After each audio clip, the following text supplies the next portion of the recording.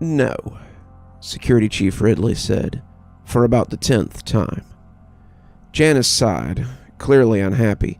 You let the dwarf teach them, and you know he has history with the girl. My field of study, she started again, but Ridley put up a hand. Is known to me, Jan. Who do you think authorized the taxpayers to fund your little study in child psychology? Janice bit her lip. She had known, of course she had known, but she had to try. Most of the washouts had degrees in child psychiatry or child rearing or the mentality of gifted pupils, which was a special course, not found in the usual booklets. They were all the same, though. The site was teaching them to be effective snatchers or minders. When you knew what a kid was thinking, it was easy to grab them, easy to watch them, easy to teach them, so you knew who was going to graduate and who would be the next generations of snatchers and minders. Janice was one of the best snatchers. Female snatchers always were, if they had the sand for it. Something about an unimposing woman asking for help put kids at ease sometimes, and God knew you needed it when some of your targets could blow your head up with a thought or make you think you were an eggplant. Janice, however, wanted to transition into minding, but Ridley knew why. Did Wheeler tell you? She asked. Ridley smiled, and it almost made him look human. It actually made him look like a particularly ghastly muppet, but she would never say as much. Ridley was old, but it had done nothing to slow him down. His skin was waxy, like an overripe fruit, and it made the scars on his face and arms stand out in terrible contrast, wax running through silver. What hair he had left was scooped over his craggy skull like a board over a pothole. He was rail thin, a corpse in a blue suit, but Janice found that she couldn't look at him for more than a few seconds without feeling a mixture of fear and loathing. No matter how old she got, he was still the goblin that haunted her dreams and her nightmares. He didn't have to. I knew you'd eventually stumble across him again. Janice must have looked surprised, because he laughed in a way that seemed rich for his deformed mouth. You think we didn't know? Most of you washouts don't take a dump without us knowing the size and color. We knew you'd popped a kid out, but we didn't expect you to push him out like a cat in the clean linen. You really threw us off with your little rebellious stunt, but we have that in hand now. He leaned forward, the mild fluorescence of his office casting a ghostly glow across his face. So, that just leaves the father. I really hope you weren't dumb enough to sleep with another washout and father another child. You remember what happened last time. Once, she would have looked away and made herself look guilty, but Janice wasn't a little girl anymore, and she had something worth fighting for. No, he was just a guy, someone I met at a frat party. I don't even remember his name now. He stared at her a little bit, looking into her soul, before nodding and sitting back in his chair. For your sake, I really hope so. She sighed in relief. So, the answer is still no. We have enough teachers for this class.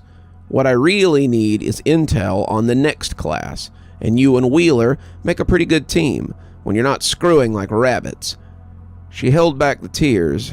She wouldn't cry in front of him. Never again. He slid a sheet of paper across to her. Get going. Your flight leaves in an hour.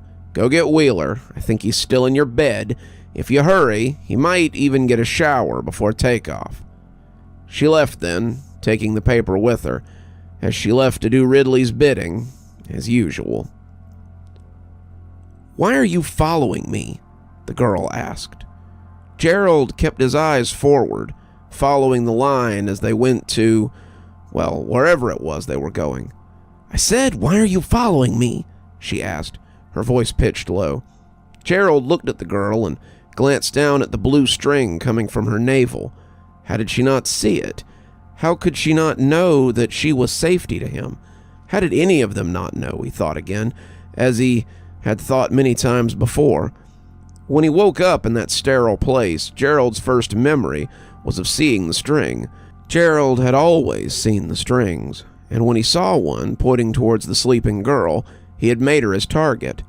As the children started to rise, he had gravitated towards her, following the string, like the arrow on a GPS. It was familiar, so now he found himself doing it without question. "Are you gonna say something? Or am I to assume that you're some kind of mute?" Gerald was at a bit of a loss, but he pushed forward. "I was just looking for someone who looked like they needed a friend." The girl scoffed. "So it's friendship, then? Because if you're hoping for more, you should know it's not going to happen." Gerald was a little stunned by her brashness, but he tried not to let it put him off. "Everyone's grouping up already. We might as well find some friends while we still can." He realized after he said it that it sounded a little cryptic, but she was looking around and realizing the same thing. Despite the fact that they were scared, despite the fact that they were in a strange place with strange people, the other kids had already begun to form cliques and peer groups, like they would in any typical schoolyard. Like it or not, a place like this would be very lonely and dangerous for someone on their own, and Gerald was glad to see that she had come to the same conclusion. "All right," she said hesitantly, keeping her voice low, "but if you turn out to be a weirdo, I'm going to drop you like a bad habit." They were coming through the sterile corridor, wherever they were, and Gerald thought they might be underground somewhere. That'd make sense if you were going to kidnap a bunch of kids, especially if they were all American children, which he guessed by the amount of English being whispered behind him.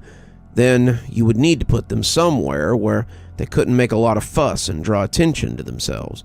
He supposed it must be the government, or one of those shadow governments that Alex Jones was always talking about, while his dad sat stoned and watched him. Alex Jones seemed to be his father's favorite news anchor when he was all done up on meth and dozing in his easy chair.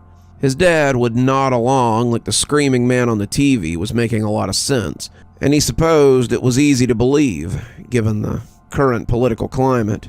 These days, CNN looked more like the soap operas that his mother had watched, and he supposed it was comforting to think that some intelligent shadow government was actually pulling the strings, rather than whatever bad actor was in the White House this cycle. "I'm Gerald," he whispered to her. She didn't answer right away, and he thought she might not when she finally leaned back and whispered, "Rebecca." "I'd say it's nice to meet you, Gerald, but it's not." Gerald nodded. Given the circumstances, he understood. They led the 15 or so confused and terrified kids into the last place they had expected to find themselves, a cafeteria. It gleamed at them as they came in, the floor immaculately polished, the 3 serving people there aproned and hairnetted as you would expect in any school cafeteria. They waited patiently as the kids filed in, and when the big man turned to cast his hands towards the line, like some exuberant game show host showing off the prizes, Gerald supposed the organization had to have some sense. Children fed were children controlled, after all. "It's breakfast time, so go ahead and get your meals before we begin your orientation." 13 of them lined up, though Gerald noticed 2 of them broke off and went to sit at the long tables provided. As he took up his tray, he saw the man observing them, his smile still pasted on, but he didn't seem to be correcting them. Gerald supposed it didn't really matter if they were fed or not. They would eat when they were hungry, or they would waste away. His mother had always tried to ensure that he had enough to eat when she wasn't floating in a drunken stupor, but his dad was completely okay to let him sit there all day and be forgotten about. At the end of the day, Gerald reflected, as they loaded his tray with scrambled eggs and sausage, this place would get more kids, if they, the students, failed to live up to expectation. In the end, there would always be more kids, special or not, for whatever they were doing here. As the children sat and began talking quietly amongst themselves, a door at the back of the stage opened up, and out walked a small group of people in doctor's clothes and white coats. He was sitting next to Rebecca when some of them noticed the little person, who took a slightly smaller seat, and she stiffened when she saw him. She was clutching her plastic fork so hard that he thought she might break it, and he didn't have to wonder if she knew the man or not. The large, grinning man proceeded over all, and as he swept his eyes across them, they all became silent, as if by magic. "Welcome to the kindergarten. I'm Mr. Cutter, the head minder for this class. You can tell this," he said, as he brought his hands up to indicate the dark red clothes he wore, "by my scrubs. All minders will wear this color, and it's our job to keep the peace between you little brats. In this place, we are the eyes and ears of Security Chief Ridley, and you better hope you never have to meet him.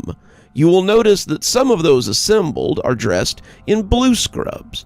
Those are members of the testing team. Think of them as your teachers, because they are here to conduct class. You will listen to them. You will do as they say, or you will be punished. Punishments may be as minor as not being allowed in the day room, going to bed without a meal, or being confined to your bunks for the day. Punishments may also be as severe, though," he said, reaching towards his belt and taking out something that Gerald had thought was a flashlight, "as a beating or a smack with one of these." He pressed a button on the side of the baton, and a bolt of electricity crackled across the tip. Many of the kids flinched away from the light show, and the man's grin got even wider. This was a man, Gerald thought, who enjoyed causing discomfort. "Trust me when I say you don't want to get zapped by one of these. Corporal punishment, however, is not our priority here.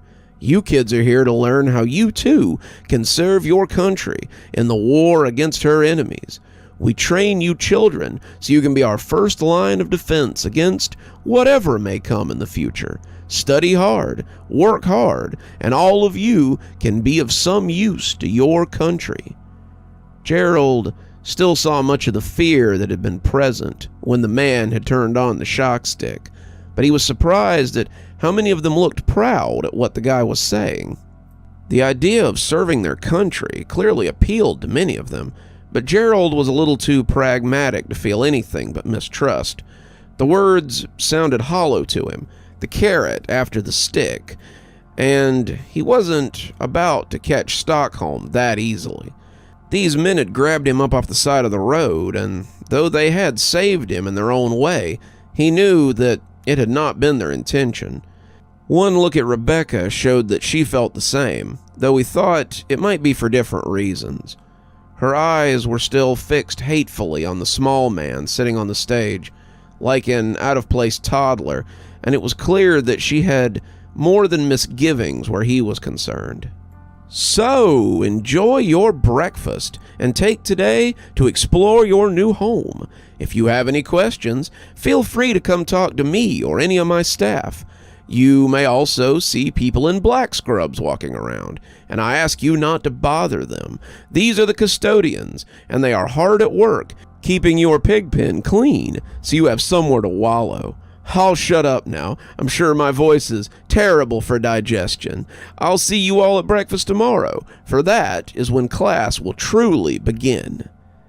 He exited the stage then, and the talk became low and inquisitive as the kids discussed their fears and their excitements. As children often do, they feared the stick, but longed for the carrot. The guy on the stage would realize this, and Gerald thought he probably could have taught a class on motivation. Not the motivation you teach to businessmen, or even to adults, but the kind you teach to school kids, or those who aren't particularly smart. The kind of encouragement where you're allowed to hit people when they don't do what you want them to do. The kind of motivation that often comes with chains. "I want to go home," Rachel said, and Gerald realized that she was crying into her scrambled eggs. "I don't understand. Why am I here? It's not fair." Gerald had covered his hand with hers before he could stop himself, and when she looked tearfully at him, he favored her with a smile. "It rarely is," was all he could find to say.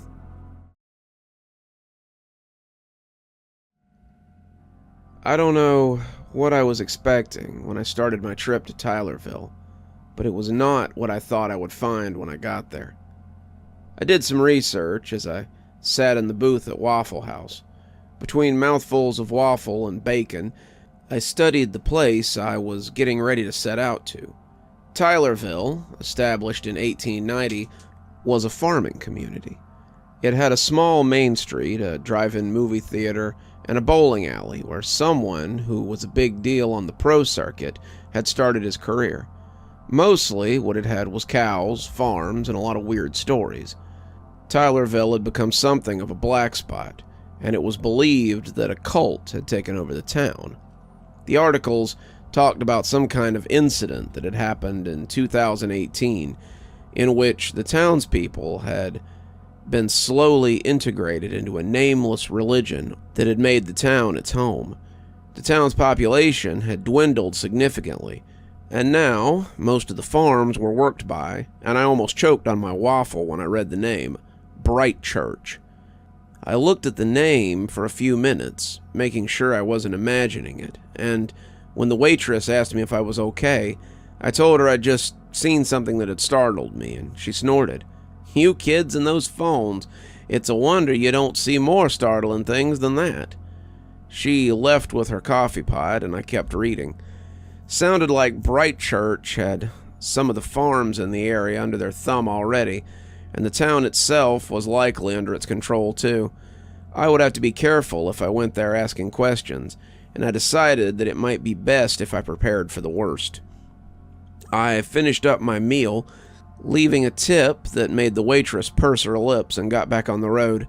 Tylerville was about 3 hours from here, and when I stopped to gas up, I found myself thinking about the pictures that I'd seen in the place. It was very picturesque, a little middle American town that was probably as dependent on the crops coming in on time as the farmers were. I thought about how there was likely to be a farmer's market right on Main Street, and how in the fall there would be pumpkin patches and harvest festivals. The women probably didn't wear homespun dresses, and the gentlemen probably didn't wear suspenders and wide-brimmed hats. But they might. I reminded myself that this was a cult town, like that one in California run by the Indian guy, or the one with the yellow delis in them. It was possible that I would be marked as an outsider when I arrived. It was also possible that it would be a shell of its former self, and that I'd have to walk through a ghost town if the roads were bad. I thought about a spooky town full of shadows and strange people, and it gave me a shudder. I'd be going either way. I needed to get my answers, but I really wished I had a gun or something in case things got bad. I had a knife under the seat, a long one for hunting, but I would have felt better with a gun. I shook it off. I was probably being silly. The people I had always seen on the Bright Farm show had been Amish-looking, and I suppose that they would have implemented that kind of dress code onto the people of the town. I switched on the radio after driving for a bit, wanting to think about something else beyond the mystery of Tylerville. Turns out, that wasn't going to happen. "Hello, friends. Brother Thomas here with Bright Farm." The truck honked at me as I swerved into the other lane, and I evened out as the surprise passed. They were a big business around here, I supposed, so of course there would be commercials. "Are you looking for quality? You looking for a brand you can trust? Then put your trust into Bright Farms brand milk. Here at Bright Farms, we have the happiest cows and the cleanest grass for our cows to produce the best milk for your table. Looking for eggs? Then look no further than Bright Label for your breakfast needs. Bacon, sausage, juice. We've got everything for your table. Everything." It was strange to hear the voice that had told me to hurry a few hours ago, selling milk and eggs, but I knew that Brother Tyler had been a big part of the church. After all, they'd let him host the show, so why wouldn't they let him sell their milk and eggs and stuff? I felt like I was forcing myself not to hyperventilate, and the strangeness of the situation only got weirder the longer it went on. "Are you looking for something particular? Someone particular? Are you still looking for your mother, Angel?" A car behind me let out a long, low honk as I slammed on the brakes. Luckily, I was on a 4-lane road in some backwood bypass, because if I had been on the highway, I would have probably caused a major accident. I managed to pull over, getting some dirty looks from the cars behind me as they sped off. I was actually hyperventilating now, not sure what to make of all this. None of them had ever used my name before. They usually just called me Dear, but Brother Thomas had just used my real name. Don't get into an accident when you're so close to the answers you want. She's here, Angel. She's here, and all you have to do is find her. Well, that's not all you have to do, but I'm sure you'll figure that out once you get here. You're still coming, aren't you? I nodded, but realized he probably couldn't see that. Yes, I responded, a little impressed by how little my voice shook. Fantastic. I'm sure you'll get a warm reception in Tylerville. See you soon. The channel was static as I tried to catch my breath, and when I finally felt safe to drive again, I pulled back onto the road. It was another hour before I saw the sign for Tylerville. Tylerville, 60 miles. It couldn't be that remote if they still had road signs up, right? I started to wonder what it would look like as I drove closer to Tylerville. The pictures online had looked very nice, very folksy. They had also looked familiar, though I couldn't say why. It felt like I had been to Tylerville before. It was a fuzzy memory, like when you remember going somewhere as a baby, but I certainly remembered some of the town, despite having never been there. When it came into view, I saw it first from the top of the hill. Tylerville was no militia camp, no cult indoctrination horror town. It was beautiful. Tylerville looked like a postcard that you find at any Midwestern gift shop. The buildings were mostly brick and wood, the roofs slated or metal, and in the center of the town was a building with a big clock tower jutting out of it. Even from here, I could see people milling about on the street, going about their day-to-day lives below me. It looked peaceful down there, a place I might like to live. I had to remind myself that this was the place the Bright Church had taken, and that it might not be altogether safe for me, or for the people milling about down there. I put the truck in drive and went down to see if the natives were friendly. As I drove into the town, it continued to seem normal enough as I rolled down the street. Most of the women were indeed wearing dresses, but the men I saw favored button-down shirts and slacks rather than suspenders. They were walking up the sidewalk, stopping to talk to each other, but I didn't experience a lot of other traffic. It didn't take long before I realized I was the only car on the road, and the closer I got to the town center, the more people began to take notice of me. Most of them waved, some just stared, but I began to feel like a spectacle. They were smiling as they waved, their grins reminding me of the one that Miss Mary had always worn, and they waved at me with slow and deliberate swings of their elbow. As I came to Main Street, the shops watched over by the clock tower in the center, I saw that it was like some open-air farmer's market. There were stalls everywhere, people selling quilts and preserves, fruits and vegetables, even a few of them selling chickens or lambs in cages. The people buying were the ones dressed in slacks, but the ones selling had an old-world look to them. These were the ones in suspenders and homespun dresses, and they looked more like the people I had seen on the show when I was a kid. Something else I realized, though there was no way it could have been. Tylerville was the town they sometimes visited for certain segments of the show. Miss Mary or Brother Thomas would sometimes go into town to talk to people, a mechanic or a policeman or someone, and Tylerville was an exact replica of that town. I didn't know how that could be. Tylerville had only existed in this capacity for a few years. The Google search had said as much, but that didn't change the fact. The little brick police station, its bricks painted white and black, the market stalls in the park at the center of town, the mechanic shop I had passed with the flapping sign that read Docks. It was all from the show. I didn't know if the church had changed the town to reflect the show, or if the town had just been a dead ringer, but I knew it was the same. I parked my truck and decided to head out and try to get some answers. "Excuse me," I asked as I approached one of the booths selling jam. "Well, hello, young lady. Would you like some jam? I have blackberry, blueberry, strawberry, peach. Actually, I was hoping you could give me some directions. I'm trying to find Bright Farm, but I don't know where I can find it." The woman at the booth continued to smile unnaturally, looking as if she hadn't heard what I had asked. Her dress looked like she'd made it out of curtains, and it was complete with a bonnet that looked like something off of one of the dolls I had had when I was a kid. I couldn't tell if she was old or just bent, but she didn't seem too worried about that either. "Here, try some of these preserves. One taste and you'll want a dozen jars to take home with you." "No, thank you, ma'am. I need directions to the farm."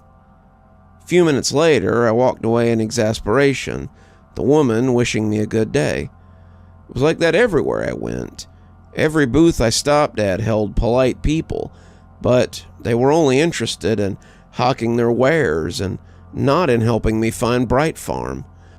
It honestly seemed like they were intentionally changing the subject whenever I brought it up, and I wondered if this was what Thomas had been talking about when he said that getting here wasn't the only thing I would have to do.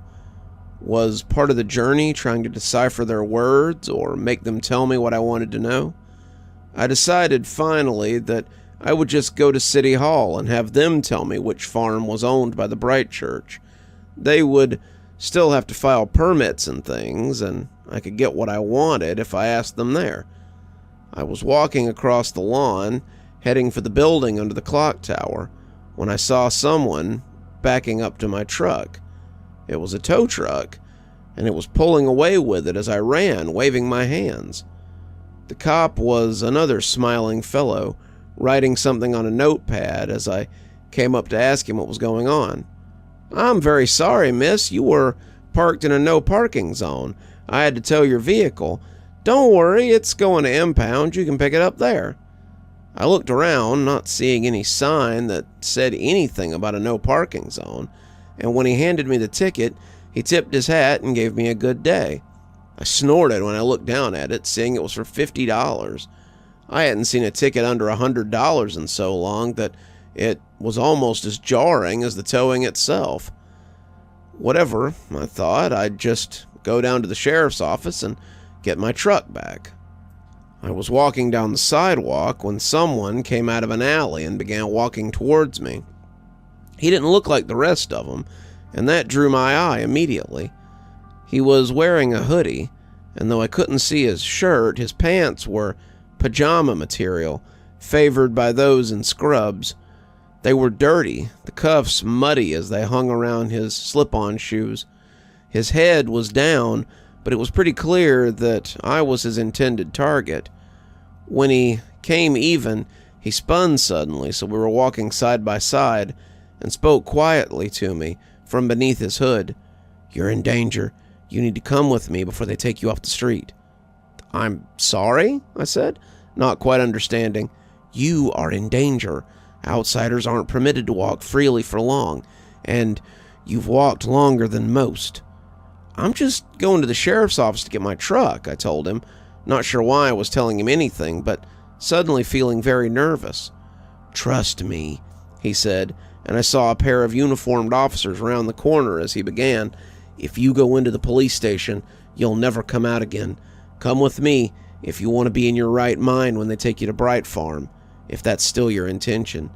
"How did you—" I started, but he suddenly cut right down the same alley he had come out of, and I was left to either follow him or not.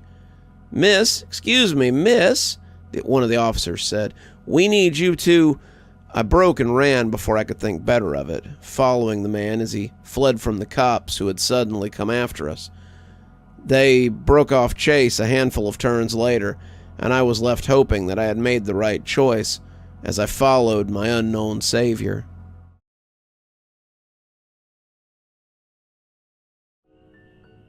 We stood at the outskirts of the party, floatsome in this sea of bodies. The Fae had brought an atmosphere to the party that had not been seen in these walls before. Even the most energetic garden parties or the most raucous company picnics couldn't compare to the presence of these creatures. Being around them was like drinking something strong and heady. Their words, like a rich meal, their laughter, made me feel the way I assumed drugs would. I had never used drugs, other than a little weed at the shows I used to attend, but this was how the people in the movies acted when they were on drugs, so I assumed it must be that way.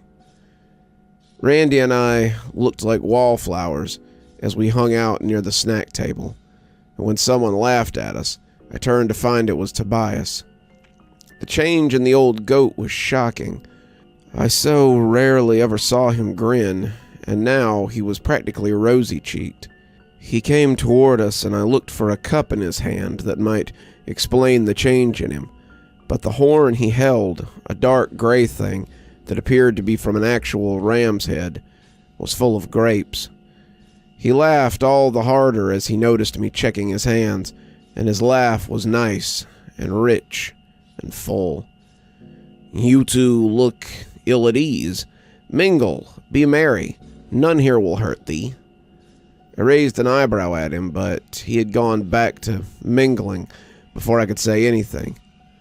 "Did he always talk like that?" Randy said, getting to the heart of the matter quicker than I. "I don't believe so," I said. He was right. We did stick out, just standing here by the refreshment table.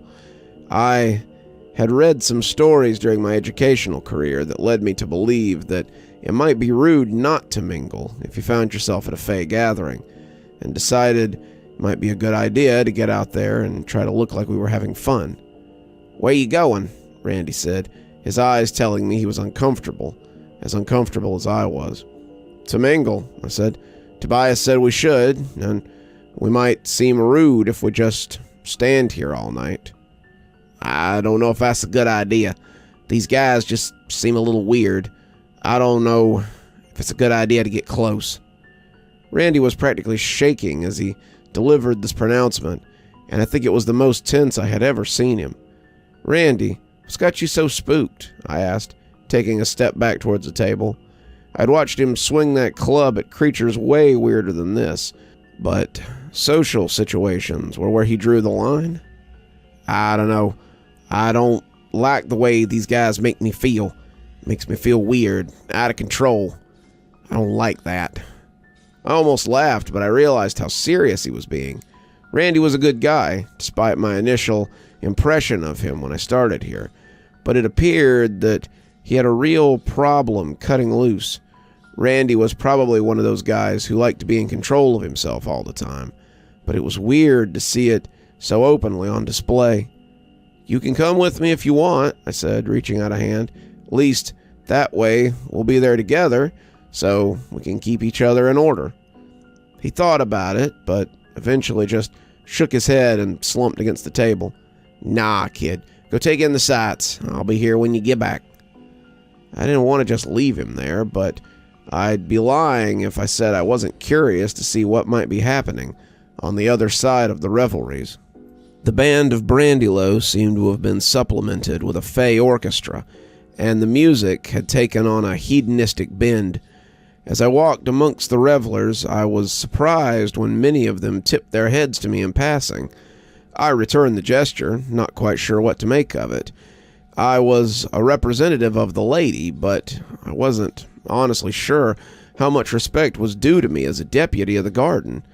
They treated me like I was on a level of respect that I often gave someone from law enforcement, and it was nice to be treated like more than just a rent-a-cop for once. As I moved amongst the crowd, I was a little surprised by the thickness of the gathering. How many of them had come in with Her Highness? It had seemed to be less than 20, not counting her guards, but the crowd here seemed to be more in line with 50, or even 100. I stepped up onto one of the daises and saw that they were spread about the place in loose clumps, but there were definitely others taking in the garden beyond. They seemed endless, and I wondered if that too was part of the glamour. A familiar laugh met my ear, and as the band struck up something lively, I saw the lady dancing amidst a group of fae. As I watched her sway, it was hard not to notice the way the fae around her moved in time. They laughed, their dance becoming something slow and bohemian. It was almost like she was having the same effect on them that they were having on us, and as she spread her hands and made a slow spiral, our eyes met. She smiled, holding her arms out invitingly, and the crowd seemed to part as I went to her. "Come, deputy, dance with me," she laughed, holding her hands out to be taken. I grasped her hands, allowing myself to be drawn in, and entered the heady euphoria of their mingled miasma.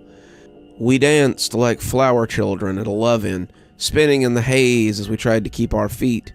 The strangers around me took her place sometimes, smiling faces that spun by like a merry-go-round. I was in the eye of that storm, laughing like a drunkard as we spun and capered through a sea of sound. When the music stopped, it felt as if I'd been dancing for an age, but I realized it had only been a few minutes. "I swear, lady, I believe we have overindulged your deputy here," said the raucous laughter as it cascaded over me like a wave. I was stumbling, trying to get my bearings, but when a soft hand found my shoulder, I felt my equilibrium settle. I looked up to find the lady looking at me with concern. "Are you well? I did not mean to do you harm." I'm fine," I said, sincerely. "I feel a lot better now." She smiled, starting to say something as the dancers called her back. "I'm wanted again. Would you like to come back with me?" I wanted to say yes. It was hard not to say yes when she asked you, but I shook my head and wobbled a little. "Let me take in the air a little, my lady. Save a dance for me, though." She nodded, returning to the others as they danced and capered beneath the moon. I walked amongst the displays, unaware that I was following my usual route, until I was halfway through it. The fae stood taking in the exhibits, commenting on the plants displayed in a mostly complimentary way. One in particular, a tall, dark-haired fae with a dress that looked like an opening flower, was particularly gushing over a display of spring violets, and as I migrated closer, she noticed my toga and called me over. You're the deputy, aren't you?" She sounded like the little designer from the Incredibles movie, and it was hard not to laugh as I came closer. Some of her height, I realized, was due to her hair, and as I recognized the beehive hairdo, I was surprised to see a bee fly lazily out.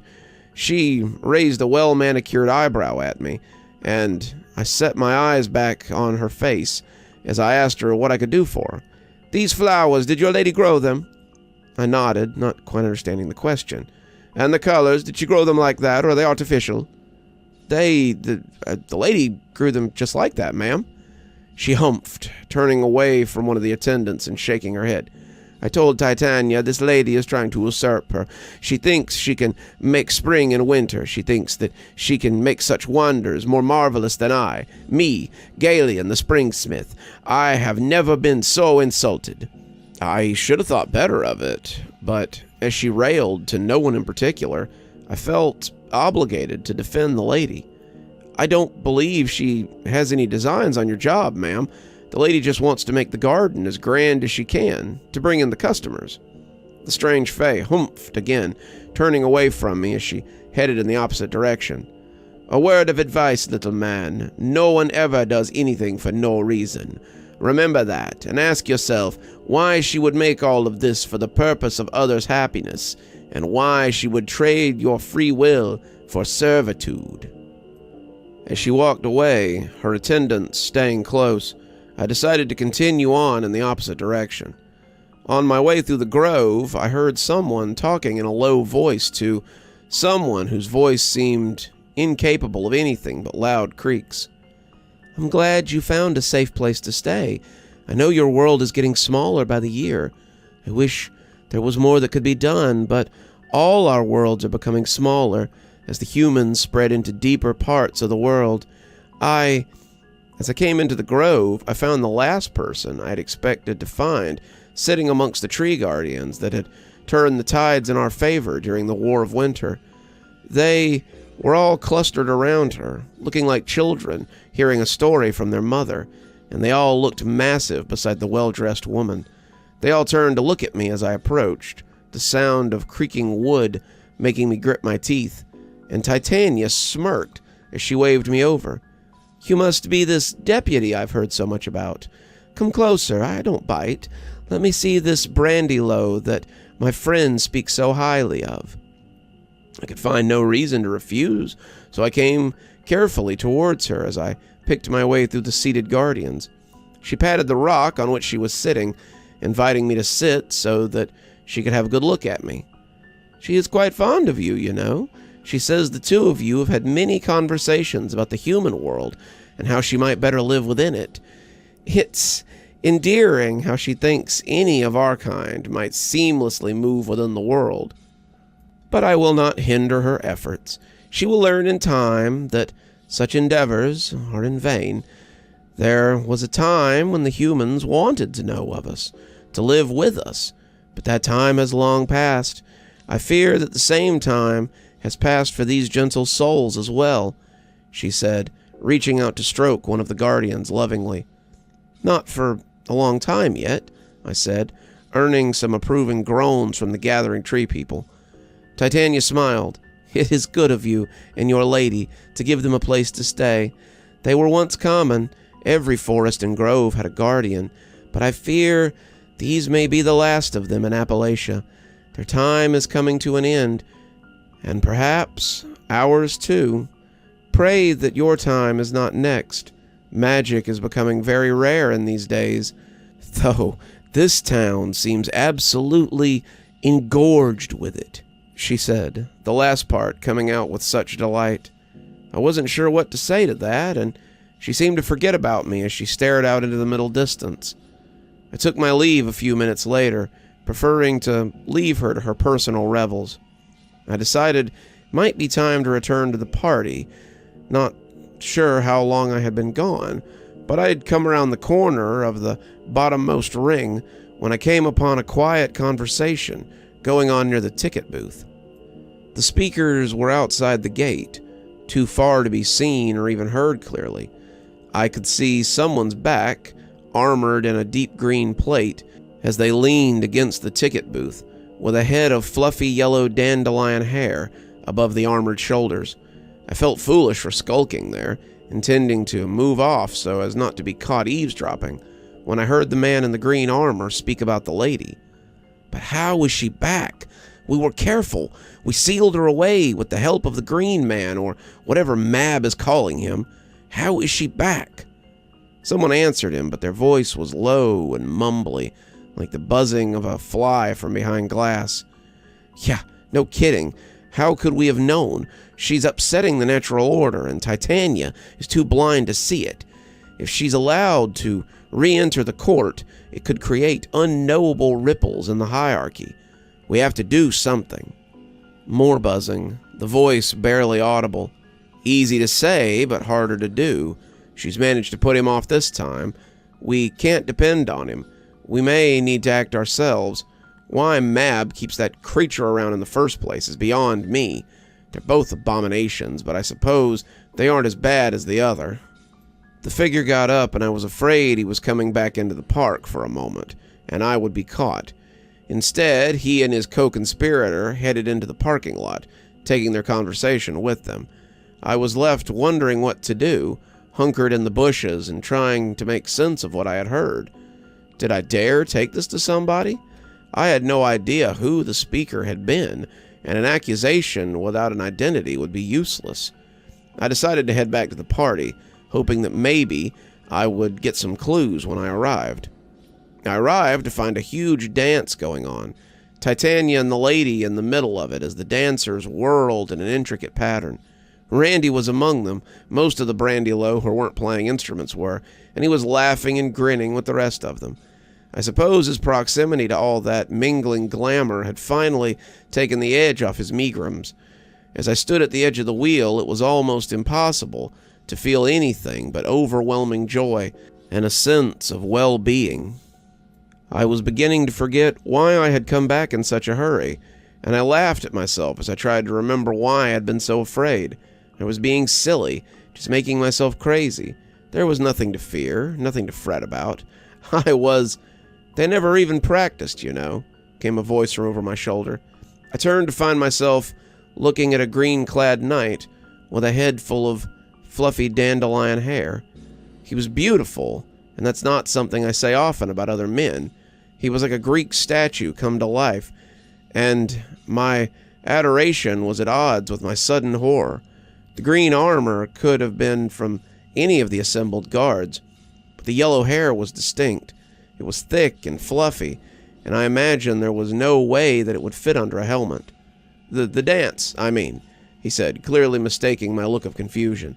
They just show up and perform it, choreography and all. It's impressive, but I suppose that's the power of a good glamour. Titania saw him and smiled as she waved him over, the dancers parting as she beckoned him to join them. "Why, Sander, join the dance." "You'll excuse me," he said, the armor moving without a whisper as he ran to his lady and joined the center dance.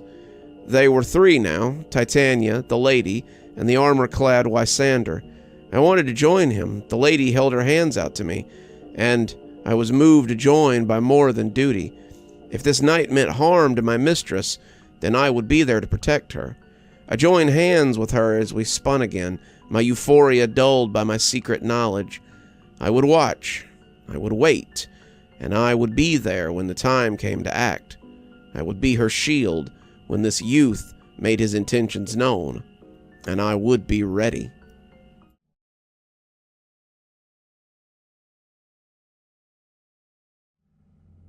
It's not every day that a member of hospital security points a gun at you and accuses you of colluding with a known hospital threat. But very few days at Kashmir Medical are normal. Carl had the two of us in the sights of his service revolver, and the look in his eyes told me that he was not above pulling the trigger on both of us for the good of the hospital. "Carl," I said, hand still raised, "let's be cool, all right? I wanted to talk to this fella before we just decided he was no good. I did, and I'm convinced that he isn't a threat. If you put the gun down, maybe we can talk about this, and I don't see what we have to talk about.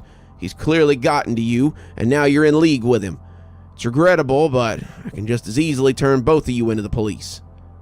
"You might be about to turn him into the police," the red-clad man said, "but you'll find it a little more difficult with me." "Maybe," Carl said, the gun held between the two of us in case he needed to fire quickly. "But I've got something special for you. I've seen enough stuff here to know that you shouldn't be able to interact with half the stuff you do, and that means you're physical.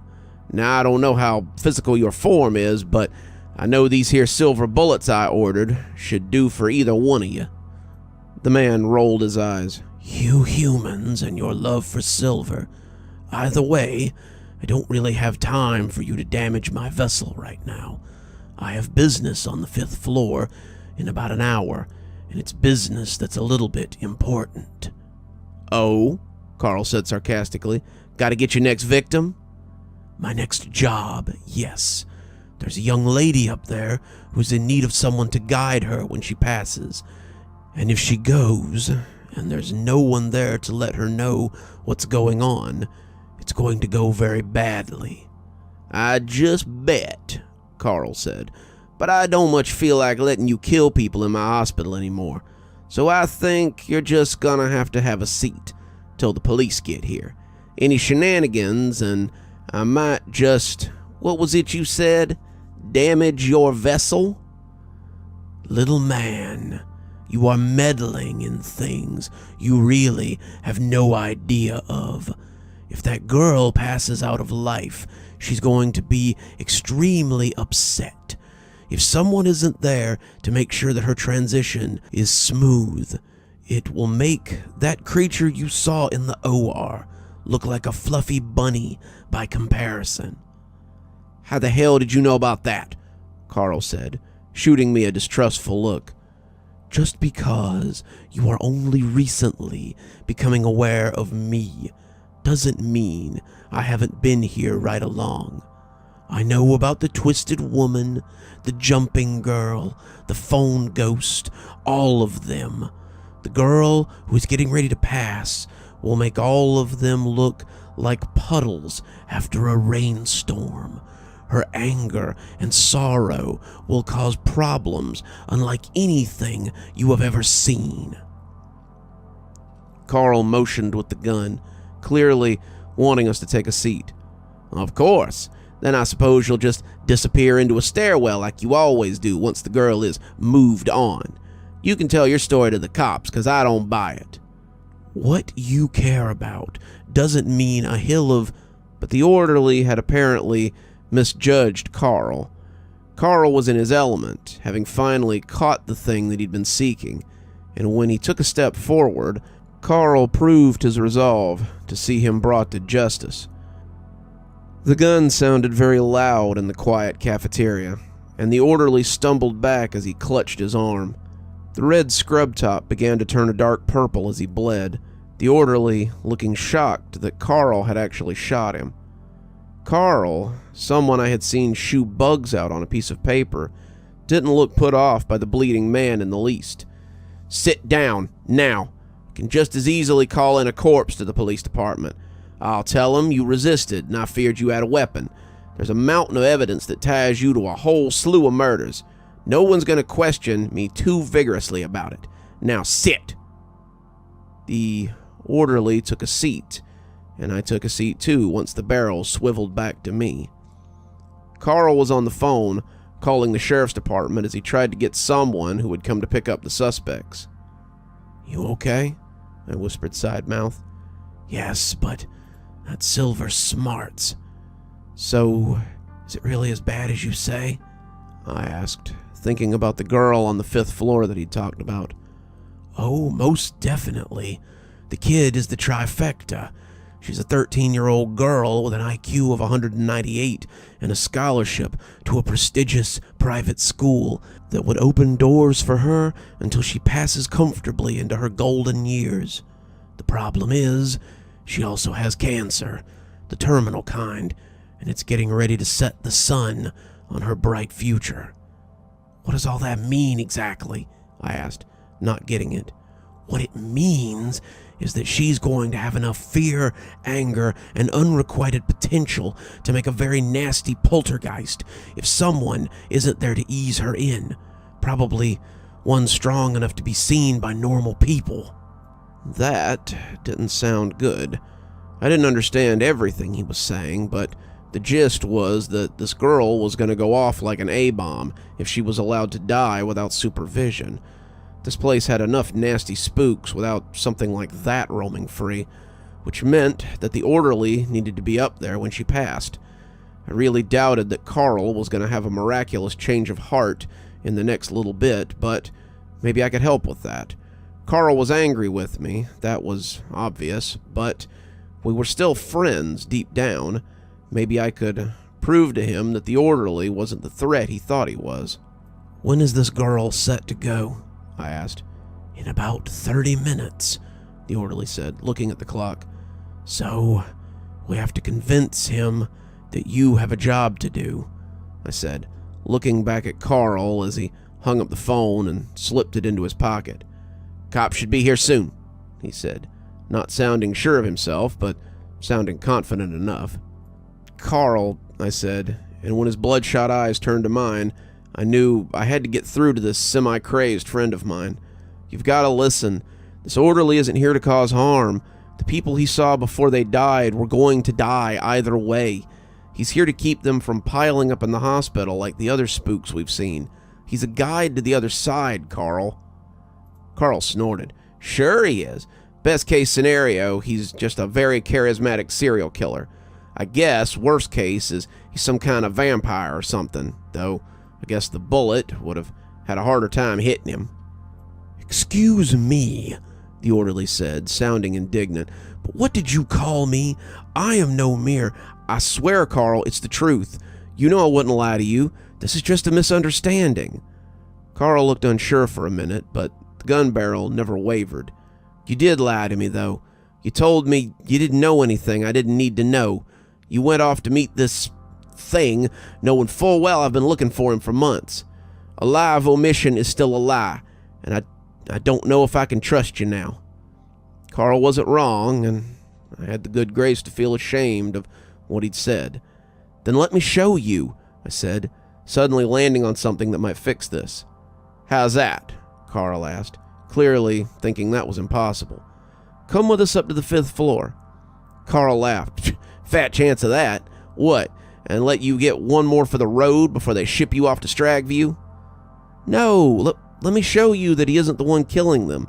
If the girl dies, and he knows that she's going to die, then you'll know he isn't the one killing them. I give you my word, Carl, that this isn't what you think it is, and this orderly is as much a part of the hospital ecosystem as you and I are. If I'm wrong, then I'll gladly go to the police station with him. You can mark me as an accomplice, even. I'll go on the same bus to Stragview with him, if that's what it takes." I was taking a huge chance here. I didn't really know much about this orderly. Not enough to stake my freedom on, anyway. But if he was what he said he was, then we needed him in this hospital. Worse than they needed me. If this orderly were gone, then the number of angry spirits in the hospital would skyrocket. And while that might be great for my book, it'd be terrible for the facility. Like him or not, we needed him. Carl considered it, clearly not wanting to go along with it, but I think he heard something in my voice. "I don't like this. I don't like this at all.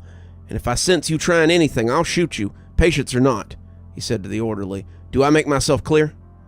The bald head dipped forward, then back up only a single time. Carl nodded too and told us to get on with it. We took the elevator, mostly so Carl could hover behind us with his gun trained on the pair of us. I didn't actually think he would shoot us, not in a crowded patient area, but I had little doubt that he could manhandle either of us if it came to it. I'd seen the way he handled the drunks and the abusive spouses who sometimes found their way into the patient areas and waiting rooms. Carl was a big guy, but not all of it was grease. Carl was possessed of a certain amount of working man muscle, and it shone through in times like this. He'd drag both of us down to his office and sit on us until the cops got there, if he needed to. But I got the feeling that they weren't coming as quickly as he wanted. Carl had spoken softly to someone when he'd called, but his facial expressions told me that whoever it was hadn't taken him seriously. As we came to the 5th floor, I felt the nose of his gun poke me in the spine. "Remember, no funny business. I can lock this place down in a matter of seconds. You've seen me do it more than once." That made me wonder who was manning my post, since I was a pretty integral part of that process. Likely it was a security guy that Carl had called in, but who really knew? It could have been Mike or David for all I knew, and I hoped they weren't unknowing pawns in this. Carl was acting very irrationally, but I knew his heart was in the right place. He wanted to protect the hospital. It just sucked being on the wrong side of history like this.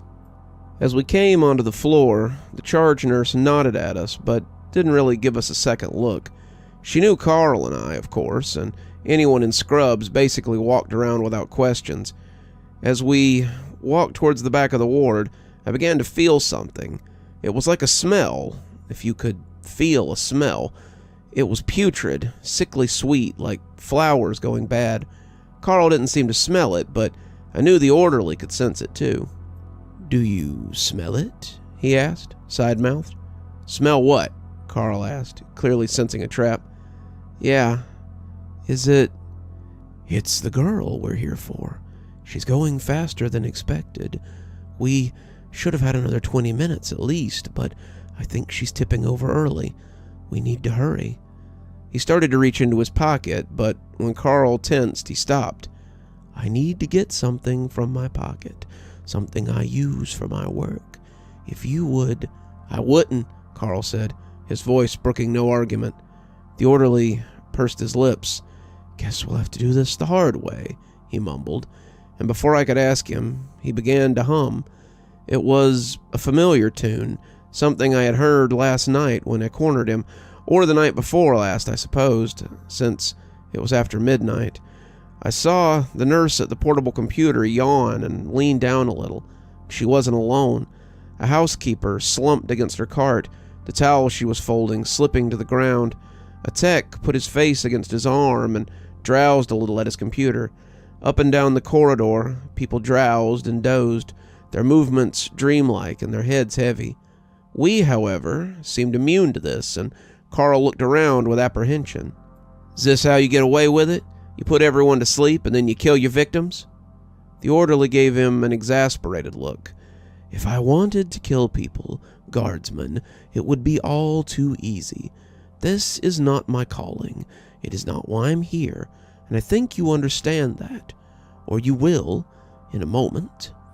We followed the beeping to the end of the hallway and found a room with a young girl and her sleeping mother. The room was awash in flowers and balloons and stuffed toys, all of them wishing the girl a speedy recovery. She was on a ventilator, the machine moving her chest up and down, and it seemed unlikely that she would be getting better anytime soon. I wondered where the cancer was, but I thought it must be in her lungs. How did a child so young get lung cancer? I wondered, but I realized it was probably just a fluke of the genes. A genius with a built-in timer. How horrible. She was likely smart enough to realize that her time was short, too, and not even capable of believing a comfortable lie to ease her into death. I wondered how the orderly was going to take this one, and I figured I would see. The mother, a haggard woman in plain clothes, was asleep in the chair beside her daughter. She looked exhausted, and I supposed this had been a very trying time. She was watching her daughter slowly fade away, and I hoped I would never have to face something so terrible. There had to be no greater pain than burying a child, much less watching them waste away before your very eyes. I couldn't imagine what she was going through, but I supposed it would be over soon. "Thank goodness," the orderly said. "We got here just in time. She's close. It won't be long now." We would have looked odd standing there watching the girl breathe her last, but I knew that no one would see us. No one had noticed him the last time, and they wouldn't notice him this time either. His song not only put the spirit at ease, but also put the other people on the floor at ease. He was good at what he did, and that was how he had avoided detection all this time. All it had taken was a single nosy security guard to find him, and his operation was put in question. "So what exactly is supposed to—" Carl started, but as we watched, the girl opened her eyes and looked around. Carl took a step back, not sure if this was part of it or not, but I'd seen it the night before, and it didn't surprise me. Her sallow skin regained the youthful beauty it must have held in life, and as she pulled the tube out of her throat and looked around, she seemed confused, unsure of where she was or what to make of her situation. "Where am I?" she asked, looking at her hands in confusion as if she'd never seen them before. Carl was walking backwards, the gun still pointing at us, as he tried to make for the door. We had closed it on the way in, though, and when he bumped it, he jumped in surprise. Am I better?" she asked, her face slipping from something childish into something more contemplative. No, I couldn't have. Once it progresses to stage 4, the doctor said there wasn't much they could do. Who are you two?" She turned her young old eyes onto the pair of us. "I'm here to take you away from all this. All this pain and uncertainty will be behind you, and you won't have to worry anymore." She looked relieved for half a second, the childish look returning before it was replaced by something colder. "Go? No, I can't go. I have too much to do. I have to get ready for the science fair. I have to write my English paper on Mark Twain. I have to finish my algebra work. I don't have time to go with you. I have too many things to do." "I'm sorry, little one, but those things are beyond you now. You have to come with me so we can take you to the next stage of being. Whatever you have left behind here will have to remain undone. Eternity awaits." He put out his hand, but while he was talking, he seemed to have missed something. She was breathing heavily, panting as if trying to catch her breath, and what she exhaled looked like smoke. It was thick and dark, the clouds wafting from her nostrils like dragon fire, and I put a hand on his shoulder as he offered her his hand. He looked at me strangely until I pointed out the smoke. When he saw it, he drew in breath and his teeth chattered slightly. I know this is a lot to take in, but you must. I can't die. I can't. I have so much ahead of me. I have to graduate high school. I have to graduate college. I have to win a Nobel Prize. I haven't even had my first period yet. I've never kissed a boy. I've never driven a car. I haven't done anything. I'd expected tears, but what I got was anger. I can't die, she bellowed, and the smoke began to billow from her nostrils again. The orderly kept talking, using his calm and reasonable voice, but it seemed to only make her smoke thicker and angrier. I looked at her chart, wanting her name, before stepping up beside him and making my own attempt. Lisa, I said, watching some of the anger dissipate from her. I know you're angry. I know you're a little bit scared, but it's okay. It's scary what comes next, and the unknown is always scary. But if you linger here, you'll spend the rest of your unlife wishing that you'd gone with our friend here. I see the spirits who linger in this place, the spirits who let their business shackle them here, and none of them appear to be happy that they stayed. Don't make the mistake they did. Pass on. Be free. Be free of your sickness, free of your fear and anger. Be happy. She had stopped fuming as I spoke, looking at me before turning to the orderly. Will it hurt? She asked, her face becoming very childlike again. No, the orderly said.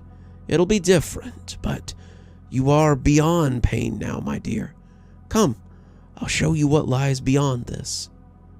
When he offered her a hand this time, she took it. Well done, he told me, as he drew her into his arms and cradled her against him. I stand by what I said. You would make a decent guide. He turned to the door, looking down at Carl as he sat shuddering against the door to the girl's room. Are you satisfied, watchman? I had no hand in the girl's death. I am here to help her move on, not to cut her from the mortal coil. May I pass in peace now? Carl nodded, getting up and opening the door for him. Thank you, said the orderly, and he and the girl passed into the hallway and out of sight. I helped Carl up, telling him he might want to holster his gun as the alarm started going off. We should go, I told him, as we passed the nurses as they came running up the hall to respond to the code. David seemed a little unsure of himself as he called the code blue, and I realized that Carl had indeed drafted him into his covert operation. We got to the elevator, Carl's face looking very red as he tried to process what he had seen. I was a little afraid he might have a heart attack or something, but as we rumbled towards the ground floor, it seemed he was red-faced over something else. I owe you an apology. My God, I pulled my gun on you. I feel so stupid. How could I have thought you were in league with a murderer? I shook my head. It's okay, Carl. I'd have probably thought the same thing if I'd been in your shoes. After that night, the red-clad orderly was never pursued again. Carl told the administration that he had made a mistake, and he had overreacted, and he apologized for wasting their time. He went back to something a little more normal. Over time, his demeanor shifted back towards the Carl we had all known for so long, and I was glad to see it. He took about a week off after that, and I suspected that he slept most of it. He came back with much smaller bags under his eyes, and I think it was the first genuine smile I had seen on his mouth in the whole month. I spotted the orderly more often after that, and sometimes he waved at me if we happened to cross paths in the hallway. He's an interesting fella, and I hope to talk more to him in the future. For now, however, I'm content to live my life as a normal receptionist for the strangest hospital in North Georgia.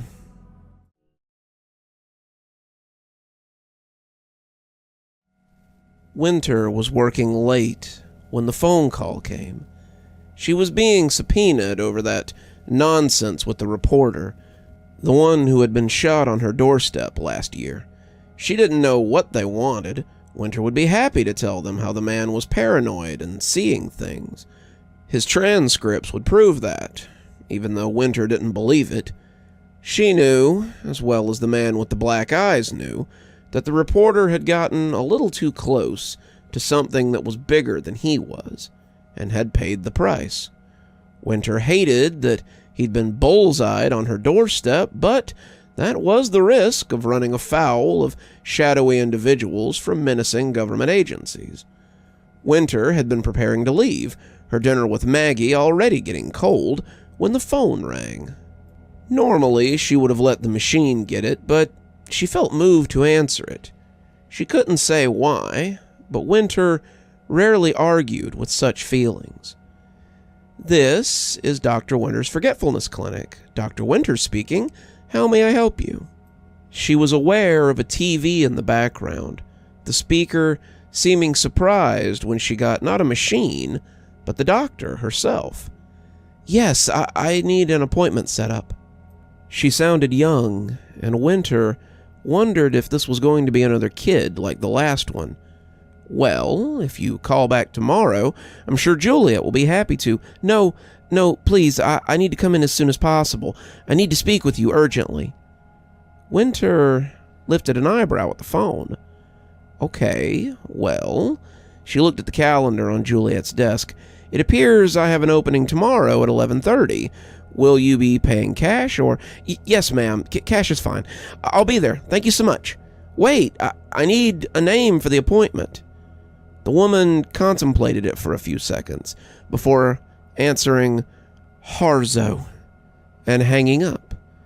Winter looked at the phone in puzzlement, finally scratching Harzo onto the blotter before hanging it up and heading for the door.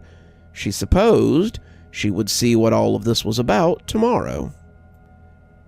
Juliet sounded a little confused when she called Dr. Winter on the office phone.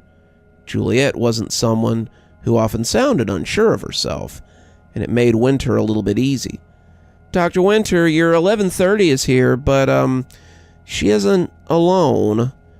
Dr. Winter had been showing her patient, a woman in need of forgetting some nasty childhood trauma, out and paused in her farewell. Did she bring a friend? Winter asked. I don't know if I'd call it a friend, but she says she needs to bring it with her for the appointment. Pamela nodded. It wasn't the first time a patient had needed to bring a security blanket with them when they came to an appointment. Therapy was hard sometimes, and it helps to have a comfort object to make it easier. By the sound of Juliet's voice, it might be some sort of reptile, probably a snake.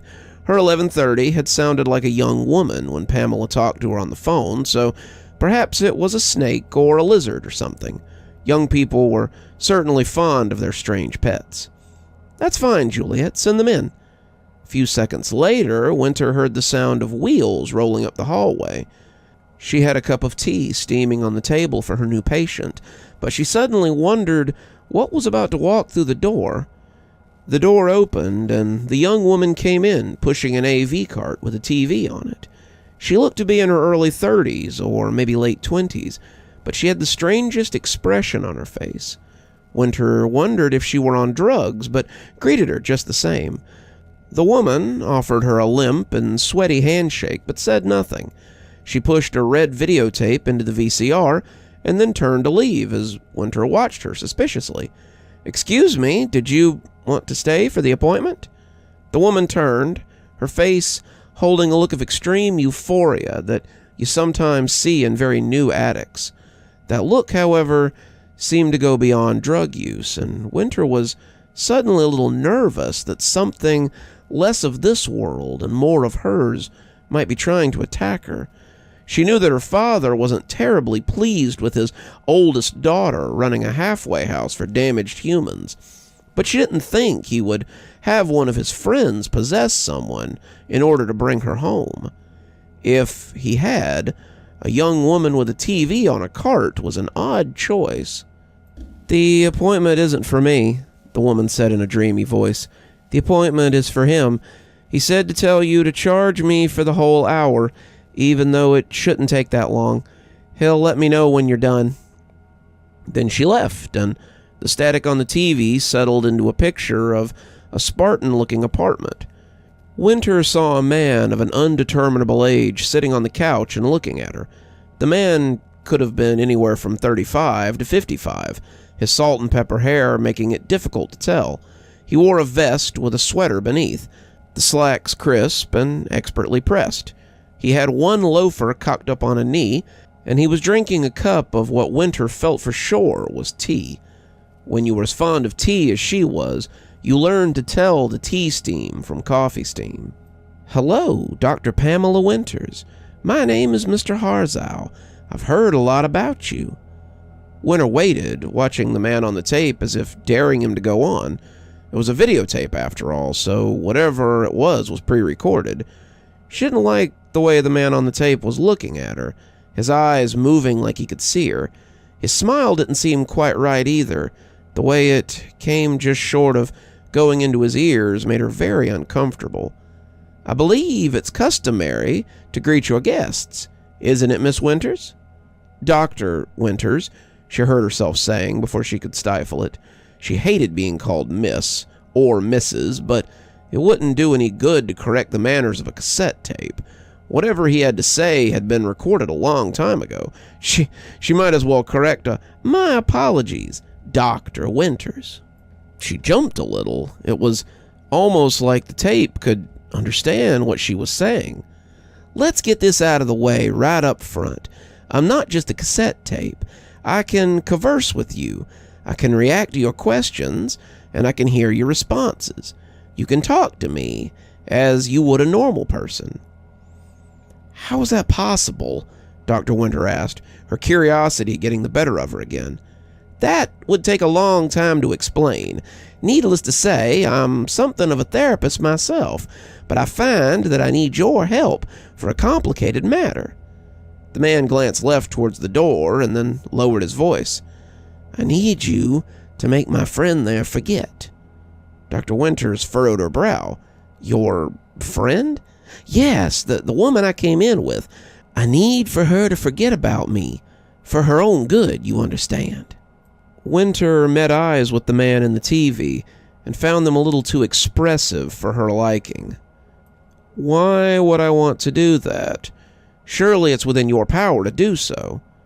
The man's smile faltered a little, but instead of looking angry, he just looked sad. "I didn't ask for this power. It isn't something I sought out. Whenever someone talks to me, they become dependent on me. It's often to the detriment of their family and themselves, however. The young woman who wheeled me in ruined a relationship with her grandmother, though that was not entirely her fault either. People talk to me. They covet me. They become afraid of losing me, and it turns into a mania. I don't want that anymore. I never wanted it to start with. I just want to be helpful to people, to make their lives better. But I see now that it isn't meant to be. I'm not meant to help. Whatever made me, created me to cause strife." Winter didn't want to, but she found that she believed this creature's earnestness. "What's to stop you from simply enthralling another person once they watch you?" He laughed, but it sounded heartbreaking. "Not where I'm going, they won't. That's what I want to ask you. As a favor to me, I would ask you to take me to the dump and leave me there." "Why me?" Winter asked, a little flattered that this thing would entrust its destruction to her. "My powers don't work on you. My powers won't work on any of your kind. You're not susceptible to me in the way that most mortals are. I trust you will do the right thing." Winter nodded, telling him to call the girl in. She came eagerly enough, not liking to be away from her VHS god, and when Mr. Harzau told her that she might enjoy some of the tea on the table, she drank the whole cup in one gulp. Winter winced, seeing the redness on her lips where she had spilled. The tea hadn't been scalding, but it had still been pretty hot. She hated to think about what it had done to her throat, but she put it out of her mind as she got to work. She reached in, rifling through her memories as she tried to find the ones connected to Mr. Harzau. The man in the TV looked on with worry, wincing when the girl shuddered under Winter's practiced hand. Winter put her lower lip in her mouth as she tried to untangle the ties that bound Mr. Harzau to the girl. They weren't delicate, not in the least bit, and they hurt her fingers the longer she worked with them. It wasn't like thorns, It was more like fiberglass that worms its way under the skin. "Quite the mess you've made here," she commented. Mr. Harzo shook his head. "I can assure you that wasn't me. Those ties are from her to me, not me to her. I do not seek to enslave people, but they are so enamored by my voice, by my willingness to listen, that they do this to themselves." Winter wasn't sure she believed him, but as the painful knots began to come loose, she drew them out and cast them away. "If you don't want to pay me for a second session, I suggest you hide," she told Mr. Harzo. The man nodded, and to her amusement, he went and hid behind the couch. The young woman shook her head, asking what was going on as she looked around in confusion. The look was similar to someone who walked into a room and forgot what they had came there for. The knowledge of having forgotten, very upsetting in its unknowable nature. "You came in to forget something, and so you did," Winter said matter-of-factly. "I wouldn't give it much thought. It's probably best forgotten." The woman nodded, thanking her and leaving the office with unsure steps. Then Winter looked back at the TV and saw the whatever he was peeking up from behind the couch. "Okay, I've done what you asked," she said, taking a seat as he came up from behind the couch. "Now, I have something I want you to answer." Mr. Harzo steepled his fingers and leaned forward, fixing her with his strange blue eyes, waiting for her question. "What are you?" He chuckled softly. "Mr. Harzo, I thought we already had introductions." "No, I mean, what are you? I've dealt with my own siblings, humans who can use magic, elder deities, forest spirits, and creatures of semi-magical or completely magical nature, but I have never dealt with something like you. I want to know what you are, the truth of what you are, if you want any more help from me." Mr. Harzo sighed. "Are you sure? You won't like the answer." Winter glowered at him, saying nothing, and he began. "You and I are similar, though not quite the same. Your father was once like me, a golden being of the sun, but he lost his way and fell with the deceiver. You were born of that fall, and I am born of a similar deception." "So," Winter said, tasting the words and not liking the texture, "you're a demon." "No," Mr. Harzo said. "How familiar are you with the Bible? In the Bible, God uses angels to speak to people because his presence and his voice would destroy them. My creator was one such angel, sent down to talk to someone God had a message for. That person, unbeknownst to him, managed to capture that meeting between man and divine, and from that recording, I was created. I am angelic in nature, but not an angel."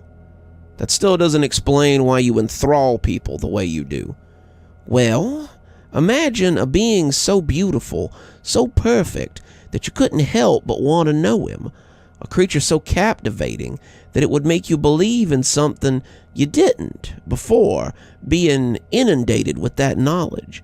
That's what happened. I'm formed of the voice of the divine, so my words move them. I do not mean to harm them. Far from it. I want to help them, to ease their pain, like you do.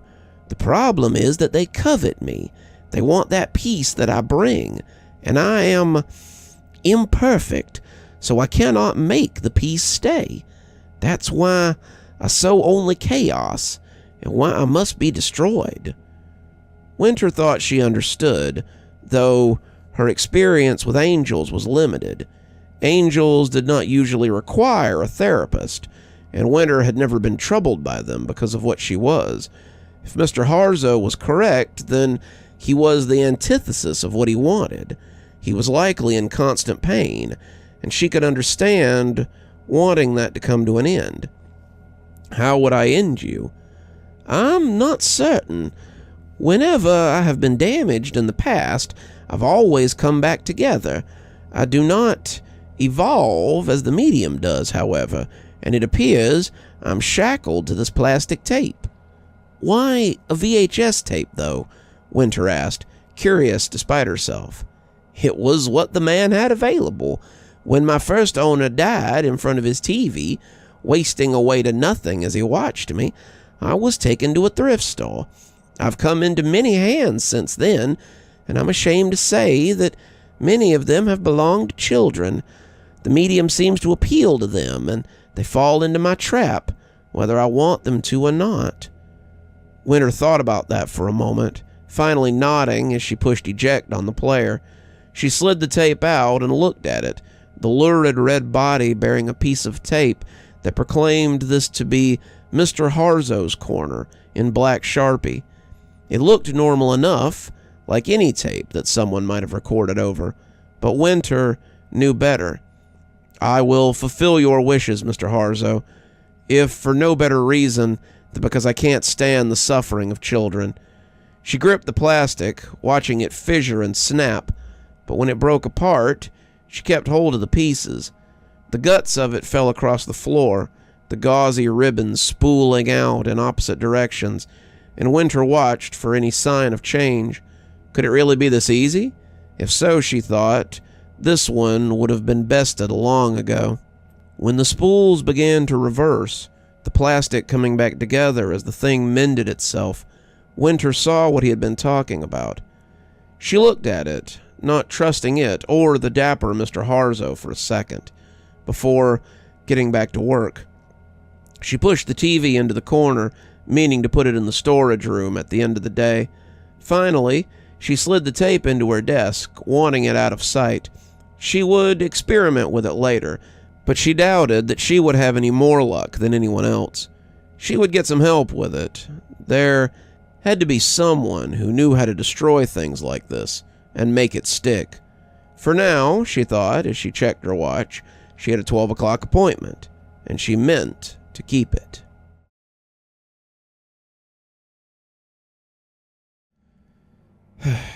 I don't usually do this kind of thing, but I'd fallen behind in my studies. I've always been an honor roll student. I had some B's here and there, but mostly fantastic grades. I wasn't big into extracurricular activities, but I was a library assistant, and I did a little volunteer work for the required hours I needed to graduate. That all changed when I turned 17. My parents had gotten me a car for my birthday. Nothing fancy, but 4 wheels and an engine is always nice. But it came with a caveat. If I wanted to drive it, I needed to pay the insurance on it. This led me to pick up a job, which led to a lot of closing shifts at my local fast food chain, and not a lot of time for studying or doing homework. So when Mr. Castleberry told me I was going to fail 12th grade English if I didn't bring my grades up, I asked him if there wasn't something we could do to work this out. I admit extra credit, maybe a makeup assignment or retake a test, but it seemed he had other ideas. He looked around as if what we were going to talk about was likely to get him in trouble, and then he scribbled something on a piece of paper and handed it to me. When I asked him what it was, he told me to open it when I got to my car, not to tell anybody. He refused to say anything else about it after that, and as I sat in the front seat of my car reading the message, I was a little weirded out. I mean, you saw these sorts of situations in adult films or in the back of Hustler magazines, but you really never thought it would happen in real life. Meet me at my house at 7:30, before sunset. Be prepared to stay till dawn. I started to go back in and tell him there was no way in hell, but I needed this particular class to graduate. Who knows, maybe he just liked to hang out with his students in the middle of the night. I didn't believe that for a second, but I decided that it was worth looking into. If I wasn't comfortable with it, I could always take the bad grade and figure something else out. It worked out pretty good because I was off that night, and Mr. Castleberry lived about 15 minutes from my house. I pulled up outside his house at about 7:15 and saw him peeking out the curtains as I came up to knock. He threw the door open, looking around as if to see if I'd been followed, and then practically pulled me inside by the front of my shirt as he closed and locked the door. He threw about 4 different locks, as well as a chain, and then told me to follow him to the bedroom. I raised an eyebrow. This was a little fast, but I did as he asked and figured we would talk over the particulars once we got there. When I stepped into the bedroom, I noticed that Mr. Castleberry had an odd setup. His bed sat in the middle of a circle that I had a sneaking suspicion might be silver. The walls were covered in holy symbols, and Mr. Castleberry was finishing a circle of salt around the bed as I took it all in. He pursed his lips, clearly not sure how to begin, and sat down on the bed as he tried to figure out how to explain. We don't have a lot of time, so I'll try to be quick. I have a demon inside me, a demon that only comes out after sunset. Bull, I laughed, thinking he was joking, but his face was stone cold serious. Hand of God. That's what the circle and the salt is for. I have people I know who come and sit with me and make sure the demon doesn't escape somehow. But sometimes I have to ask my students to stand in. I just need you to sit here and watch me until dawn. After that, you'll have your A. I sighed, thinking this over. It appeared he didn't want anything sexual, but he was certainly after something weird. Mr. Castleberry had always seemed like such a normal guy. Who would have thought he was clearly some kind of weirdo who thought he was possessed by a demon or something? Whatever, I thought. An A was an A, and I needed to pass the class. Okay, so what do I do if this thing gets out? Mr. Castleberry was getting comfy in bed. There's a box beside your chair. Use what's in there. The gun is a last resort. The bullets in it are very expensive, so I hope you're a good shot. Don't call the police and don't invite anyone over. You got that?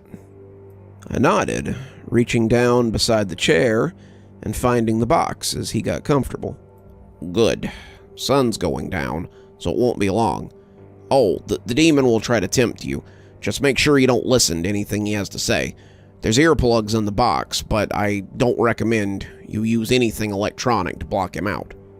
Why not? I asked, taking a battered old Bible and cross out of the box.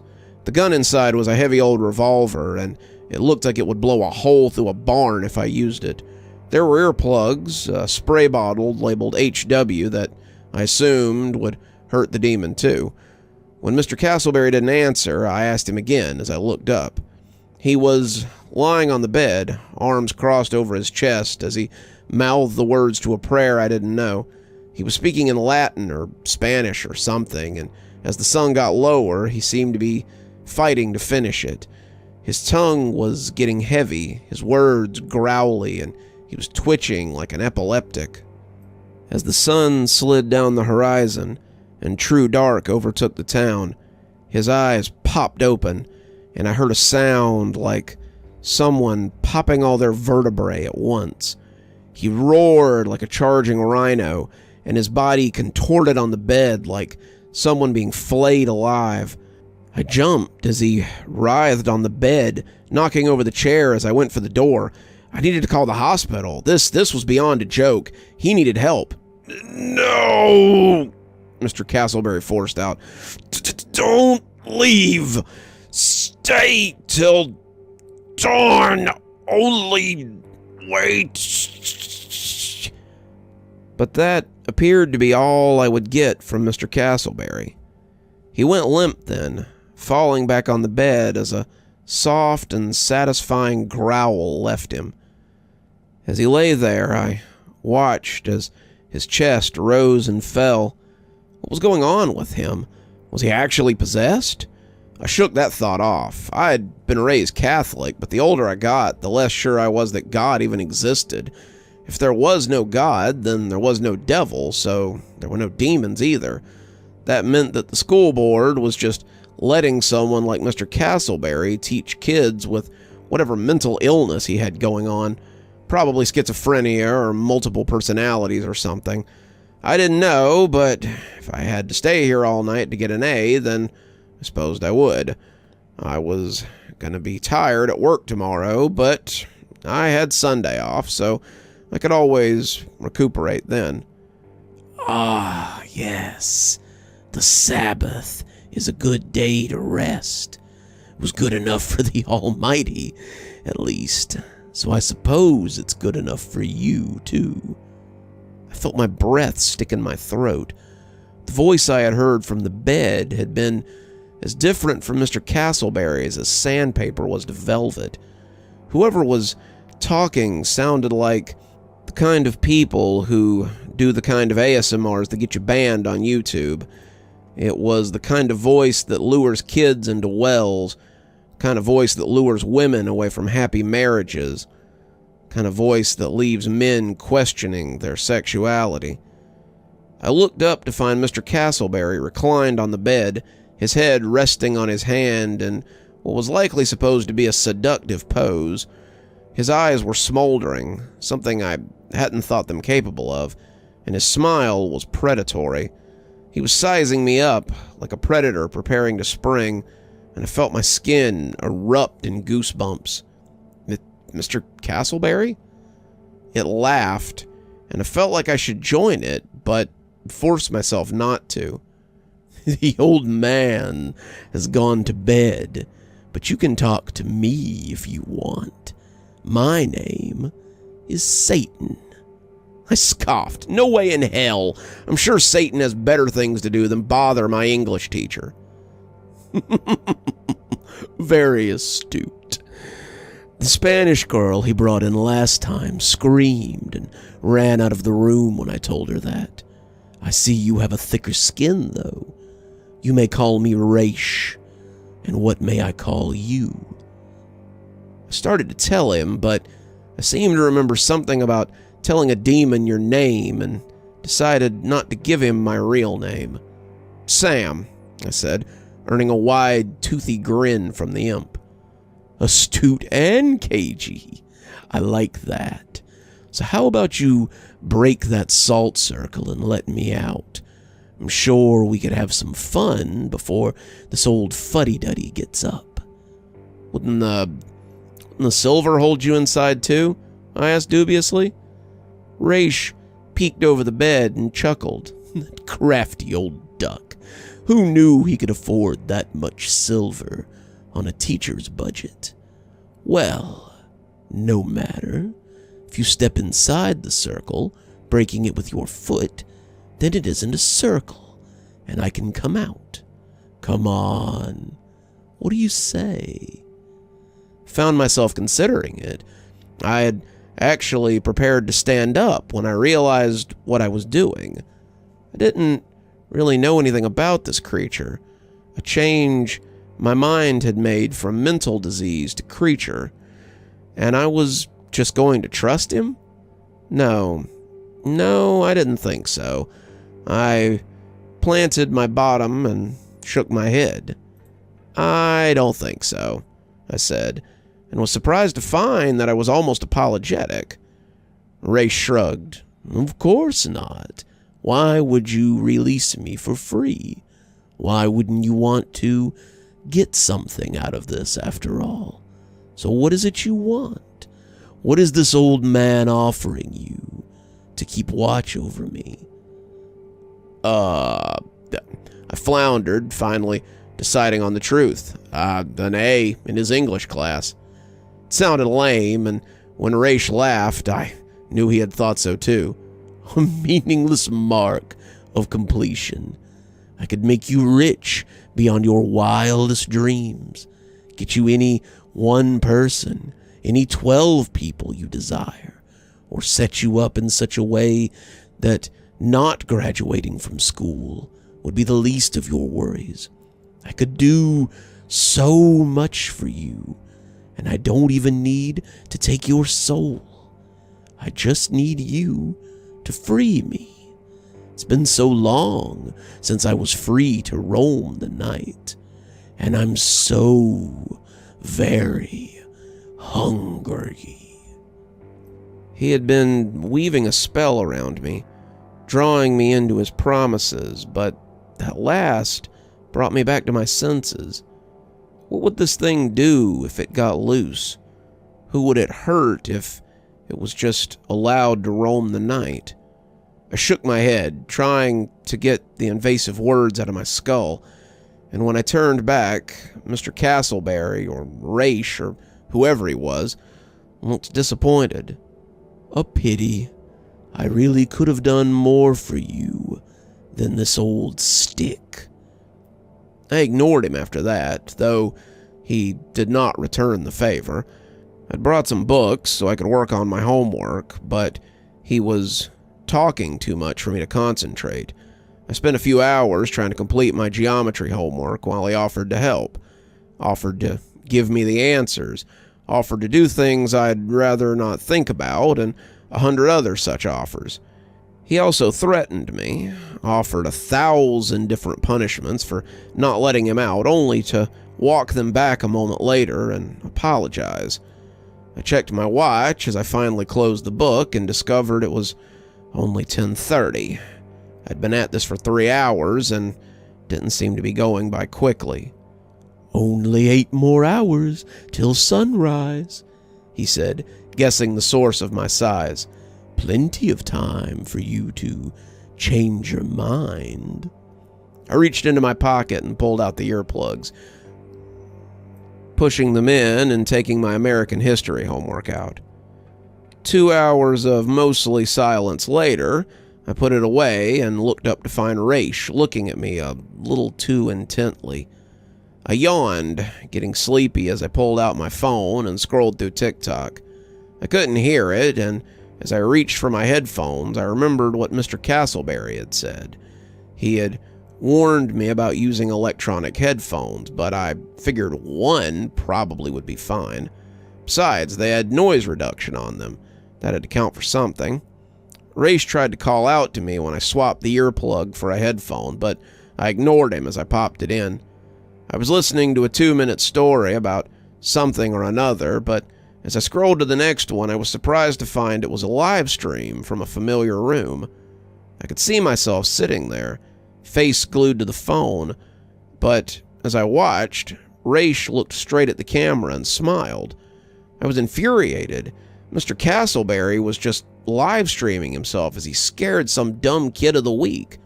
In fact, the title of the stream was "High School Kid Tormented by Demon," though demon was in air quotes. He had tricked me. Why would he do that? "Why indeed?" Raish asked, staring at me through the camera as if he could see me through the phone. "What do you owe him? He made a fool of you online. What if your friends saw this? What would they think? You'd be a social outcast. Why not give them something to watch? I bet you'd love nothing more than to wrap your hands around this fool's throat and choke the life out of him. Do it. No one would know. Just walk over here and..." I was getting up, but as I took a step towards the bed, alarm bells rang in my head. Raish was messing with me. Looking back down at my phone, I could see it was just a generic TikTok shop stream. And when I looked back up, Raish was so close that his nose was pressed against the barrier. "Come on, just one more step, and you can do whatever you want to him. Kill him, kiss him, do his laundry. I don't care. Just let me out," he bellowed, and I stumbled back into my chair as he laughed.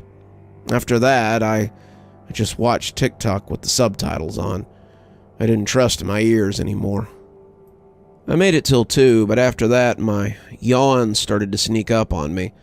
I wished I'd brought an energy drink or something. I wasn't used to staying up this late, not regularly, and my eyes were getting heavy. I swapped over to an adventure game on my phone, but it kept slipping longer and longer the later I got. I could see Raish watching me, cat-like, as if just waiting for me to nod off. He was tricky, and I wondered if Mr. Castleberry had any coffee in his kitchen. I just had to make it a little longer, just a few more hours, and I was home free. I made it till 3:10 before I lost the fight. One moment I was running my 8-bit knight through my 100th dungeon, and the next I heard someone giggling from the bed. I looked up to find not the leering Raish, but Stephanie Morgan from my math class. She was joined by Tina Feller, Debbie Ross, and half of the cheerleading squad, whose names I was a little foggy on. They were in their underwear and seemed to be beckoning me to come join them. There were comments about long division and making a human pyramid, and as I got slowly to my feet, something seemed off. Where was Raish? He'd been there a minute ago. He might not have been present, but something in their voices as they called me to the bed reminded me of him. It was underneath their voice, something wicked and hidden, and I shook my head and snapped my eyes open not a moment too soon. I was standing at the edge of the circle again. I'd lost 20 minutes, and Raish was cursing like a sailor as he had a tantrum in the middle of the large bed. He was thrashing hard enough to jounce the frame, but not hard enough to disturb the salt. He looked at me with real scorn on his face, clearly contemplating all the terrible things he wanted to do to me. You were so close. The booby trap always gets them. I was wide awake now, but I knew it wouldn't last long unless I found something to focus on. 3 hours. I had 3 hours. Despite the knowledge, I smiled at the old imp. Can't trick me, Raish. No deceitful person will dwell in my house. No liar will stand in my presence. To my surprise, Raish sat back like I'd slapped him. I blinked. That was different. What? Not a big fan of scripture? Raish looked at me sardonically. Obviously, I would prefer if you keep it to yourself in the future. Message received, I thought. Maybe there was more to God than I had thought. So that was how I spent the last 3 hours of my night. I kept the old worn Bible on my lap, and whenever Raish would start trying to worm his way back in, I would begin to read from it. It put him off talking, right up until the sky began to lighten. Then he turned to me, my eyes barely staying open, and delivered one final bit of crypticness. I don't have much time. When you think back on this night, I want you to remember that you could have had more than this old stick ever. He growled out. As the first rays of light came up over the windowsill, he twisted violently, so violently that I thought he had broken his neck. He twitched a few more times, screaming hoarsely until he finally settled back into bed. I sighed in relief as he twitched again, realizing it was over as I packed the cross and the Bible back into the box, with the gun and the earplugs and the spray bottle. The spray bottle went in last, and as I secured the lid, Mr. Castleberry sat up and stretched grandly. He blinked and looked at me, smiling as he realized I was still there. I had a feeling you would be less easy to scare off. As promised, you'll pass with an A now. Here, he said, and to my surprise, he fished $200 bills out of his nightstand. What's this for?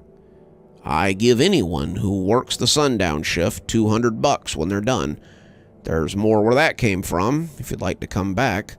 The number of people who come back, believe it or not, is surprisingly low.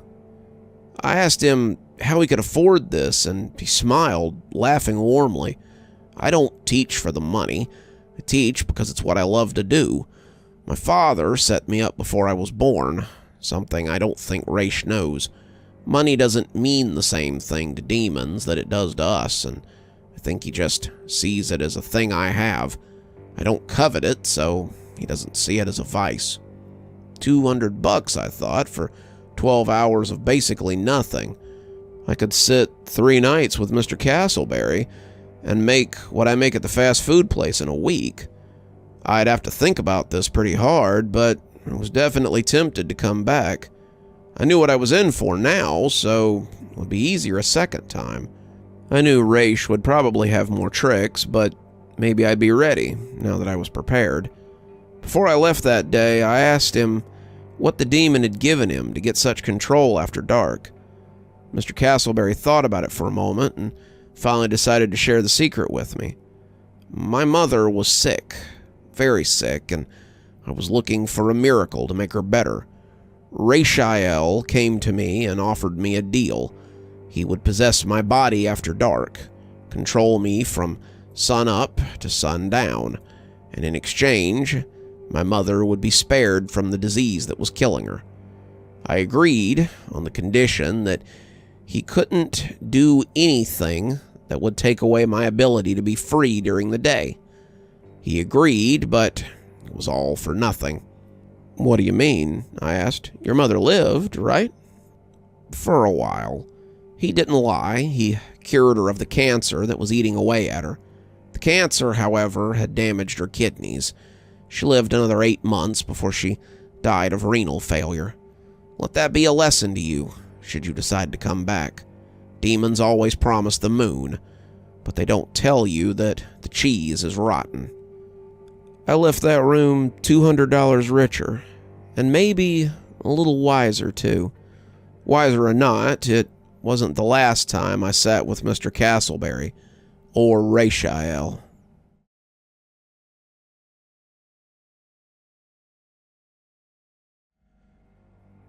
I opened the mailbox and started shifting the mail around to see what today's bunch of crap was.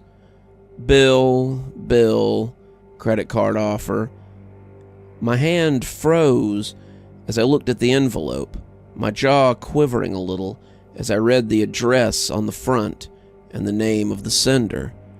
This hadn't happened in years, not since I'd left college, but I'd felt safe enough to settle somewhere, hoping that the letters had stopped. It had been 3 years since she'd written, but it made me feel like I was a teenager again, fearing that anyone but me would find those letters. From Catherine Mansley to Justin Mansley. Dear brother, it's been so long. You should come see me in the blue. Love, Catherine. I tore the letter up and went back inside, trying not to notice how the paper had made my fingers feel clammy and moist. The envelope, too, had been the same way, moist and difficult to hold. It was like wet paper that had dried badly, but it was always that way. When Catherine sent me letters, they were always like that.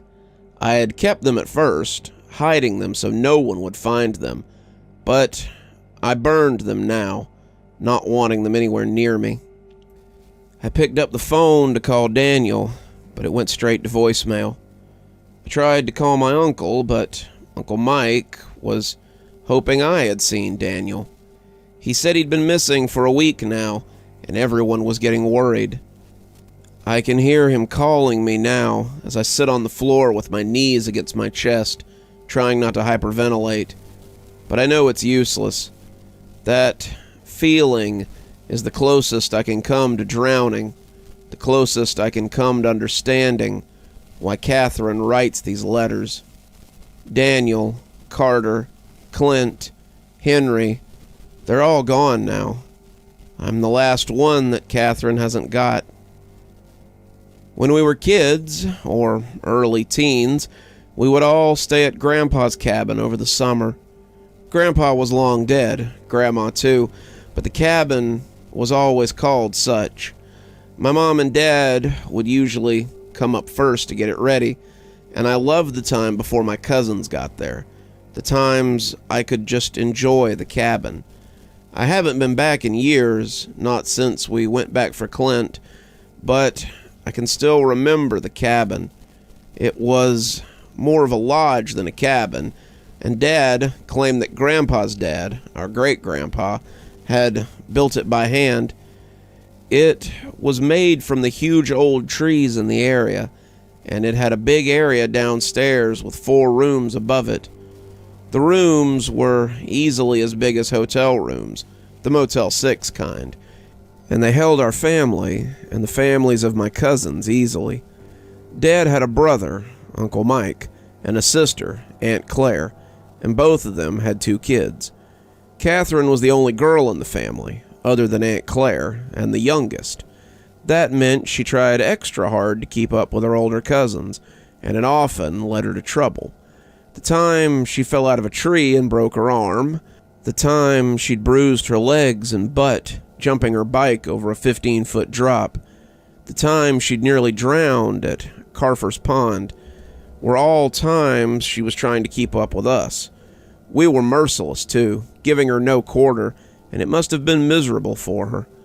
We loved to hike and swim and spend time in the cabin, but the thing we all looked forward to seeing the most when we came out here was the blue. The blue was a hole in the woods, more like a pit than anything, with water inside that was perfectly blue, like the stuff inside the jar where the barber keeps his combs. It went 30 feet into the earth, the precipice sheer and easy to stumble into if you weren't paying attention. The water inside was so blue that it hurt your eyes if you looked at it for too long, and it always looked artificial to me. Someone had hung a bridge over it, a rickety thing that swung across on ropes, and my cousins and I thought it was great fun to go and tempt fate by bouncing on it and making it sway. Thinking about that now makes me downright shudder, but all kids think they're immortal. I was 12 when it happened, but it could have happened before then easily. We'd been at the cabin a week, swimming and fishing and generally enjoying our time in the woods, when Clint said he wanted to go see the blue today. He said it quietly because if he had said it any louder, his mom or my mom would have heard, and that would have been the end of it. All the adults knew about the blue and had forbidden us to go anywhere near it. Dad had told us stories about playing on that bridge when he and Uncle Mike were kids, but Aunt Claire had always been too scared to go on that rickety old thing. I think my dad knew that we were going to go out to the blue, probably expected it, and never expressly forbid us to go there, unlike my mom. He knew that forbidding it would just make it more enticing, and if he let us get it out of our systems, the blue would become boring, all on its own. I don't think he believed something tragic would happen, but if he had, he might have kept a closer eye on us. We told our mothers we were going on a hike, Uncle Mike, Uncle Dale, and Dad having gone fishing that morning, and they said that was fine, but to be back by lunchtime. We made our way out as quietly as possible, thinking ourselves clever for not letting Catherine hear us, but no sooner had we jumped off the back porch than here she came with a "wait for me."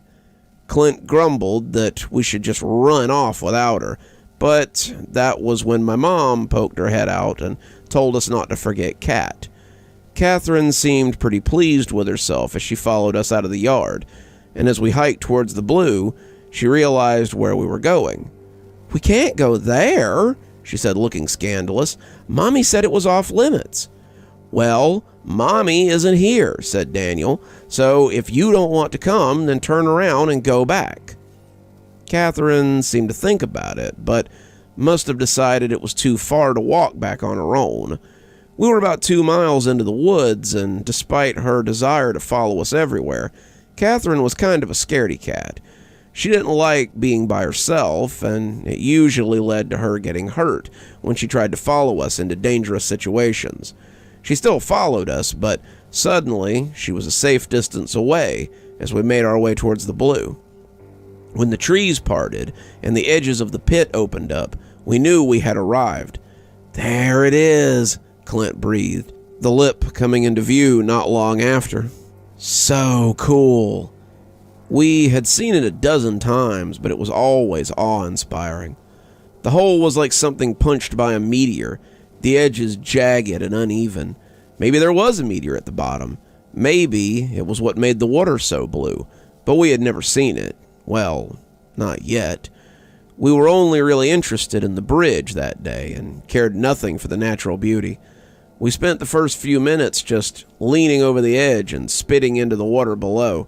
We couldn't see when it hit, but we knew it had.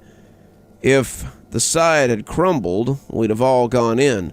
Then this story might have been very different. "Let's go on the bridge," one of them said. I think it was Clint, but could have been any of them. It was definitely Carter who agreed, but we all wanted to go. The bridge was what we lived for, the thrill we came back for, and the second my hands touched the ropes of that swinging death trap, I felt the adrenaline begin to pump within me. The bridge was in disrepair from the first time we found it, and it had only gotten worse over the years. It was missing a few boards, the ropes frayed and peeling, and we should have known it was only a matter of time before there was a problem. When we got to the bridge, all of us crowding onto it as we usually did, Henry moved to the front and began swinging it from side to side. The ropes creaked as we all laughed and held on. Henry was quite a bit larger than most of us, and when he rocked the bridge, he really rocked the bridge. It swayed wide over the gap, and we all laughed and joked as we swayed along with it. We'd been cheating death for a couple of minutes when we realized that someone was missing. We looked back towards the lip of the pit and saw Catherine hunkered in the woods. She was miserable, not liking the sight of us trying to throw ourselves into the blue, and didn't seem to want any part of it. We joked and picked at her, but I wish now that I had seen the fear in her eyes and thought better of what we were doing. I should have been a better big brother on that day. "Come on, Cat," Clint said. "No way," Catherine said, grabbing one of the trees like we might try to pull her onto the bridge. "Don't be a scaredy cat," Clint sing-songed, repeating the phrase scaredy cat, again and again as the rest of us picked it up. I didn't pick it up till the last, but I chanted it right along with the rest of them. Catherine was clearly on the verge of tears, but she still had her pride. She stomped over to the bridge, as indignant as anyone could be at 6, but as she came to the edge, she started to look unsure again. Her hands shook as she reached for the ropes, and when Henry stepped out of the way, she walked hesitantly onto the rickety boards of the bridge. Henry closed off her retreat, and she stepped closer to our group as she tried her best not to cry. "All right, Henry, let's get some big swings in this time," Clint trumpeted. Henry seemed all too willing to oblige, and soon the bridge was rocking farther than I'd ever seen it rock before. It was swinging over the blue like a pendulum, and even I was afraid that we might go in. It was pivoting back and forth, the ropes groaning like a ship's mast in a high wind, and I wondered for a moment what it would be like to fall into that blue water. You could only really tread water for so long before you went under, and I wondered how long that would be. Would anyone get back with help before you drowned? I didn't see when Catherine fell off the bridge, but when Henry yelled out a moment later, I looked over and saw her when she hit the blue. She didn't splash, the water just stayed put, and she came up thrashing as she tried to get her head above the crystal blue water. The water must have been thick because she was really struggling to make headway in it. She was calling for help with big, gasping breaths. The bridge had stopped moving, all 5 of us looking down into the chasm and knowing that we were in trouble. We'd been playing where we shouldn't. We had been being stupid, and now someone had gotten hurt. "We've got to go get help," Daniel yelled, and his words were like a starter pistol. I ran for the cabin to try to get help, Daniel and Carter coming with me. I prayed Catherine could tread water while we ran the 20 or so minutes back to the cabin, but I knew that Catherine wasn't a strong swimmer. I didn't expect she would still be treading water by the time we got back, but I prayed to God that she would be. Mom, Aunt Claire, and Aunt Liz were at the table when we ran in, drinking tea and laughing, but they jumped up when we told them what had happened. Mom came running when she heard, grabbing a rope and running along behind us as we went back. My dad and uncle still weren't back from fishing, but Aunt Liz said that she would call emergency services to hopefully get someone down there. The run back took a little longer, all of us winded from the sprint to the cabin, but Catherine had only been in the water for 45 minutes by the time we got back. That wasn't so long, I thought. She could be fine. It turned out it was 45 minutes too long, though. Clint said that she'd gone under about 5 minutes after we'd left, and she hadn't come back up. My mom tied the rope off to a tree, but it was too short to make it down into the blue. She went back for another rope, my aunt staying with us, and by the time she got back, she had emergency services in tow. They brought long ropes and divers, and soon they were in the blue, trying to find her. The diver who went in said the blue was miles deep, and the water was like trying to swim in jello. They went as deep as they dared, but they never found Catherine. My dad and uncles came back from fishing to find my mother inconsolable, and Catherine presumed dead. They didn't have the heart to punish us for what had happened, and all of us said it had been a terrible accident. We left out the part where we'd been rocking the bridge, and they decided that Catherine must have lost her balance and fallen in. They shouted a little that they had told us to stay away from the blue, but they could see how shaken up we were by what had happened. They thought we had been punished enough, but it appeared that something else disagreed. We never went back to Grandpa's cabin again. It held bad memories for the three of us, and I don't think any of Dad's siblings went back either. None of my cousins went there willingly again. It held terrible memories for all of us, it seemed, and I think they knew something dark was waiting for us to come back. The first letter showed up 2 weeks after Catherine's funeral. The 2 weeks after we buried my sister were a really bad time for me. I was sad about what had happened to Catherine, but I was also unbelievably riddled with guilt over it. I felt that I had every right to be guilty. I'd played a part in what had happened, but I didn't think I'd been the biggest part. Looking back, my cousins were really the ones that had pushed her to get on the bridge, but I hadn't stood up and tried to protect her either. I'd failed in my duties as a big brother, and she had paid the price. My parents had been talking about back-to-school shopping, something they seemed unwilling to do, and my mother was trying to guilt my father into getting it done. They were both distraught over the loss of Catherine, but my mother had always been a bit of a realist when it came to things. My sister was dead, but I would still have to go to school whether I wanted to or not, and I would need things to begin school with. While they were arguing about it, Mom told me to go get the mail, see if the circular had come in. I think she wanted coupons out of it, but I can't really remember.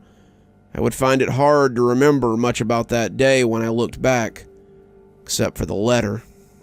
I went to the mailbox and found that there was a circular in there. There were also 2 bills, a couple of condolence cards, and a letter in a strange envelope. The envelope felt moist, the paper seeming damp and moldy, and I didn't like to touch it. I started to sandwich it between the condolence cards, and that's when I noticed it had my name on it. From Catherine to Justin Mansley. I felt the other pieces of mail slip from my fingers when I read the name. It couldn't be. Catherine was dead, dragged into the blue by whatever lay below, and there was no way that this letter could be from her. I thought it might be a trick, maybe one of my cousins, but they had all seemed as guilty about what happened to Catherine as I was. Clint hid it behind a constant stream of humor, but he still clearly felt like he needed to hide what he'd done.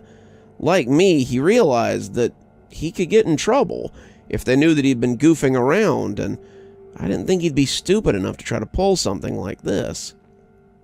I opened the strange envelope. I didn't want to. I wanted to throw it away, but I had to know what was inside. Even at 12, I knew there was no way it could be from Catherine. Dead people didn't send letters to the living, but I still had to know what was going on. The letter was brief. All of Catherine's letters have been brief. It's your fault. You should be the one in the blue. I just stood there for a moment, looking at the letter. I started to rip it up, thinking again that this was a cruel joke, but something stopped me. It isn't something I can really explain, but tearing that paper felt like tearing pages out of the Bible. It felt fundamentally wrong, and I ended up stuffing it in my pocket instead, as I collected up the mail that I had dropped on the pavement. I couldn't destroy it, but I didn't want my parents to find it either. What would they say if they saw it? Would they know what I'd done? I couldn't risk that. I was in enough turmoil over my sister's death without my parents blaming me for it. I came in and dropped off the mail, sneaking up to my room as I hid the letter in a box of baseball cards under my bed. It wouldn't be the only one soon enough. Over the next 2 months, I got 2 more letters, each on the same day of the month. After the second one, coming about 2 weeks after school started, I started checking the mail every day to make sure the letters didn't get picked up by my parents.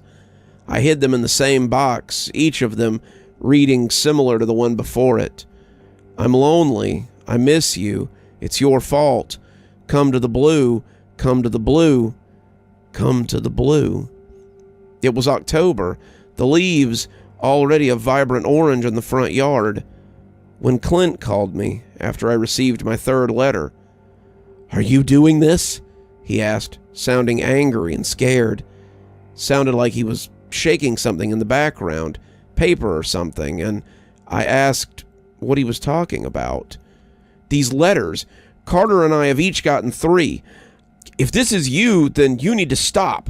We all feel bad about what happened to Catherine, me especially, but this is going to get us in trouble. If one of our parents found those letters, then we could be in serious trouble for what we did. Your sister is gone, man. I'm sorry for it, but this isn't going to bring her back."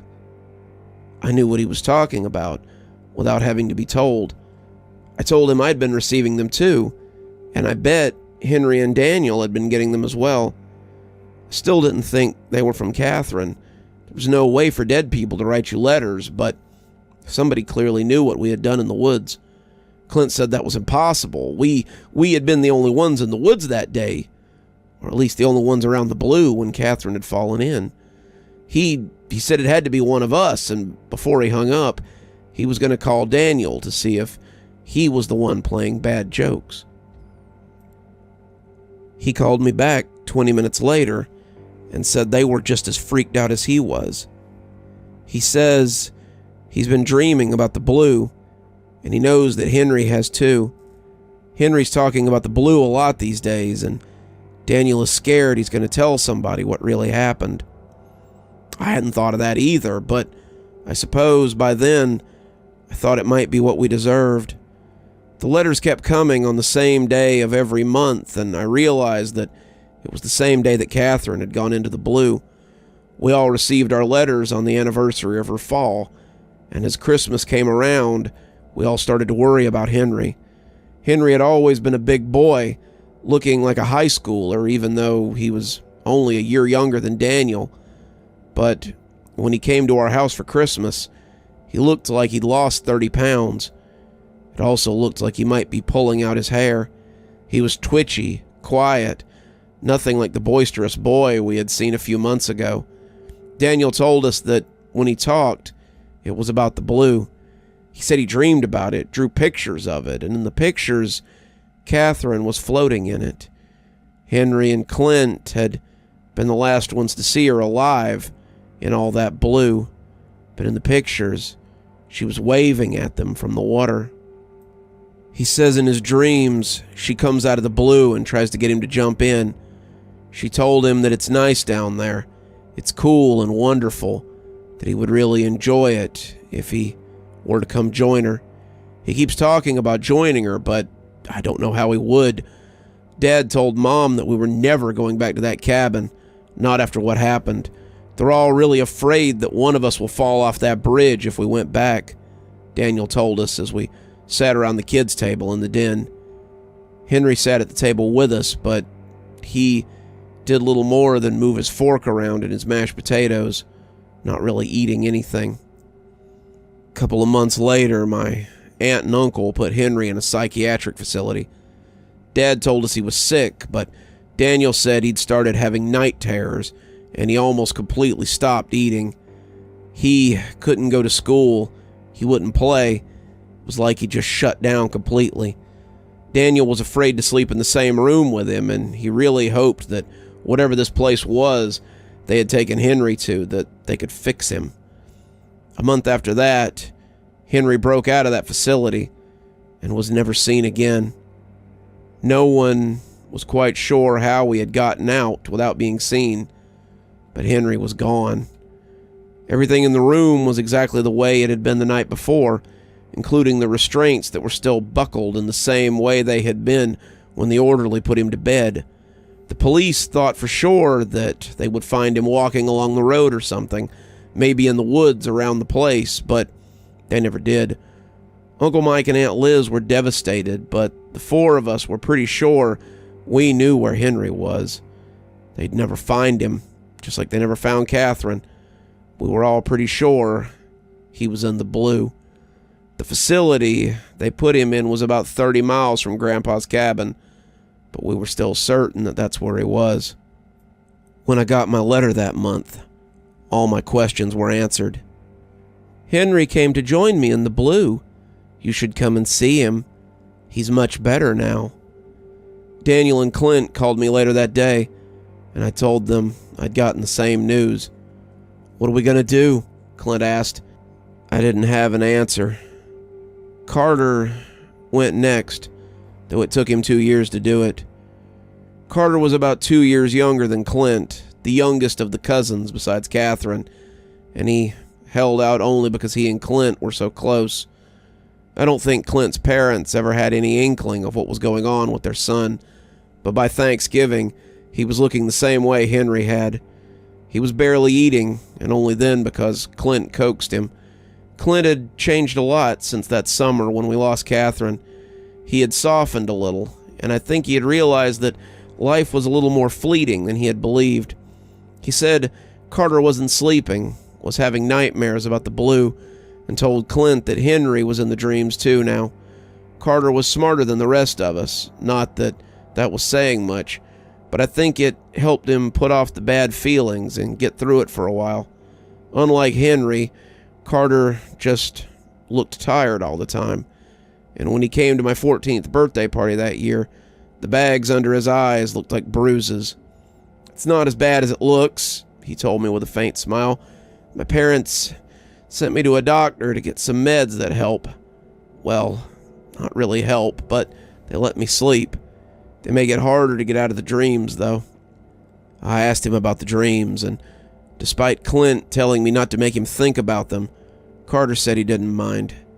Daniel and I sat close, like students listening to a lecture, and Carter reeled a bit as he thought about them, not seeming sure how to begin. I'm standing on the bridge. It's nighttime.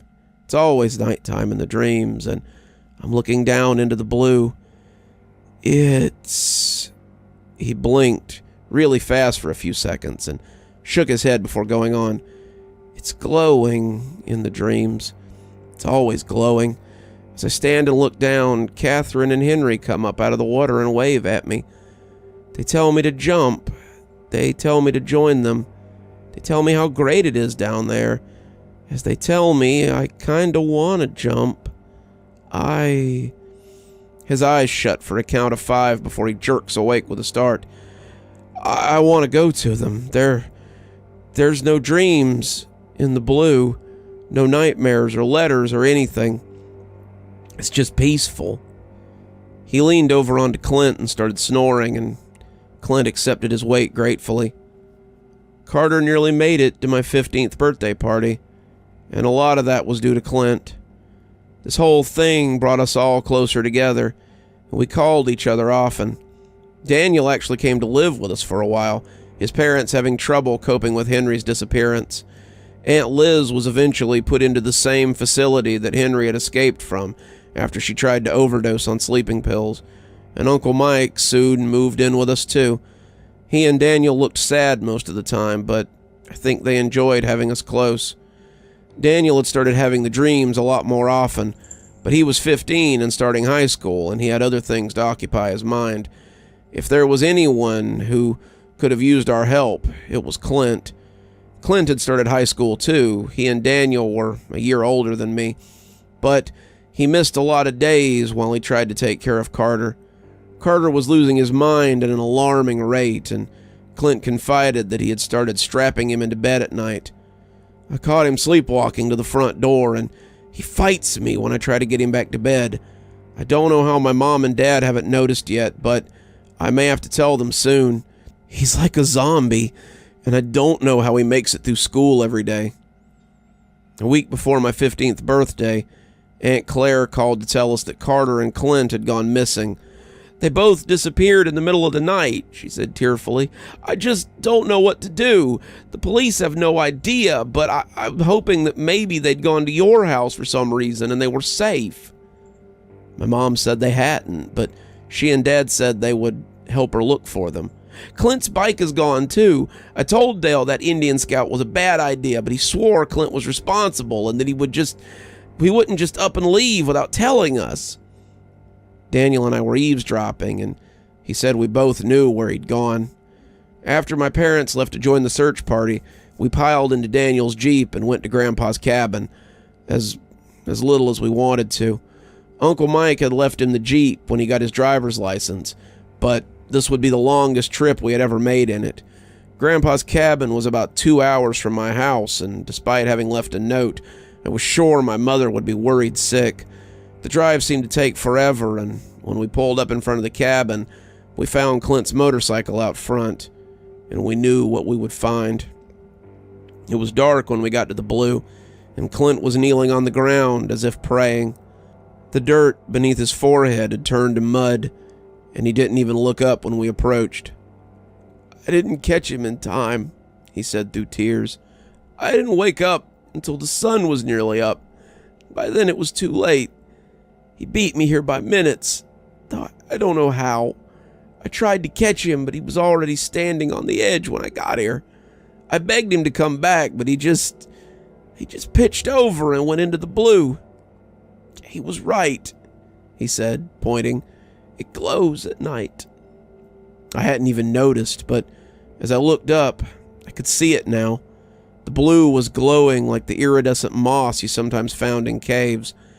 And as I looked down, I thought I saw 3 people swimming down there. They were looking up at me, but I leaned away before they could entice me over. Clint, Daniel said. Clint, we need to go. Go? Clint asked, not seeming sure what he was talking about. Yeah, we need to go. It's too late for Carter, but your mother's worried sick about you. Aunt Claire thinks you and your brother have been kidnapped. Maybe even that the same people got you who got Henry. Let's go back. Let's go back before something happens.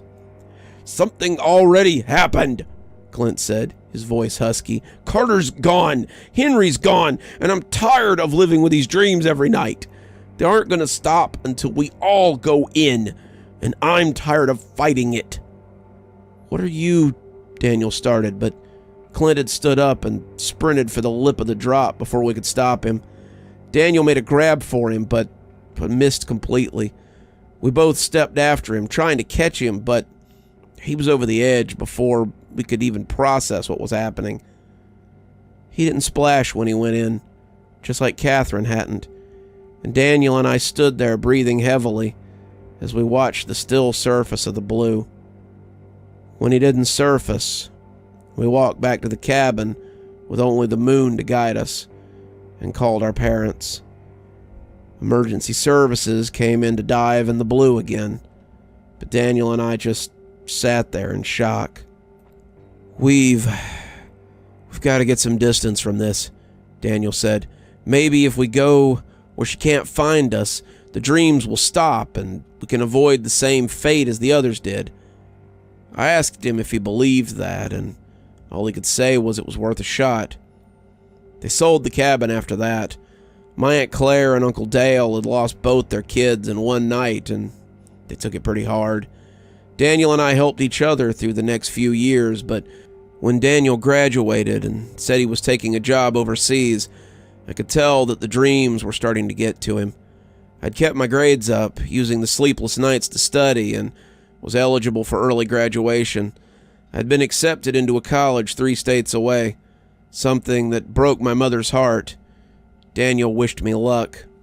For the next 3 years, we just kind of maintained. The dreams got better with distance, and soon I stopped having them altogether. Daniel told me the same and built a life for himself in South America. After 3 years, I almost forgot about the dreams and the blue, just chalking it up to something remembered wrong from childhood. And as I got closer and closer to graduation, I couldn't wait to start my new life. Then, Aunt Liz died, and Uncle Mike had begged Daniel to come back. Aunt Liz had died of a stroke in her bed, having left the facility years ago. And Uncle Mike was a mess. He had never really gotten over the loss of Henry, and he begged Daniel to come back and help him. Daniel had agreed to come back and help with the funeral preparations, but then he said he had to go back. He invited Uncle Mike to come back with him, saying he could stay with him in South America, but he doubted that he would. "It's only for a couple of weeks, a month tops. I'll be fine," he assured me. Now, he was gone too. As I sit on the floor typing this out, I can hear something I haven't in 3 years. The blue is calling again. Catherine is calling again. I don't know how long I can hold out. Sooner or later, I'll go join the rest of them. Sooner or later, I'll return to the blue. The old guilt is still there. It's always been there. I was a fool to think I could run from it. I should have saved myself the trouble and jumped in the night Clint went in. Now, I'm the last. It's only a matter of time before Catherine gets me, too.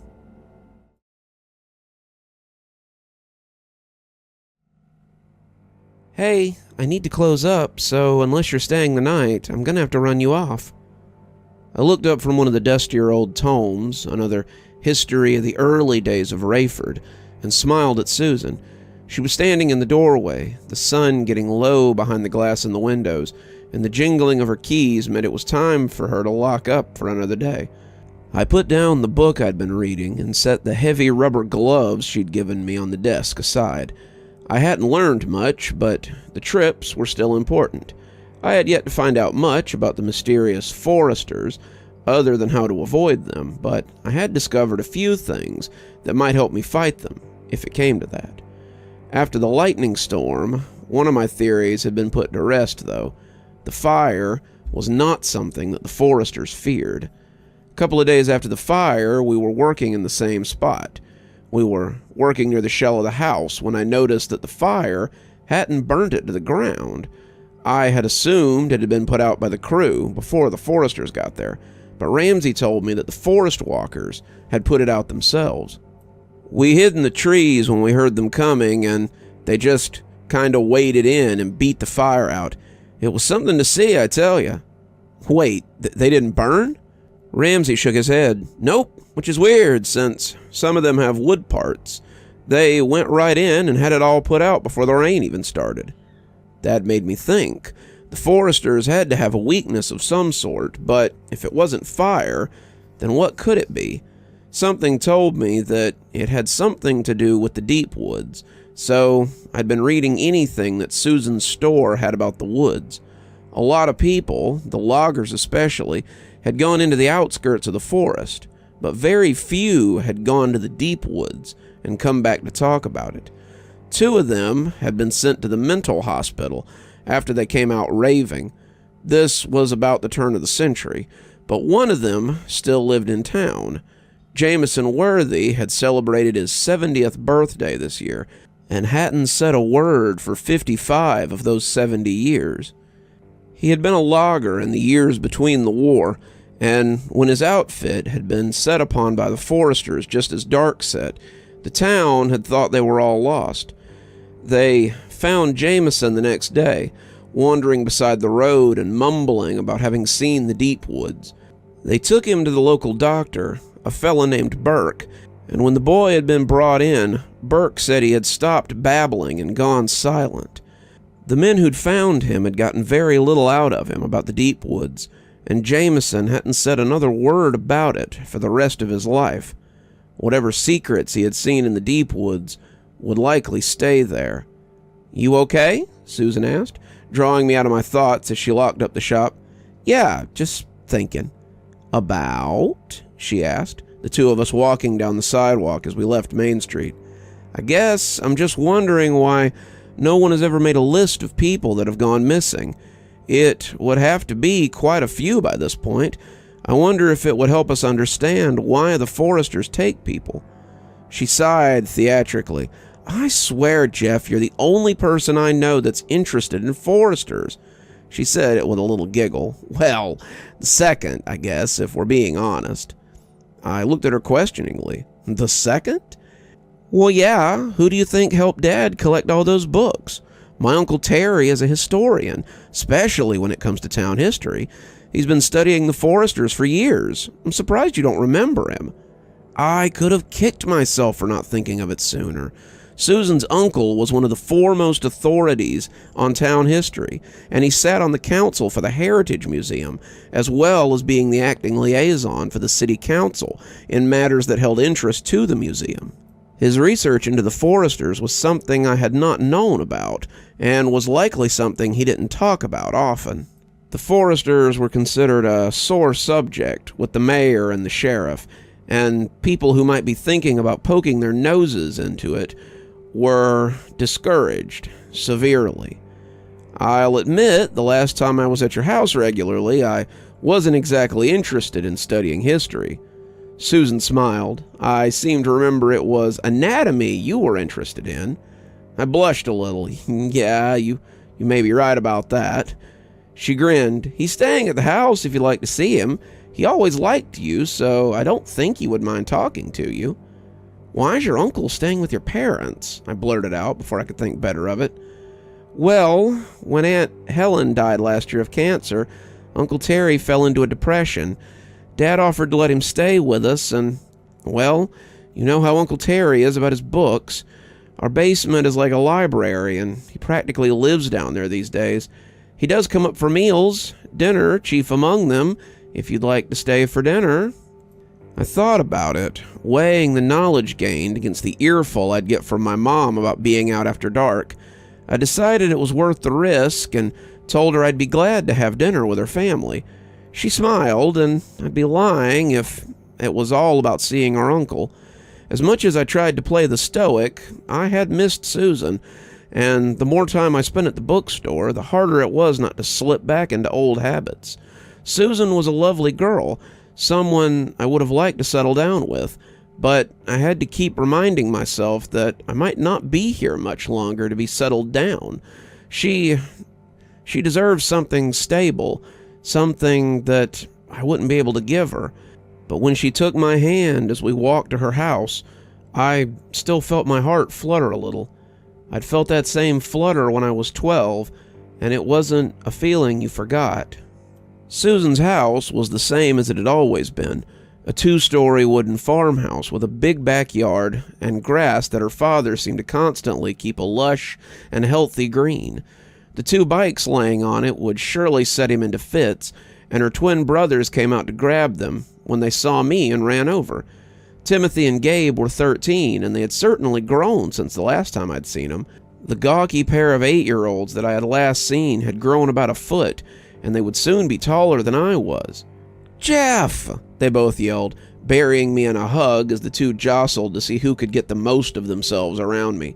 "Are you staying for dinner? Do you want to play tonight? We got Xbox and Call of Duty. You can be the first player if you—" "Easy, boys," Susan said, half laughing as she tried to pry them off. "Jeff's just staying for dinner. He wants to talk to Uncle Terry for a minute, but then he says he has to go home."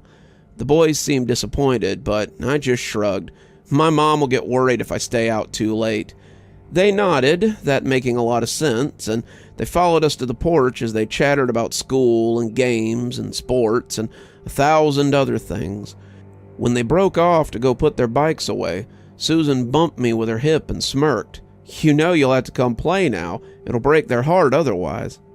I nodded. Should I have my mom call your mom and find out when it's best? As if on cue, her mother opened the door and half bellowed for the twins to put their bikes away when she saw Susan and I standing on the porch.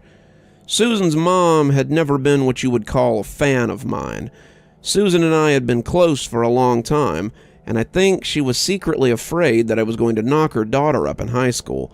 Susan had wanted to go to school and have a future, and she was rightfully worried that I was going to take that from her. She wasn't wrong. I would have liked very much to have slept with her daughter in high school, and seeing me now with her daughter's hand in mine was like Scrooge seeing the ghost of Christmas past all over again. Jeffrey, what a surprise. Susan, you should have told me you had a guest for dinner.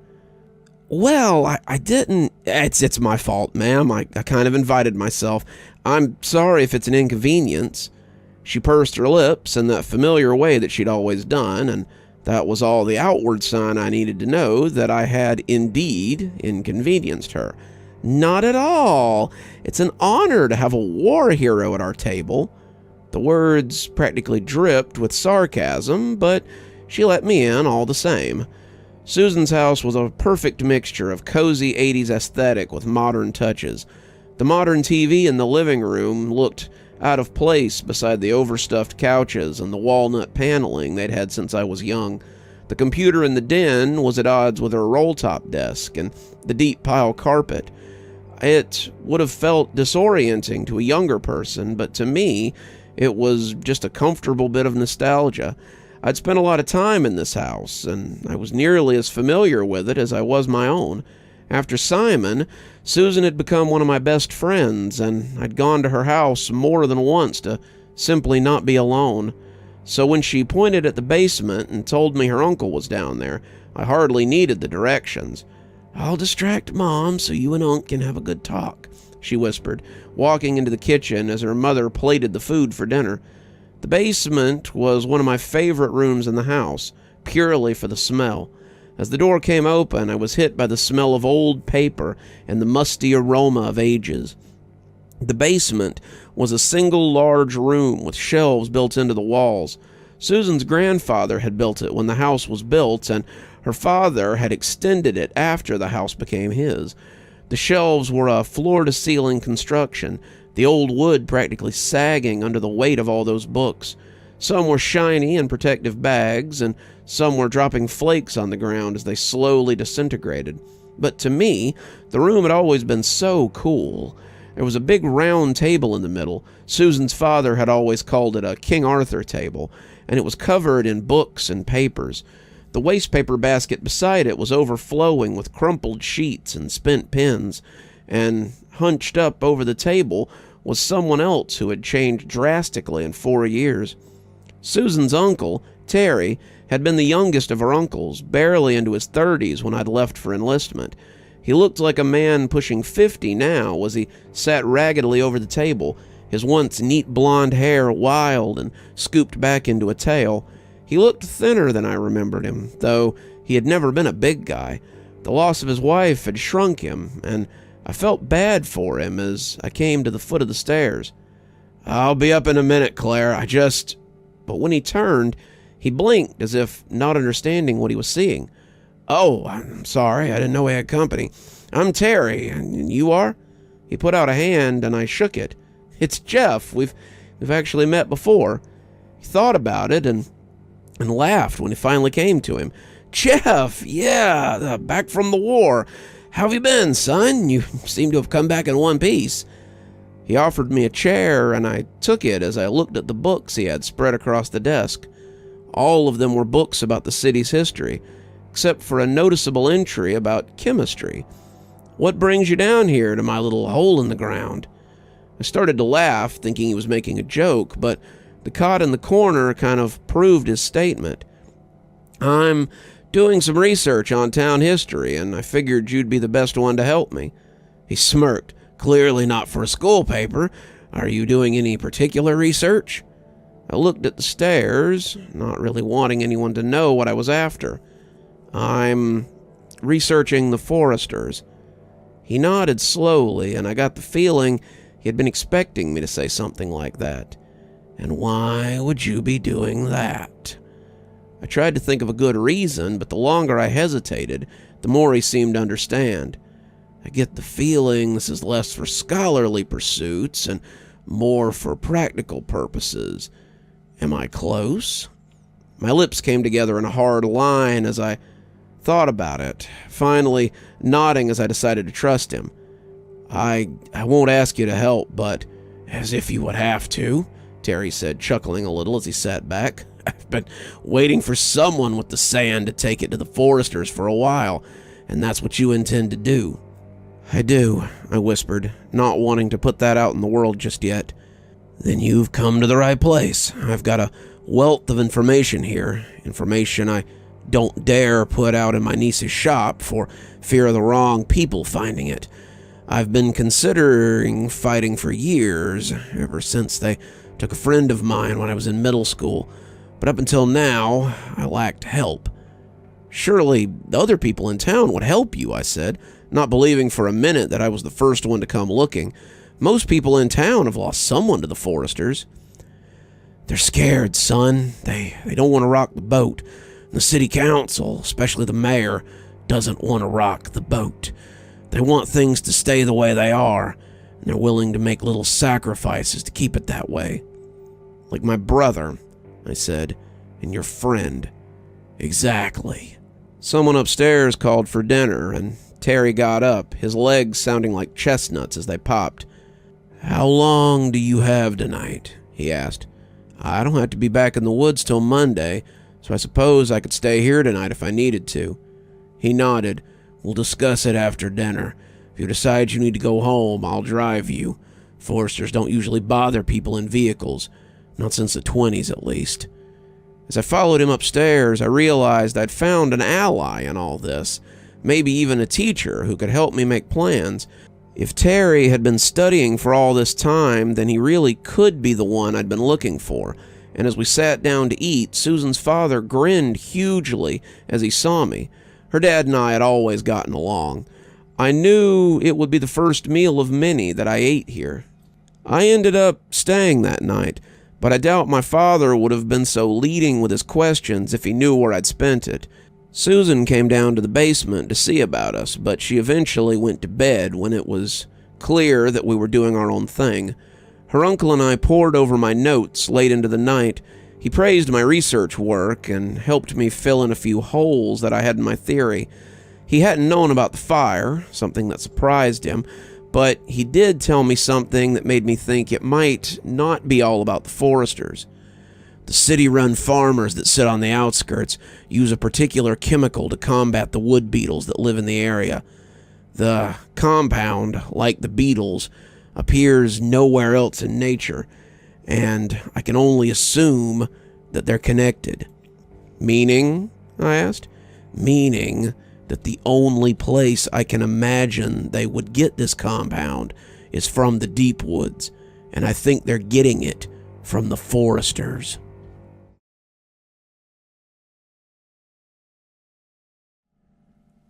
I was pretty new when this happened, but it appeared that Stragview would be educating me early in its ways.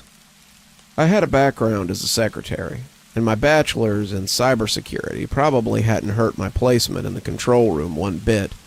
Telling people that you work in the control room makes it sound a lot grander than it is. It really is the nerve center for the prison, but that really just translates to herding cats all night. You keep track of counts, you watch the cameras for the whole prison, you roll the gates that get people into the places they probably shouldn't be, and you run the checks that help keep this place running. You work a very important post. That's not up for negotiation. And it can be kind of a lot sometimes. That night was one of those nights. It had been a pretty smooth night, up until that point. Counts had gone through like butter. The fence checks and building checks were done before 11, and the rabbit run had been canceled that night since a light rain had started about 10:30.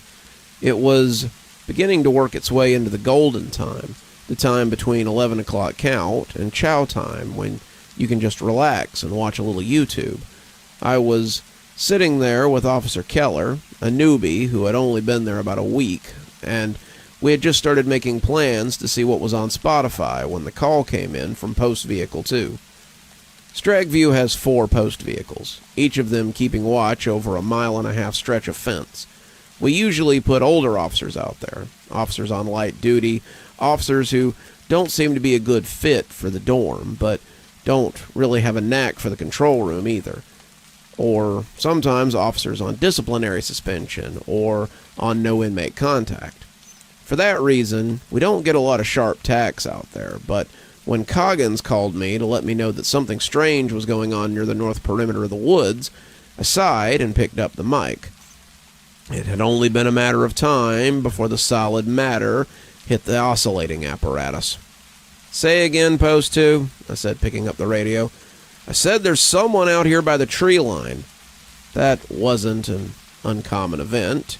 Not as uncommon as you might think. The woods around Stragview were mostly marshland, probably why the prison had gotten so much of it.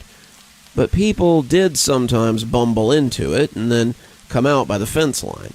The last one had been a scared hiker who'd needed to go to Kashmir Medical after nearly getting himself shot by a perimeter guard. The time before that had been an inmate who'd fallen into the old mine tunnels beneath the tower. Before that, I heard, it was an inmate who had escaped. He came back alone, 2 others having fled with him, and they said he seemed pretty happy to be back. Now it appeared we had a mysterious figure on the perimeter.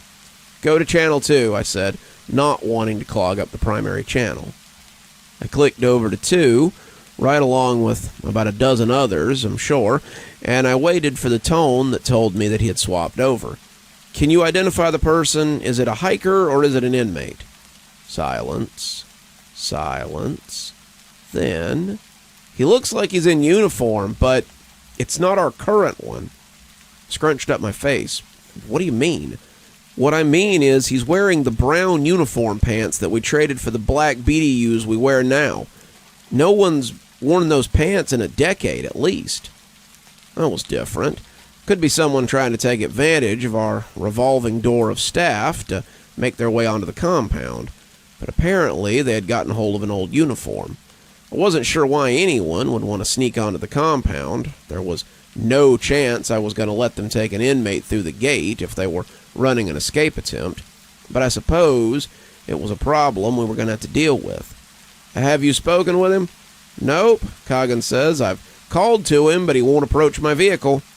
"What's he doing?" I asked, Keller flipping through the cameras of the Post 2 area to try to find an angle on the intruder. We could see Coggins, his truck parked in the road as he shone his spotlight at the woods, but I didn't see anyone standing there on the old CCTV monitor that we seemed to be stuck with. He's just standing there looking into the woods, and there was a sharp yell, and it sounded like Coggins spat out a handful of the words that he would probably get a write-up for saying on an open mic. Given the circumstances, we could probably give him a pass, though. Coggins, what's going on?" The radio was silent for about 10 seconds before I tried again. "Coggins, report. Do you need assistance?" Silence. Silence. Just as I was preparing to call the captain so I could get the police out here, Coggins came back with a loud crackle of static. "Sorry, Control, I dropped the radio. There's 2 more now, and one of them is definitely an inmate." When the phone started ringing from the captain's office, I realized that someone besides nosy dorm officers had been listening in. "Did he say there was an inmate by the perimeter of the woods?" Captain Garvey did not sound pleased, and I told him to stand by as I keyed up the mic and asked Coggins if he could confirm that an inmate was outside the fence. "Yeah," Coggins says, "though I guess it's hard to tell through the rain. Wait, no, there's 3 now. I don't know where they came from, but it's almost like they came through the fence to get here." I picked up the phone and told the captain that Coggins was reporting 3 inmates by the trees now. Make double sure before I start calling in members of the task force and the canine unit. It's raining cats out there, and they're going to be pissed if he's playing games. I was breathing heavily as I picked up the radio again. "Coggins, how many individuals are out there?" Coggins didn't come back for a while, but while he counted, we got more traffic on the main channel from Post 3. "Control, be advised, I have multiple individuals coming from the fence to the edge of the woods." "God damn it," I cursed, picking up the second radio and asking him to confirm. "I have 6 individuals. 2 of them are definitely inmates. One of them's wearing an old uniform. I haven't seen muds on an inmate outside of pictures of the training building. One of the others appears to be an officer, but his uniform's old too. They're all just standing in the rain and looking at the woods. It's weird. They don't respond to me at all, but I'm not getting out in the rain to approach them either. Muds was not a word I was familiar with, but when I asked Coggins about it the next day, he told me it was what the inmate uniforms had been called back in the 30s. They had worn a muddy brown color for about 5 years, but they had changed to the blues when they realized how easily it hid blood. Some inmates were stabbed in their beds and lay there all night before anyone even realized, and they hadn't been used on the compound in decades. Not till last night, at least. Coggins came back on Channel 2, saying he had 9 at the moment. 4 inmates, 2 guards, and 3 civilians, I guess? One of them kind of looks like Mrs. Gray, who used to teach the GED program. Can't be her, though. An inmate killed her 4 years ago in the classroom. On the main channel, Captain Garvey was telling all post vehicles to go to Channel 2 for the time being. After 3 of the 4 clicked over, he asked for reports on how many were out by the tree line. Coggins came back with his 9. Mobley, on Post 3, said he had 6, with a 7th running to join them. Post 1, Gumble, said he couldn't see anything through the rain, but he didn't have anything by his off-site buildings. From Post 4, there was no word, but that didn't mean much. Ferkel was 63 and prone to napping out there. He was just as likely to be dead to the world as dead from anything else. "Ferkel," Garvey called, and after 3 or 4 loud shouts, the soft and shaky voice of Officer Ferkel came over the radio. "Car 4 here. Must be having battery trouble or something. What's the problem, Captain?" I imagined I could hear the captain grinding his teeth as he told him to go to Channel 2. Not long after that, he was asking Ferkel if he could see anything on the perimeter. "Nope, no one near the motor pool or the auto garage. Why, do we have intruders on the..." The captain tuned his next few words into something like a robot's bowel movement before starting again. "Post 1, Post 4, go back to Channel 1 and stay diligent. Post 2, Post 3, stay on Channel 2. Gumble and Farkle switched back. Garvey asked for updates from Post 2 and 3. "It's wild, Cap," Coggins breathed. "They're coming out of the fence." My eyes got big. This was getting worse by the moment. "Coggins, are you reporting a breach in the perimeter fence?" The thunder that rumbled in the near distance made me shiver a little. "No, sir. I'm telling you that these people are just walking right through the fence. I'm looking at the fence now, and it's still solid. I can see the electricity arcing through it when the drops hit it, but it's still as intact as it was when the sun was up." The thunder boomed again, and I jumped a little at how close it had gotten. There was silence for a moment on the radio, and then Garvey asked Post 3 what he was experiencing. "Yeah, that pretty much sums it up.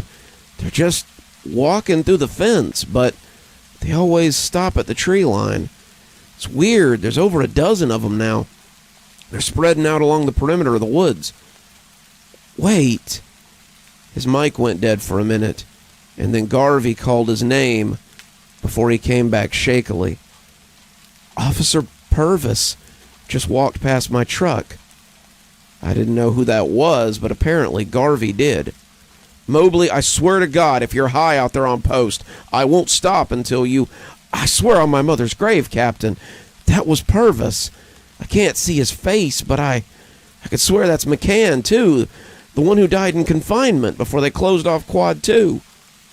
Garvey wasn't sure what to say to that, but Coggins had something to add, it seemed. "I'd know the back of inmate Frick's head anywhere. That big dumb farm kid who got mauled by those rats. Inmate Ramsey's here, too. God, it's a who's who of dead folks out here." The lightning was close now. The flash lighting up the control room as I sat listening to the byplay. This was like one of those spooky stories we sometimes listen to in the wee hours of the morning. Keller and I would pretend to be stoic about them, but I always half expected to see some shadowy figure standing at the glass when I glanced up during one of them. Everyone knew that Stragview was a weird place, from the many disappearances to the midnight visitations, but this This was weird, even for us. I kept flipping through the cameras, trying to see something to confirm what they were seeing, but I couldn't see a thing. Then, the lightning flashed close enough to the fence to light the whole world up, and I saw them. A line of people, close enough to hold hands, looking into the woods as if hoping to find a way out of this place. They all had their backs to the camera, the rain beating at them as they stood, and none of them seemed to care. It was only a second or two, but I was sure I had seen both officers and inmates out there. It was crazy. What was going on? Were we under attack like we had been on New Year's? Was this some kind of protest? I looked at the clock and had to wonder who was protesting at 11:45 at night. As the lightning raged and the rain came down in buckets, both vehicles reported more and more people gathering at the tree line. At one point, they said they each had about 50 people gathered out there. Then they said it might be as many as 100.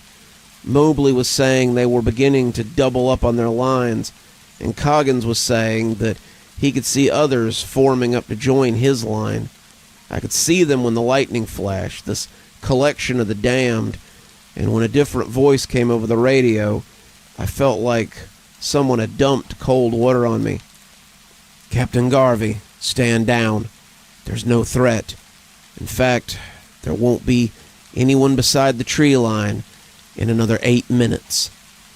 Silence. Silence. I thought Garvey hadn't heard him for a moment, but when he came back, he sounded distinctly ruffled. "Give me a call, sir. I think I might need some clarification on this." There was nothing for a few minutes, and as they clarified or whatever, the clock struck midnight, and the biggest thunder crack I had ever heard lit up the whole compound. As I watched them there, they all turned as one towards the prison and disappeared. Poof! 1 minute there, and gone the next. The radio lit up as both Mobley and Coggins tried to relay at the same time. I overrode them, telling them they couldn't both talk at once, and asked Coggins to report first. Whether the captain was hearing this or not, I didn't know, but I suspected that he could. "They're gone! They all just disappeared after that huge bolt of lightning. I don't know how, but they all just vanished." "Same here," Mobley said, after Coggins finished. There was a double row of them, and now there's nothing. I can't explain it, but everyone's gone." Captain Garvey came back then, but his voice sounded different. He sounded like he'd heard something that he didn't like. "All post vehicles are to get back to their route and ignore any persons they see by the fence line after sunset. This is per the warden, so get back on your route." That was how it ended, but it wasn't the last time. I asked other shifts if they'd seen anything like it, and though a lot of them said they had no idea what I was talking about, a few of them nodded and advised me not to talk about it. It was an open secret, but they made it clear that the warden didn't like people talking about it. One of the older officers, a control room veteran with a gray bun and a very severe pair of glasses, told me she had seen it more than once while on night shift. "It's best to tell whoever's working post to ignore it. Didn't it strike you as odd that Post 1 and Post 4 didn't see anything? Farkle's half senile, but he knows better than to see things he ought not to. Gumble probably couldn't see them for the training building and the workshop, but before they were built, you could see people ringing the compound on all sides. We used to call it the midnight vigil, but if you get an old group in the control and post, it can go completely unremarked upon. The real mystery is why they do it. Are they spirits that are trying to escape Stragview? If they are, what's keeping them from fleeing? And what controls that barrier? What does it benefit them to keep the restless spirits inside the prison? And what things might live in the forest that would scare a ghost? I've experienced it a few times in my 4 years at Stragview, and I started making it a quiet part of my training when it comes to new control room staff. Don't panic, and tell the post vehicles to ignore the midnight vigil.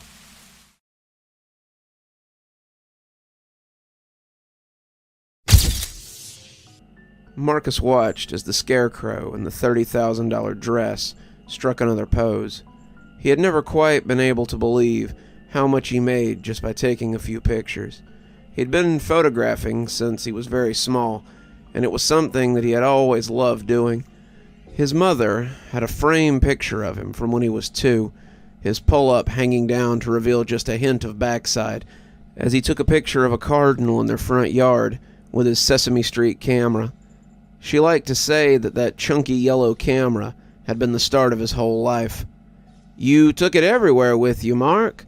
We finally had to hang a lanyard off of it so you could wear it around your neck and wouldn't drop it so often." The camera he was using now was probably more expensive than his mother's monthly mortgage payments. Or they would be, if he hadn't paid her house off a couple of years ago. She had been so worried about how she was going to pay it off after his dad had died, and it hadn't been that much in the end. Marcus was glad to do it for her. His mother had always been his biggest fan, and the biggest supporter of his work. Whether it was the fridge door or the cover of Vanity Fair, she was always there. Marcus blinked as he took the next picture, pulling the camera back a little as he looked over the display screen in the real world. "Something wrong, Marky?" asked Sandra, glancing around like Marcus might have seen something on the set. Marcus licked his lips, rolling back to the last photo and checking the picture. He could have sworn he'd seen something, some dark smudge or something, but it was probably just a flash burn. Little spotting was a normal price to pay for success, but that had been strange indeed. He'd seen the spot before, but never like that. "Nothing, Sandy. I think we got enough for today. These are going to look great on your spread for Cosmo next month." Sandra laughed, walking daintily so she didn't stumble coming off the set and damage her offensively expensive dress. "For the price, they better be," she said, lifting her arms so he could unzip her. "Hey, those are friend prices. Imagine what I charge for people I don't like." She laughed, slipping the check into his shirt pocket. "Can't believe the most sought-after photographer in L.A. dresses like someone's dad out for a day at the beach." She shook her head as she said it, as if Marcus was committing the most heinous offense by just existing. Marcus looked down at his khaki cargo shorts and his polo shirt. He didn't see anything wrong with them.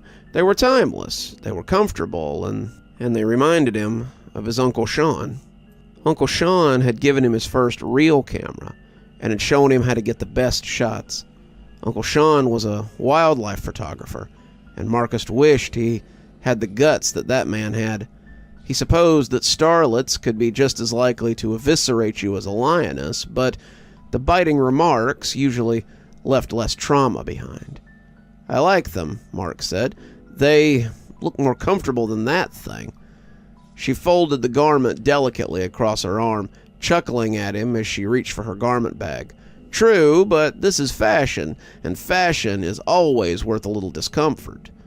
Marcus followed her out. Sandra was his last client for the day, and he wanted to close up shop so he could do something a little less flashy for a while. He stopped before turning the lights off on the set, though.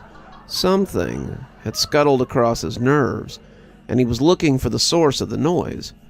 Had it been laughter? It had to be Sandra, the echo of her chuckle, but this had sounded different.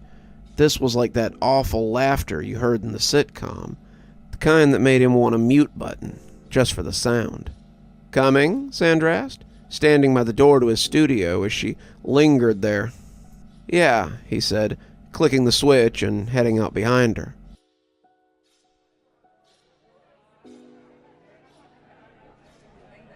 "I don't know how you do it, Mark," Sandra said as she went through the pictures. "You're the only straight guy I've ever met with an eye for style like this."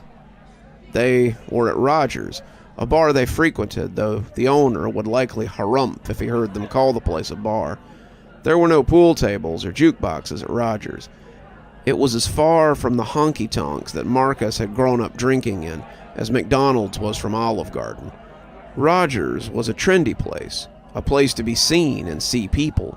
Rogers was a place to get a cosmopolitan with your friends, but the fact that Marcus could drink a draft beer let him know that the owner was no fool. Roger wanted a trendy spot, but he also wanted to make money. Marcus snorted into his beer. I don't know if I'd call myself straight, per se. I've never really been interested in anyone, or anything but photography. Sandra flapped a hand at him. Nonsense! What about Bridget? You two dated for nearly 3 years. Marcus shrugged. We were more friends than anything. Bridget just hated to be alone, and I liked having someone home besides Samson. Sandra tittered a little, and it made his skin crawl. Did you see who she's engaged to? He's pretty enough, but if brains were black powder, he couldn't blow his nose. They'll make some pretty babies, though, I'm sure. Marcus made a non-committal sound and took a sip from his bottle. Sandra always seemed to want to talk gossip, but Marcus found it a little tiring. He was sure that she and her friends speculated that Marcus had some man or some woman that he didn't talk about, but Marcus had been honest when he said that he'd never been into anything except photography. Oh, there had been crushes when he was younger, but he had tired of intimacy pretty quickly. One didn't become the leading photographer to the stars without a lot of hard work, and his status as a certified bachelor often helped him get a leg up on the competition. Okay, Sandra said, rolling her eyes. You really are no fun. Guess who happened to be at Sarah Grayson's Easter brunch last week? I'm sure you'll tell me, Marcus said, eyes scanning the crowd for potential clients. Darby Wheeler, she sing-songed, and she grinned when Marcus turned his full attention to her. The maestro for the Gardenia?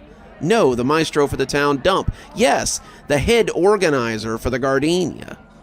The Gardenia was as far from Rogers as it got.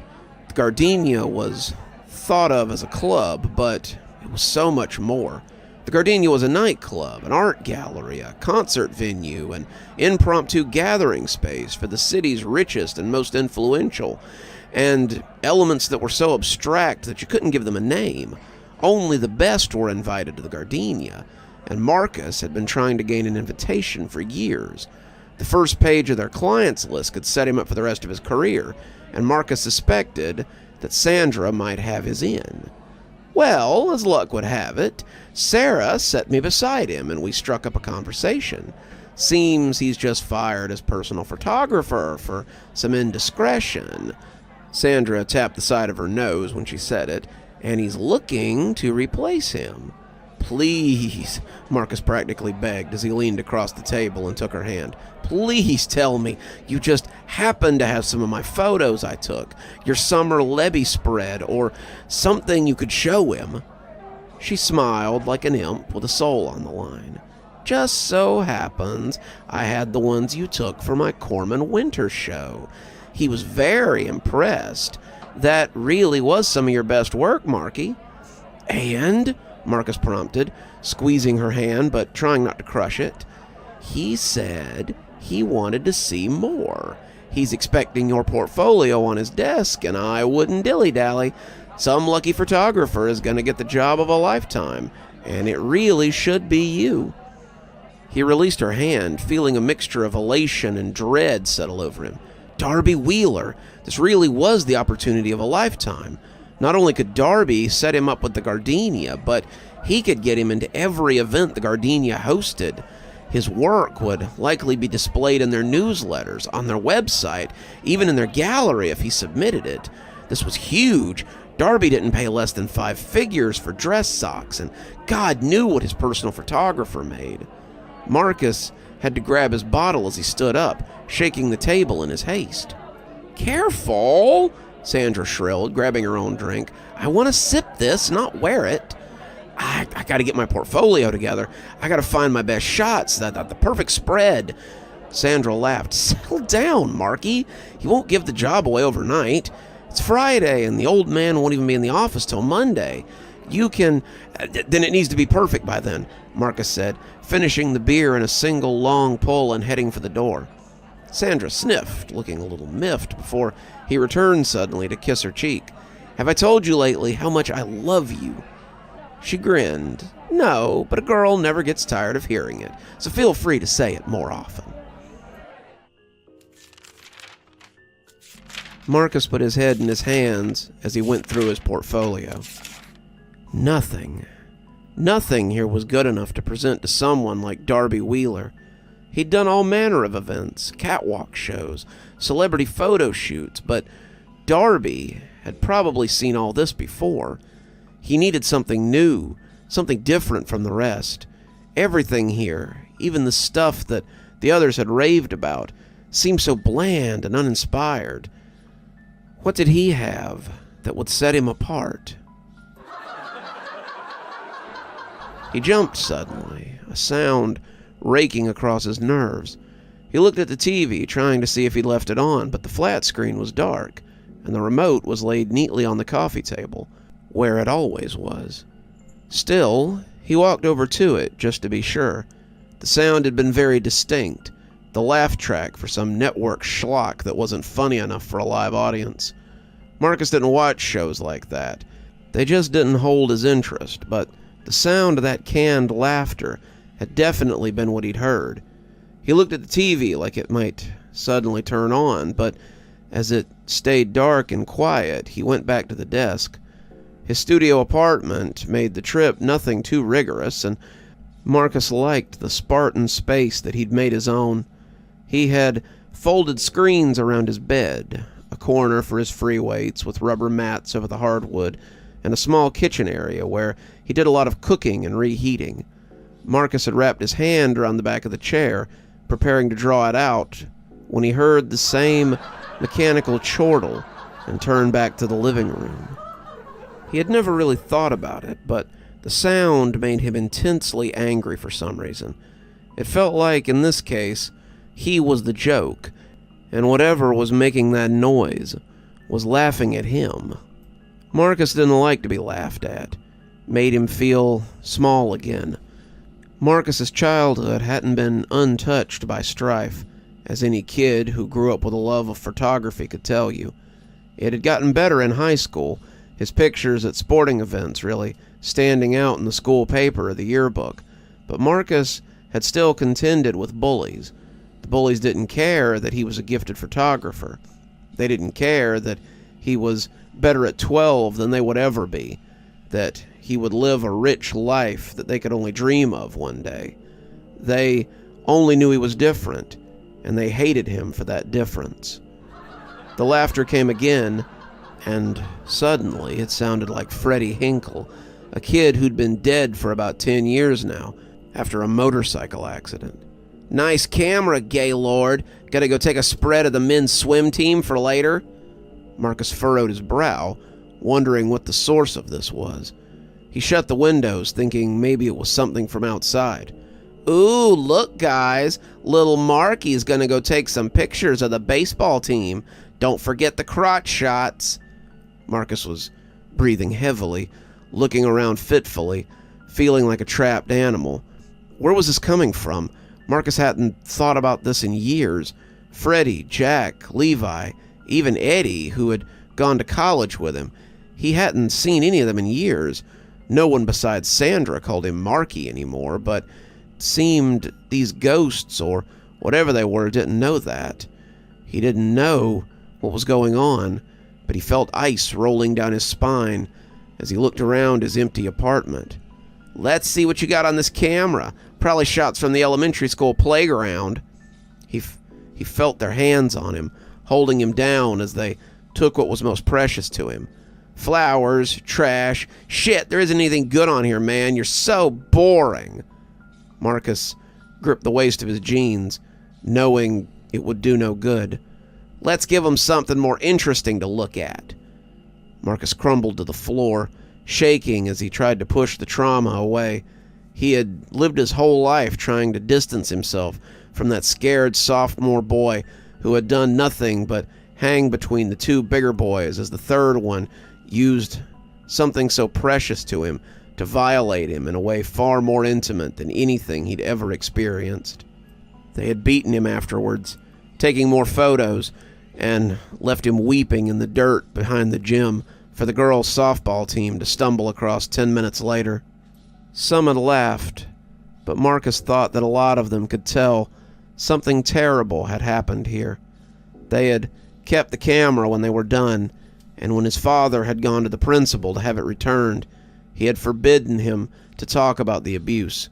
No sense muddying the waters, Mark. The important thing is the camera, yes? Well, let's get it back then. That was the worst part. Not the bullying, not the photos, not even having his camera taken. The worst part was his father's disbelief. He didn't want to believe that someone could do something like that to his son, would rather sweep it under the rug than believe it, so he told himself that Marcus was just blowing it out of proportion.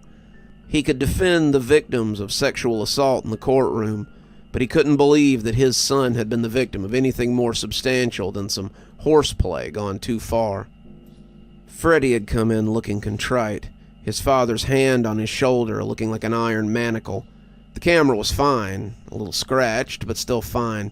It appeared that Freddie had realized what he had, and hadn't quite been willing to damage it as he had damaged the owner. He also likely realized what he had done with said camera, because the film had been gone when he handed it back to Mark with a half-hearted sorry. Marcus's father hadn't wanted to say anything in front of the principal, but he had stopped Freddie's dad on the way out and told him how it was going to be. Marcus's father was a defense attorney, a paper pusher, who weighed about 180 pounds soaking wet.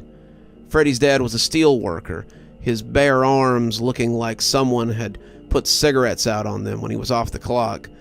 But he had gathered the weight of what Marcus's father was telling him, and that iron grip became steel. I trust this is the last time we will need to talk about this. Your son likely has some sort of future before him, and if anyone discovered what he and his friends were doing to Marcus, then it could raise quite a few questions about the sort of man he might become. Marcus's old man had stood tall as a lion that day, and Frankie's father looked like he wanted nothing more than to warm up on Marcus's dad before beating the tar out of his son. Let me assure you, Mr. Grayson, this is the last time your boy will have any trouble with my boy. Marcus saw Frankie wince as the fingers of that hand dug into his collarbone. If it ain't, you call me, and I'll reiterate the talk we're gonna have when we get home. Frankie'd come to school the next day with a shiner and a limp, and he had never been closer to Marcus than to say excuse me on the stairs again. Marcus could still remember the hate that burned in those eyes any time he saw him, but he never approached him again, and soon his friends left Marcus alone too. Marcus opened his eyes, realizing he was on his knees on the hardwood of the apartment. What the hell had that been? A panic attack? A mental meltdown? Marcus didn't know, but as he stood up, he heard that rustle of laughter again, and no longer felt as safe in his apartment as he usually did. He grabbed his laptop and his coat, remembering to scoop up his phone as he walked to the door. He would go to the studio, he would get his work done, and he would assemble his portfolio, and he would get the hell out of here. The chuckling seemed to follow him all the way into the hallway, but it seemed to leave him alone as the door to his studio closed behind him. Are you sure you're okay? Marcus shook his head, trying to orient himself as he took the shot. Even at his worst, the shot was still perfect, and Marcus had to marvel at the way his muscle memory came into play. His shots were spot on, his delivery perfect, and as he reached for his espresso, he knew it was the mind that ran the talented hands that was failing. He had worked until first light, finally slumping over his desk as he finished the portfolio. When his phone had rung at about 9:30, he had come shakily awake to see it was the alarm to remind him of his 10 o'clock appointment. He had just enough time to get the studio ready and rush down to Casterly's for a cup of something strong and dark. The triple shot of espresso was bitter, but it was helping him to stay upright as he finished the shoot with little Miss No Name. Miss Up-and-Comer here had a rich daddy, though, and Marcus needed to pay the bills. Yes, ma'am. I'm not about to let a late night get in the way of your order. Marcus blinked rapidly, not sure he had seen what he thought he had. It was something in the far corner, a dark thing that was down on all fours, but as he looked now, it was gone. He jumped. It was closer now. It had been about 15 feet from the wall. 15 feet from little Miss No-Name, who was primping in her salmon prom dress. She looked like a knick-knack that someone had freshly polished, a sparkling ornament to mediocrity, but Marcus supposed this was the best she could find for the shoot. Who knew? Maybe she thought it looked fancy. She was looking at him strangely, probably suspected he was on drugs or something, and when Marcus lifted the camera again, he felt his hands shaking. The monster was right behind her, its grinning face preparing to bite as Marcus bellowed out a warning. "Look out!" he said. When he heard the angry crunch of glass, he realized he had dropped his camera. He was holding a hand out, reaching for her, but the monster was gone. "What are you talking about?" she said, spinning in terror as if expecting to find something lurking behind her. Marcus glanced around, not sure where it had gone, but he realized that his client likely wouldn't be back after this. One of the best or not, he didn't get return business scaring the crap out of girls who were barely out of high school. "Nothing," he said, his tongue sliding over his lips. "I thought I saw something, but I must have been mistaken. Please, let me get you to have a seat in the green room while I get the samples ready. Help yourself to an Evian water, and I believe there might be some sashimi in there if you're feeling peckish." That seemed to brighten her mood a little, and he had no doubt that the girl would snarf the sashimi that he had brought for lunch the day before. Whatever, he thought as he went to check his camera. Her father would pay him enough to buy a sushi boat if he wanted it. He was more worried about his camera, and he was afraid of what he would find when he checked it out. He was relieved to discover that it was only the attached lens that had a crack, a single jagged bolt that ran from corner to corner. The camera itself looked undamaged. That was good, because Marcus wasn't really looking forward to replacing a camera today. He bristled as he heard that chuckle again, the same rankling laughter that had assaulted him in his apartment. Were these creatures the one who had stalked him there? Marcus lifted the camera, his hands shaking as he snapped a picture. In the flash, he saw the grinning face of the creature as it hunkered inches from his, just waiting to pounce. Its teeth were bared, its grin most fearsome, and Marcus scuttled back on his backside as he tried to get away. The creature was flash-burned onto his eyes, the image frozen there by his fear. He snapped another, the flash going off like a bomb, and the creature hadn't moved an inch. The problem was, now there were two of them. The second had been crouched on the stage, right behind where the girl had stood moments before. They were both hunched creatures with skin that seemed to pulsate like black water at the bottom of a well. They had no eyes, none that he could see, but their faces appeared mostly taken up by teeth. They had their eyeless heads pointed at him, their teeth gleaming in the flash of the camera, and when he flashed a third time, he felt a scream hang in his throat like a chicken bone. There were more each time he popped the flash. "Excuse me, Mr. Grayson, are you okay?" Marcus turned his head, and he must have looked about as feral as the creatures who had startled him. The man, a suited fellow who looked like he planned his bowel movements ahead of time, stepped back in surprise. He put a hand up as if he might need to defend himself, and Marcus sighed as he fixed himself up a little. "My sincerest apologies, Mr. Foster," he said, getting up as he closed the door to the studio behind him. "I took a bad step and ended up falling down. You'll forgive me for startling you. I'm so embarrassed." Mr. Foster nodded, offering him a hand, which Marcus shook. "Quite all right. Nothing to be embarrassed about. I'm looking for my daughter. She had an appointment at 10. Yes, of course," Marcus said with a nod. "She's in the green room. Please help yourself to an Evian." Mr. Foster nodded, smiling as he headed off to the little room that Marcus kept for clients. Marcus took one more look at the door to the studio, locking it for good measure before heading into his office. It was time to get to work. absolutely astounding," Mr. Foster said, swiping through the shots of his daughter as she munched happily on tuna and rice. Marcus bowed his head, accepting the compliment as Mr. Foster swiped through the photos. To Marcus, it looked pretty average, but he knew it would look amazing to anyone who didn't do this on a daily basis. The girl had done little more than glance at them, being much more interested in the remains of his lunch and the flat screen that hung in the green room. She was watching TMZ almost loud enough to cover the sound of her smacking, but not quite. Marcus thought she already had the attitude of a starlet, so he supposed she was halfway there. Marcus heard the sound of tearing perforation and looked up to find Mr. Foster holding out a check. "With a little extra," he said covertly, "for the buffet." "Oh, you don't," Marcus said, but the man was pressing the check into his hand with a grin. "It's my pleasure. You do amazing work, young man. Come along, Clarice. Your tennis instructor is waiting for you, and we still have to get you changed." She whined a little on the way out, but Mr. Foster was insistent as he let her out. He thanked Marcus again, the two shaking hands, as he told him that they would definitely be back if she needed more photos for her portfolio. Marcus watched them go, preparing to walk back inside when he saw a strange individual making his way towards the studio. The audacious figure looked like he had straddled the line between an upscale pimp and a shabby don.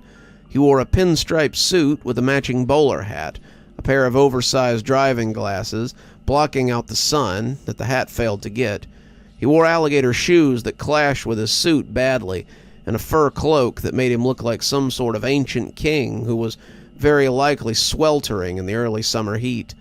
The sound of his cane, as it talked on the concrete, reminded him of the birds around their home when he was a kid, the ones who smashed snails in the garden wall for tasty treats that lay within. "Marcus Grayson?" the man asked, his voice rich and cultured with just the slightest hint of a European accent. Yes, sir, but it's appointment only, and..." "Oh, I'm not here for pictures, son. I'm Darby Wheeler, and I've spent all morning being told how I just must meet you. May I come in? It's very hot out here, but fashion requires a certain amount of suffering." Marcus was speechless. Darby Wheeler, at his studio. "Marcus, I said a certain amount of suffering. If you leave me out here much longer, you will need a snow shovel to clean me up." Marcus snapped out of it, apologizing as he showed him inside. He started to take him to the studio, but instead he brought him to his office. The green room still smelled of sushi and Midwestern dreams, and he was afraid that it would offend Darby's sensibility. His office was a little cluttered, but it would be easier to conduct business there. "So, what brings a man of your stature to my humble studio?" "Oh, fate, destiny, or more likely it was the constant stream of compliments from your friend Sandra Neesmith. She's quite fond of you, and if you were thinking of proposing, I would do so before she bursts." Marcus laughed, almost certain that he had guessed who had facilitated this. "She and I were seated near each other at today's Citizen of the Arts delegation, and she gushed the whole time about your work and how much of an asset you would be to my projects, and on and on and on. I ignored her for the first half hour, but after 2 or 3 hours of listening to her tout your praises, I had to come and have a look for myself. I must say you are very humble." He indicated Marcus's jeans and ratty t-shirt. "But I am aware of the eccentricities of your breed. So show me your work and let's see what all the fuss is about." Marcus could have kissed Sandra and strangled her at the same time. She could have warned him, could have let him prepare for what was coming. As it stood, he had only what he had pieced together the night before, and as he pulled the tablet off the table and scrolled through the appropriate collection, he felt mighty unprepared. He had grabbed his best, the best of the best, the pictures that stood out to him as worthy, but it all seemed so pointless now. Had he thought these were good, he wondered? Had he really thought they were the best he had to offer? As Darby scrolled through them, Marcus felt his stomach fluctuate. It was all so shallow. Why had he shown him these? They were all so common, so mundane, so... "Your friend did not lie, it seems," Darby said, nodding his head as his eyes stared eagerly from behind those thick glasses. "You have a gift, boy. If the last photographer I had on retainer had been half as good as you, he could have done all the blow he wanted. Do you have any such proclivities? Are you a doper, a boozer, addicted to medications?" Marcus shook his head. "No, sir. I enjoy a drink, but rarely to excess. I haven't done drugs since college, and then it was just a little weed. As for medication, I have some muscle relaxers in my medicine cabinet, but I only use them when I have a spasm." Darby quirked an eyebrow, and Marcus saw they were cut very aggressively. "Are you a sex pest? Perhaps you have a proclivity for children or animals?" Marcus wanted to be offended by the question, but he found himself shaking his head instead. "No, sir, I have a sneaking suspicion I might be an asexual, but I've never given it much thought. The work has been the only thing I've ever been attracted to. I love being a photographer, and it's what I've always wanted to do. It's the only real skill I ever had, to my father's chagrin, and it's all I ever wanted." Darby was nodding, but he still hadn't put away the eyebrow. "Word of advice, kid. Develop some vices. No one trusts anyone in this scene who hasn't found a skeleton or two in their closet. I won't lie, though, it would be nice to have someone on my crew I didn't have to worry about having to bail out of jail for a DUI or crime of a particular nature. I think I'd like to give you a chance, Mr. Grayson." As he spoke, he had been fishing a contract out of his pocket, complete with a fancy silver pen. "That is, if you'd like to have a chance taken on you." Marcus didn't have to think about it very hard, but he made himself slow down before signing his life away. Let me have a look at this, Mr. Wheeler, and I'll bring it by tomorrow if the terms are acceptable." Darby cackled and smacked Marcus on the shoulder. "Not a complete fool, either. Yes, I think we're going to get along very well." He said his goodbyes, leaving Marcus to read over the contract. Marcus, however, could barely contain his excitement. He had done it. He was in. He was going to work with Darby Wheeler. He was going to be the photographer for the events at the Gardenia. He honestly didn't care if this contract indentured him to that crazy old man for the rest of his life, he reflected as he laughed long and hard. He had arrived. His time had come. He was drunk as a lord, and he wasn't sure if he was holding Sandra up or she was holding him up. They had started to take a cab back to his place, but the thought of hearing those whispers from so long ago had sobered him up. He told the cabbie to drop him off at his studio instead. Sandra had laughed. "You sleeping at work now?" she slurred, leaning against him. "Got some new nosy neighbors," he said, sounding unconvincing, even to himself. He invited her in, but she declined, saying that she'd grab a cab home. "I want to get comfy and drink a jug of water, order something greasy from DoorDash, and take either the food or the driver to bed, depending on which one is less greasy," she joked. Marcus paid for the cab, tipping hugely, and waved as she sped off for home. He was through the doors when he remembered the laughter and the creature from earlier. Maybe he should have gone back to his apartment after all, but he would have rather dealt with a whole herd of monsters if it meant he didn't have to hear the voice of his bullies again. He could still feel their hands as they stripped him, the humiliation of being photographed as he lay naked in the dirt, the pain as they beat him. The memories were burning the alcohol out of him, and he stumbled to his office so he could pass out before it was completely gone. When he got there, he was greeted by something that didn't make any sense right away. Someone had torn up the contract that Darby had left him. On the pieces, in what appeared to be red ink, they had written "refused" and "under contract." The words blurred a little as he tried to make sense of them, and the lines kept separating and coming back together as if a drunken mind was trying to force it to make sense. At the bottom, near the signature line, someone had signed Little Marky, and beside it they had written Child Photo Star. Marcus was breathing raggedly, his liquor-soaked brain trying to make it make sense. That's when he heard the laughter. It was louder now, no laugh track from another room, and as Marcus came out of his office, his hands scrambled for something that he could use as a weapon. They found the camera with the cracked lens instead, and Marcus held it to his chest like a talisman as he stepped into the hallway between the studio and the rest of his office. "Who's there?" Marcus asked, his voice sounding far from sure, and when the door to the studio slid open, he heard his teeth chatter. "Marky," came a whisper from the studio, and Marcus felt the hair stand up on the back of his neck. "Who's there?" he bellowed, taking a shaking step towards the door. "Come on, Marky," croaked the rotted voice of his long-ago bully. "Don't keep us waiting. We just want to take a few pictures." He stumbled to the studio, little as he wanted to. Most of the drunken revelry had burned away now, and he was left with only the heavy tar of dread within him.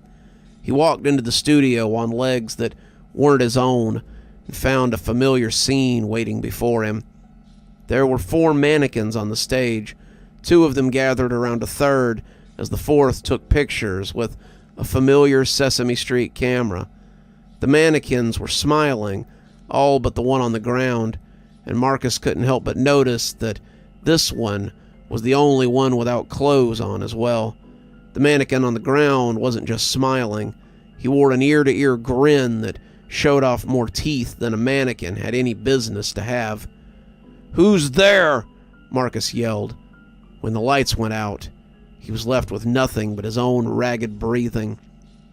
Marcus poked his foot around blindly, trying to orient himself as he froze when he heard the sound of scuttling hands and digging claws. Without thinking, he engaged the flash. They were behind the 4 on the stage, their numbers growing like a wave of tar behind it. The collection of creatures seemed endless, a rising tide of tar beings, and Marcus was backtracking at a jog as the flash dissipated and he was left in darkness again. He didn't want to see them, but his mind needed to know. It was like a man in the depths of a cave, lighting matches just to remember what fire looked like. The tide was rising before him, and as the lights went out again, Marcus was sobbing silently from the wall of the studio. He couldn't find the door, he couldn't find an escape, and his mind still screamed to have the flash. It would kill him, he knew this, but he was a creature of the light. He needed to know, even if the knowledge was something he died for. But he pushed back against it. He began to slide along the wall, looking for the door, but he wasn't as careful as he thought. When the camera slipped from his hand, the shatter of breaking glass was coupled with a sudden flash of light. The black wave rolled over him, and as he was pulled beneath it, he heard a syrupy voice that echoed in his pounding head. "Finally, we have someone to properly commemorate our masterpiece."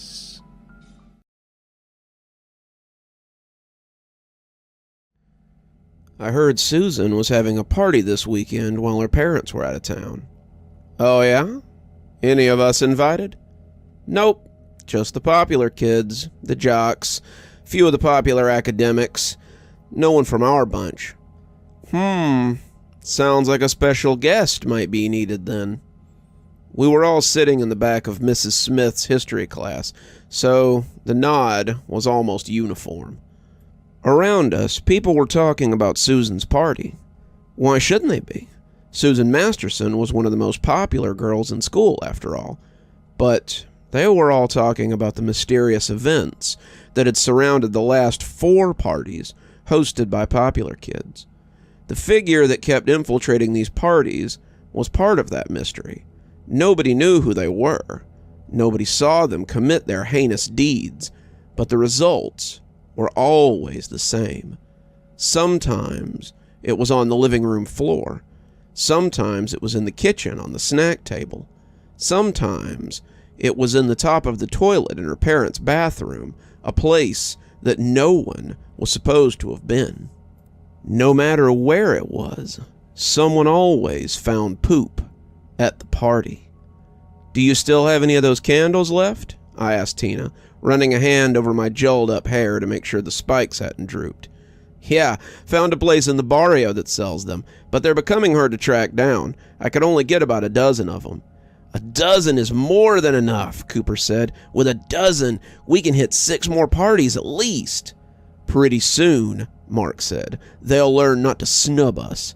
Pretty soon, they'll learn that we hold the fate of their precious parties." The bell rang then, and we rose like a flock of ravens and made our way out of class. The beautiful people scoffed at us as we walked up the hall, saying things like, "There goes the coven," and "Hot Topic must be having a going out of business sale." But they would learn better soon. Before long, they would learn that we were the lords of this school, because we controlled that which made them shiver. I've never been what you'd call popular. I've probably been more of what you'd call a nerd since about the 2nd grade. Don't get me wrong, I was a nerd before that, but that was about the time that my peers started to notice. They commented on my thick glasses, my love of comic books, and the fact that I got our class a pizza party every year off just the books that I read. Suddenly, it wasn't so cool to be seen with the nerd. I found my circle of friends shrinking from grade to grade, and it wasn't until I got to high school that I found a regular group of people to hang out with. Incidentally, that was the year I discovered that I liked dressing goth. My colorful wardrobe became a lot darker, and I started 9th grade with a new outlook on life. My black boots, band t-shirts, and ripped black jeans had made me stand out, but not in the way I had hoped. I went from being a nerd to a freak, but I discovered that the transformation wasn't all bad. Suddenly, I had people interested in getting to know me, and that was how I met Mark, Tina, and Cooper. I was a sophomore now, and despite some things having changed, some things had stayed the same. We all acted like we didn't care that the popular kids snubbed us and didn't invite the nerds or the freaks to their parties, but it still didn't feel very good to be ostracized. We were never invited to sit with them at lunch, never asked to go to football games or events, never invited to Spirit Week or homecoming, and the more we thought about it, the more that felt wrong. That was when Tina had come up with something special. Tina was a witch, not the fake wands and butterbeer kind of witch, but the kind with real magic. She had inherited her aunt's grimoire, a real book of shadows that she'd used when she was younger, and Tina had been doing some hexes and curses on people that she didn't like. She'd given Marcy Graves that really bad rash before homecoming, no matter how much she wanted to say it was because she was allergic to the carnation that Gavin had got her. She had caused Travis Brown to trip in that hole and lose the big game that would have taken us to state, too. People would claim that it was just a coincidence, but we all knew better. So, when she came to us and told us she had found something that would really put a damper on their parties, we had been stoked. "Susan's party is tomorrow," Tina said, checking her grimoire as we walked to art class. "So, if we do the ritual tomorrow night, we can totally ruin her party."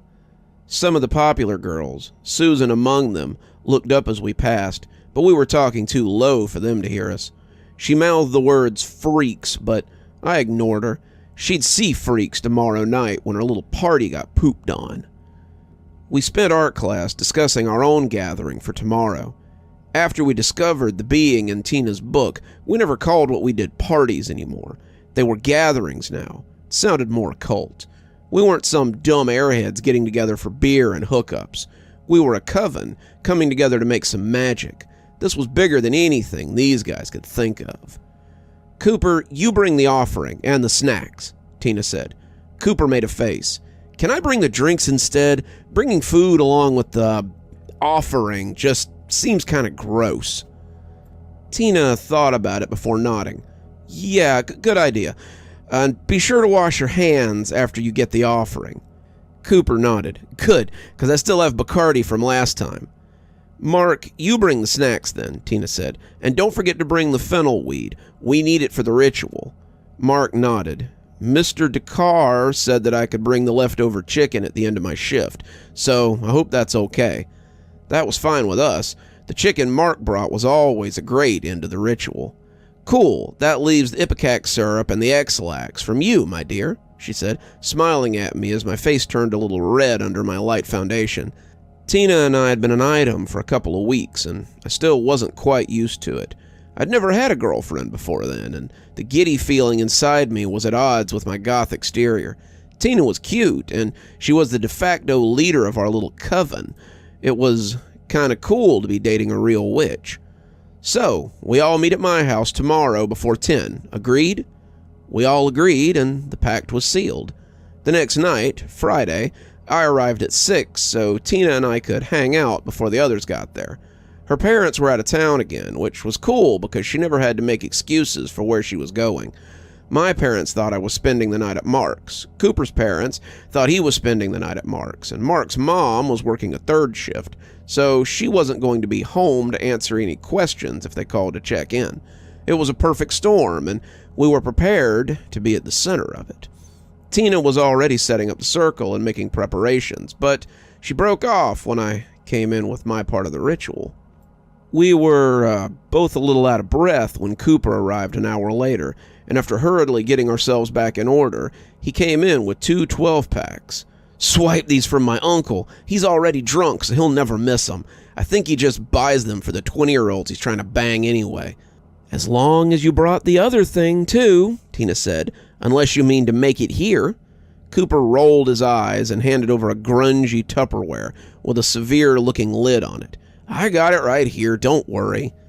He helped us with the final prep work, and we were all on our 1000th game of Mario Kart by the time Mark got there at 9.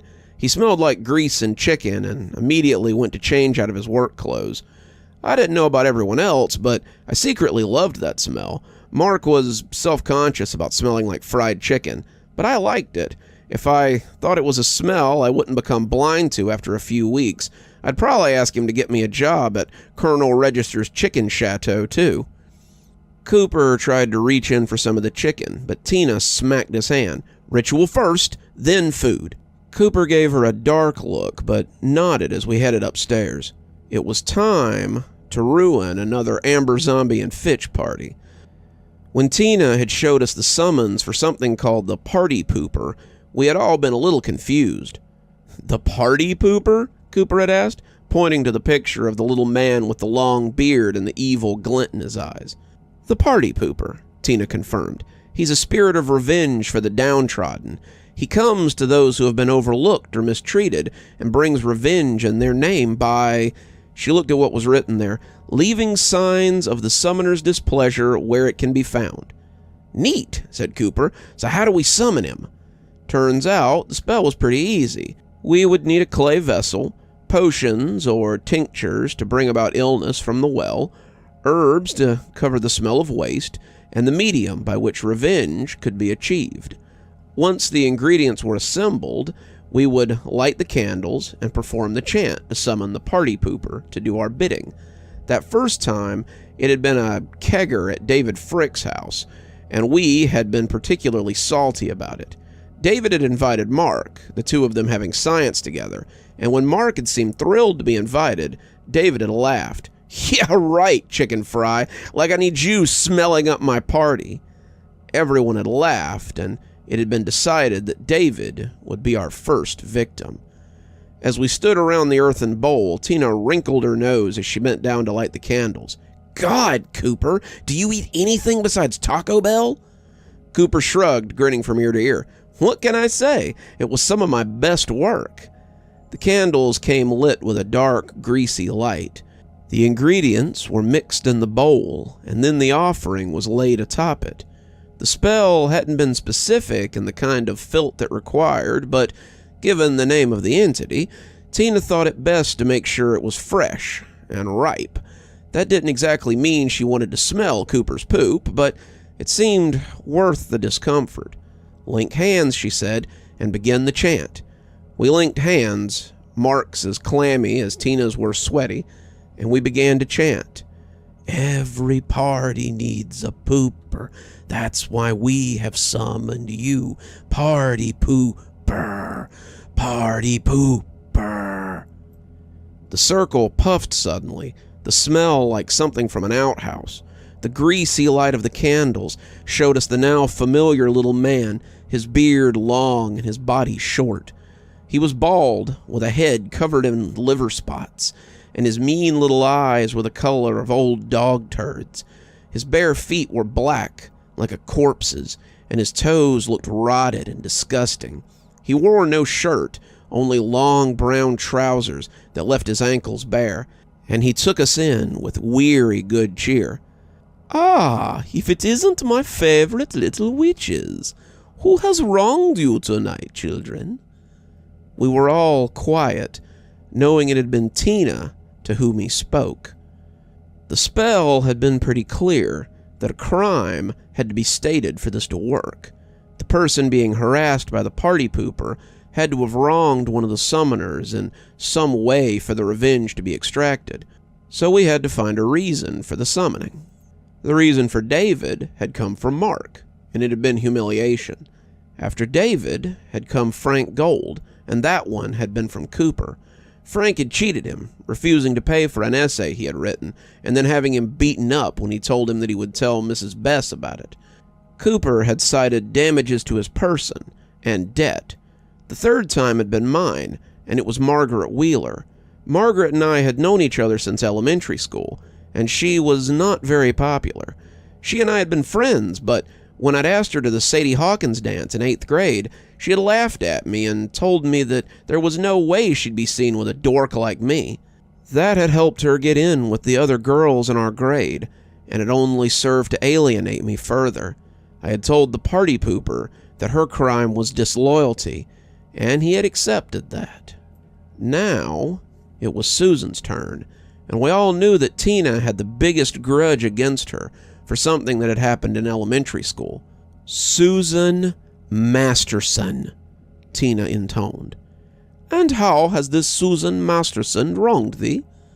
"She was a false friend who invited me to her house so she could humiliate me." The party pooper thought about this, but didn't seem to like the taste. "I think not," he finally said. There was a palpable silence in the room. "No, has it ever occurred to you that this Susan Masterson may have done you a favor? Were it not for her, you may very well be somewhere else tonight, instead of surrounded by loyal friends." Tina was silent for a moment. This was clearly not going as planned. "No, I think it is jealousy that drives your summons tonight.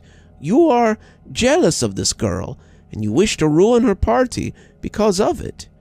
He floated a little higher over the circle, and I didn't like the way he glowered down at us. "What's more, you have ceased to be downtrodden and mistreated, and I am to blame for this. I have empowered you, made you dependent, and I am sorry for this.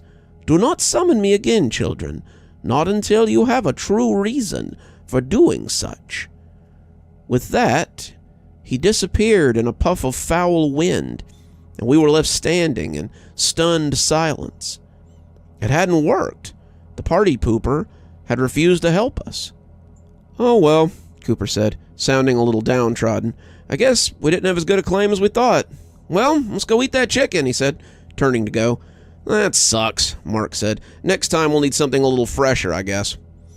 They were walking out the room, but as I made to follow them, I noticed that Tina hadn't moved. She was staring at the spot where the party pooper had been, tears welling in her eyes, and as I put a hand on her shoulder, she exhaled a loud, agitated breath. I tried to lead her out of the room, but she wouldn't budge, and I started to get worried. T, it's okay. We'll try again some other time. Those assholes are bound to mess up eventually, and then we can get them. It's just a matter of time. Tina was crying for real now, her mascara running as the tears fell in heavy black drops. It's not fair. It's not fair. She let me fall asleep and put my hand in water.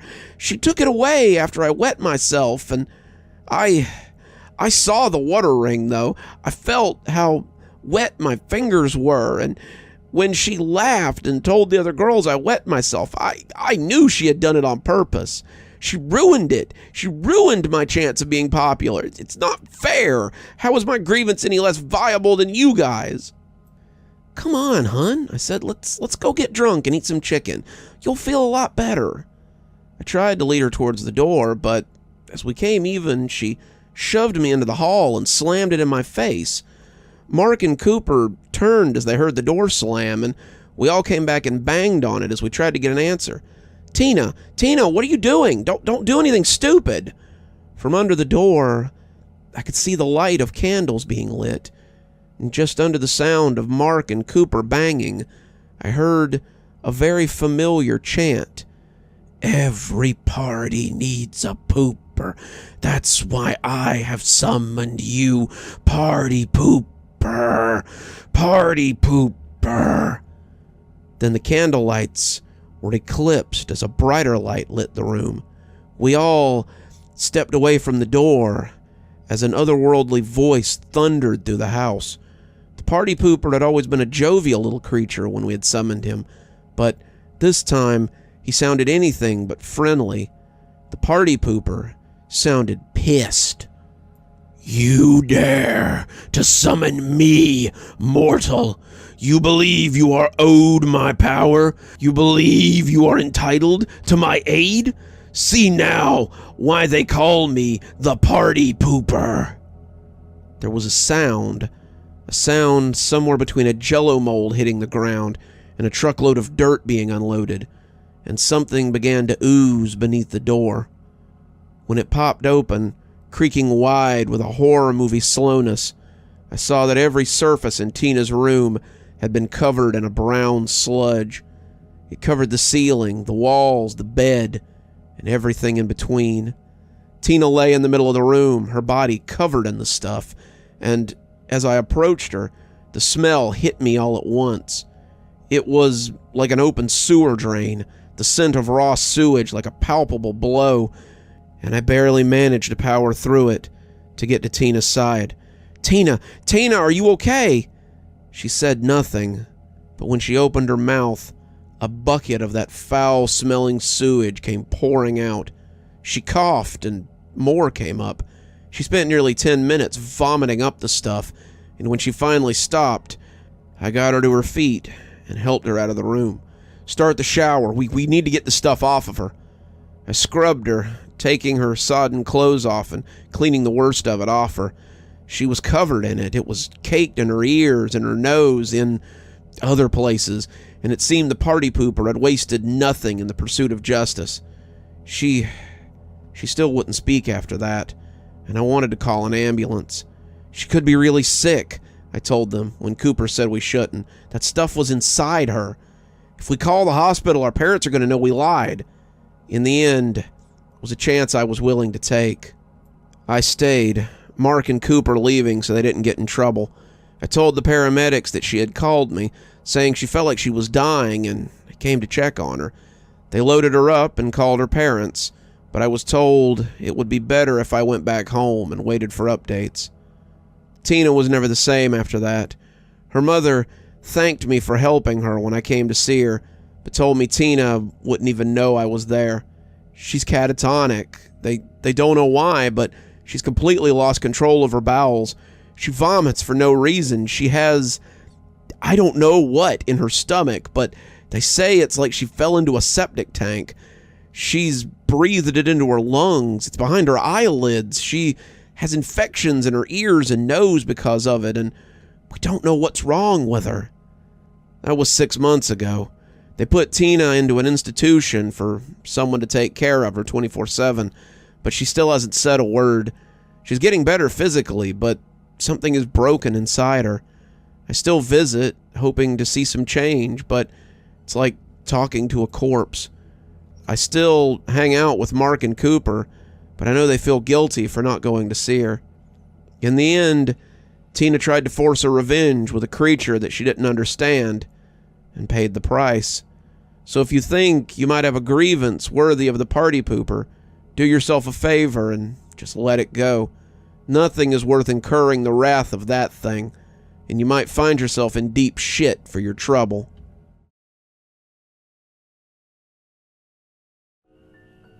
Daddy, I lost a tooth. He lisped a bit as he said it, and as I held my hand out, I saw that he had, indeed, lost a tooth. It was one of the front ones, and I congratulated him on losing it so cleanly. I wondered if he had pulled it out himself, but I put that out of my mind. Brandon didn't even pull his own splinters out, and I really couldn't see him yanking out his own teeth. He was 6 and 1 month, as he liked to say, and this was the first tooth that he had lost. He was late in that respect. Many of his friends had already started losing baby teeth, but he was giddy as he brought this one to me. "Now, the tooth fairy will come and take it away," he said, skipping off to continue playing. Ah, yes, I'd forgotten about that part. Brandon had become obsessed with the tooth fairy after his friend Nina had lost her tooth. He thought of her like the blue fairy from the Pinocchio story, and he was very excited that she would come through his window and leave money for his teeth. He had asked what she did with all those teeth, where she got all the money, and 1,000 other things. I was a pretty creative person, and I'd come up with all kinds of stories about what she did with them, where she got the money, and how she came in without making a sound. On and on and on. I was kind of glad that he had finally lost a tooth, because I was starting to run out of material and thought if he experienced it, he might lose interest in it. We put it under his pillow that night, and I assured him that it would be gone in the morning and there would be money when he got up. Then, of course, I fell asleep waiting for my wife to get home and woke up to find her sleeping beside me and the sun already peeking over the horizon. I went quickly but quietly and thanked my lucky stars that Brandon was a sound sleeper. He hadn't woken up yet, and I took the $1 I was going to put under his pillow out of my pocket and prepared to make the swap. To my surprise, however, the tooth was already gone. No one had left money, but the tooth had disappeared. I looked around, thinking it had slipped out, but it was just gone. I left the $1 anyway, not wanting him to be disappointed, and went back to my room to get more shut-eye before the alarm went off. We never made it to the alarm because Brandon came in waving the $1 and saying that the tooth fairy had come. "Look what the tooth fairy left me. He said it was all for me." I told him that was awesome, but internally I raised an eyebrow. He? The tooth fairy had always been a woman anytime he'd talked about her before. Maybe, I thought, Brandon had just had a dream or something that night. He put the money in his piggy bank, and I figured we could maybe put the thing behind us. 2 days later, as I put him to bed, I put my hand beneath his pillow and felt something strange. I took my hand out and found another tooth. "What's this?" I asked. "Oh, I lost another tooth," Brandon said. No excitement, no hope that the tooth fairy would come, just a matter-of-fact tone. I guess that was what I wanted. His obsession with the tooth fairy had ended when he finally lost a tooth. He'd gone from being absolutely excited to absolutely unfazed, and that stopped me for a moment. "Why didn't you tell me you had another loose tooth, buddy?" I don't know. It just kind of happened. I put the tooth back under his pillow, telling him to make sure to say something next time, and then I kissed him goodnight and put him to bed. When I went to put the money under his pillow a little later, though, the tooth wasn't there. Instead, there was a coin. I took a look at it, thinking it was a $50, but realized I was wrong almost at once. At first, I thought it was one of those weird chocolate coins you sometimes got for Christmas. Turning it, I realized it was just extremely grubby. It was heavy, like it was made out of brass or copper, and the surface looked dirty, like it had been at the bottom of a well for quite some time. I started to take it with me, something in me wanting to keep it away from my son, but I put it back instead. It wasn't mine after all, and by the look of it, it was probably something that he treasured. It had been back under his pillow for less than a second before his hand went searching for it. His fingers took hold of it almost greedily as he clutched it, and I decided to take the dollar back with me. Brandon changed a bit after that night, but it's only in retrospect that I see it. He became very secretive, not my little buddy like he used to be. Brandon didn't want to play video games in the living room with me anymore. He didn't want to read stories at bedtime either. He spent a lot of time in his room and seemed to be closing off. His mother laughed at me when I told her that my feelings were a little bit hurt by it. He's just being a kid. Kids go through phases sometimes. Don't take it so personally. A couple of months from now, he'll probably be back to his usual self again. I hoped he would, but it was hard to ignore the physical changes that were going on in him as well. Not only was Brandon quieter, but it seemed like he had grown. He hadn't gained a foot in a single week, but sometimes it seemed like his fingers were abnormally long, his arms strangely jointed, and his face was oddly stretched. He would look at me sometimes, look at me like he was thinking about doing something that he knew would make me angry. I didn't like it, but he never did it right out in the open. Like I said, Brandon never came to sit with me or play video games, but I would sometimes catch him peeking at me from the hallway or from under the table in the kitchen. It was creepy, but I figured it was just little kid behavior. A month after Brandon lost his first tooth, I found another one in his backpack. Well, no, not just one. I found 5 hidden in the front pocket of his backpack after he left it on the kitchen table when he went to go to the bathroom. He had become pretty protective of that backpack, putting it in his room or keeping it close by at all times, and I started getting suspicious of what might be in there. I didn't think it was drugs or anything. He was 6, but I thought it might be something weird or dangerous. What if he had a snake or something in there? So when he suddenly ran off to go to the bathroom, I knew this was my chance to have a look. I needed to sign his folder for school anyway, so I took out the folder and looked over the day's report before taking a peek in the pockets. The teeth were just sitting there, bumping together when I poked at them, but they didn't really look like human teeth. They looked more like animal teeth, and they were too strange to have come out of my son's mouth. They might have been from a cat or a dog, I suppose. Maybe a, "What are you doing?" I zipped the backpack and turned around, looking like I'd been caught doing something I shouldn't. "Nothing, just signing your folder." Brandon looked at me with a great deal of mistrust, taking the backpack and going to his room without putting his back to me. I told his mother about the teeth when she came back from work, but she brushed it off again, saying that little kids often collected strange things. "My brothers collected animal skeletons they found in the woods," she said dismissively, as we got ready for bed. "Thank goodness it's just teeth and not a whole skull." I let it go, but it was hard not to see what was going on. Brandon started looking like he wasn't sleeping well. He had huge bags under his eyes, and he was fidgety anytime he was made to sit still, like at dinner or for homework. He would get short and agitated, muttering to himself in a way I couldn't understand. I listened carefully once when he was doing math homework, and it sounded like he was talking in a different language. He looked up when he saw me noticing, squinting at me with that look of distrust, and it broke my heart to see him like that. Brandon had always been my little buddy, and this sudden change in him was painful to watch. 2 weeks later, I got a call from the school. They needed to speak with me about something important. Brandon, it seemed, had been in a fight where he had knocked more than a few of the kid's teeth out. I came down right away, afraid that Brandon had been hurt, but when I saw him sitting in the principal's office, he looked none the worse for wear. He had a bruise on his cheek, and his hands looked like he had beat them against a wall, but he didn't seem injured or in distress at all. Quite the contrary, Brandon looked happier than I had ever seen him. I took a seat next to him in the office, waiting to see what they thought was so important. We called you in, not because Brandon has been fighting, but because of other rumors going around his class. Rumors? I asked. Yes, sir. The student he fought with said Brandon had been making strange deals with other students. I shook my head, not quite understanding. What kinds of deals?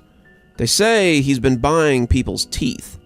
I shuddered, thinking about the teeth in the bag I'd saw not too long ago. I looked down at Brandon, questioning him with my eyes as to whether it was true. He looked back at me without hesitation, pretty much letting me know that it was. He's been trading his lunch for them. He's been trading other things for them too, toys and small things. He's allegedly traded over 20 students for their teeth across 3 grades. Today, the student in question had taken the trade but refused to give him any teeth. Your son responded by beating the teeth out of his mouth. I looked down at Brandon, asking what he was thinking. He didn't bother to answer, just clenched his fists in his lap and looked at the floor. I think that was when it really hit me how much he had changed. The bags under his eyes were dark and deep, and his fingers were long enough that I couldn't see how anyone didn't notice. Each finger seemed twice as long as it should be, and as he clenched, I could see a 4th knuckle on each of them. The reason we called you in, sir, is, well, to get those teeth back. I turned and looked at the principal. What do you mean? He looked a little green as he wiped his forehead with a napkin. We believe your son has the missing teeth, but he won't tell us where they are, and he won't give them back to us. We can't seem to find them, and the mother is hopeful that the dentist can put them back in if they're not too badly damaged. If anything else, they want them back so they can take them to the dentist and make sure they're baby teeth and not permanent. Brandon hasn't said a word about where he put them, and we are deeply troubled by this behavior. I looked at Brandon and asked him where the teeth were. He shook his head, not saying a word. I asked him again, and when he shook his head this time, I heard something. Something nearly indistinguishable, but altogether unsettling. Something was rattling in his mouth. We can sit here until you decide to give us the teeth, but you're not leaving until we get them back. I don't know what's gotten into you, I said, but the idea that we wouldn't be leaving seemed to decide him. He bent slowly over the principal's desk, making eye contact with the older man the whole time as he opened his mouth. 3 teeth fell out as he pushed his tongue out, and none of them appeared to be his. The teeth clattered on the desk like old dice, and more than one of them had a root hanging from them. As he sat back up, I had the sneaking suspicion that he was holding out.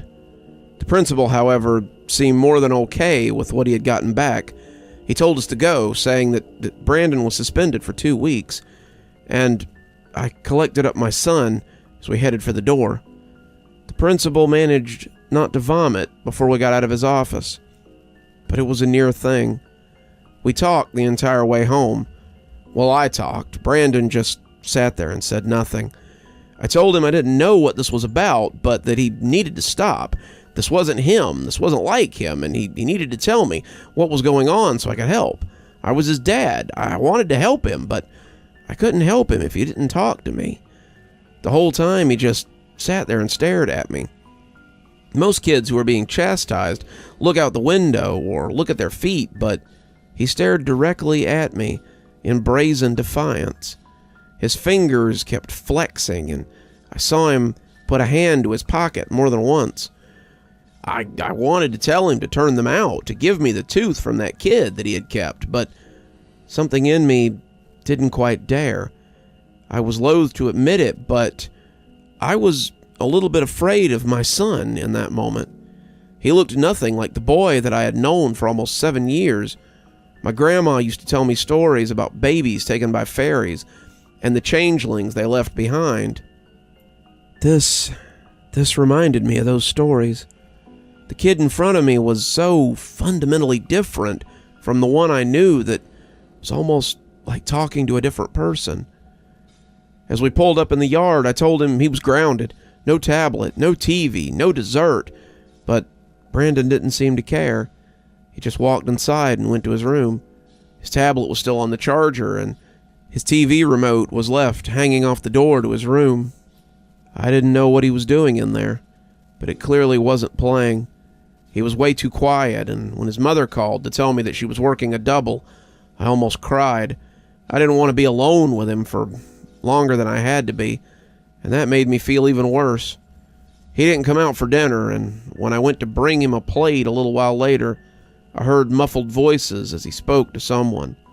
I tried to get the teeth, but they caught me. I didn't know who he was talking to. Kinda thought he might be talking to himself, but when a gruff voice responded, I felt my stomach drop. "You'll just have to do better next time." The voice was unlike anything I'd ever heard. It was deep and watery, like something from the bottom of a well, and it spoke in a way that made its mouth sound strangely full. It was devoid of any sort of kindness or charity, the sounds you sometimes hear when people speak to children. It was an authoritative voice, a teacher, and they were not pleased with my son. "I'm grounded. They suspended me from school.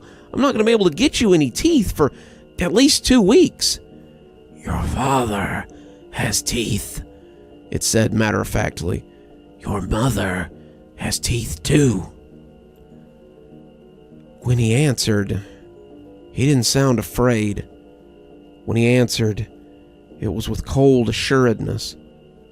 "They won't just give them to me. They don't understand what I'm doing." What was he doing? That's what I wanted to know. I gripped the doorknob, hoping they wouldn't hear me, and that was when the voice said something that made my blood run cold. "Then do not ask them. Take them, like you did from the boy today." I opened the door in one fluid motion, and my son looked up guiltily as I walked into the room. "Who are you talking to?" I asked.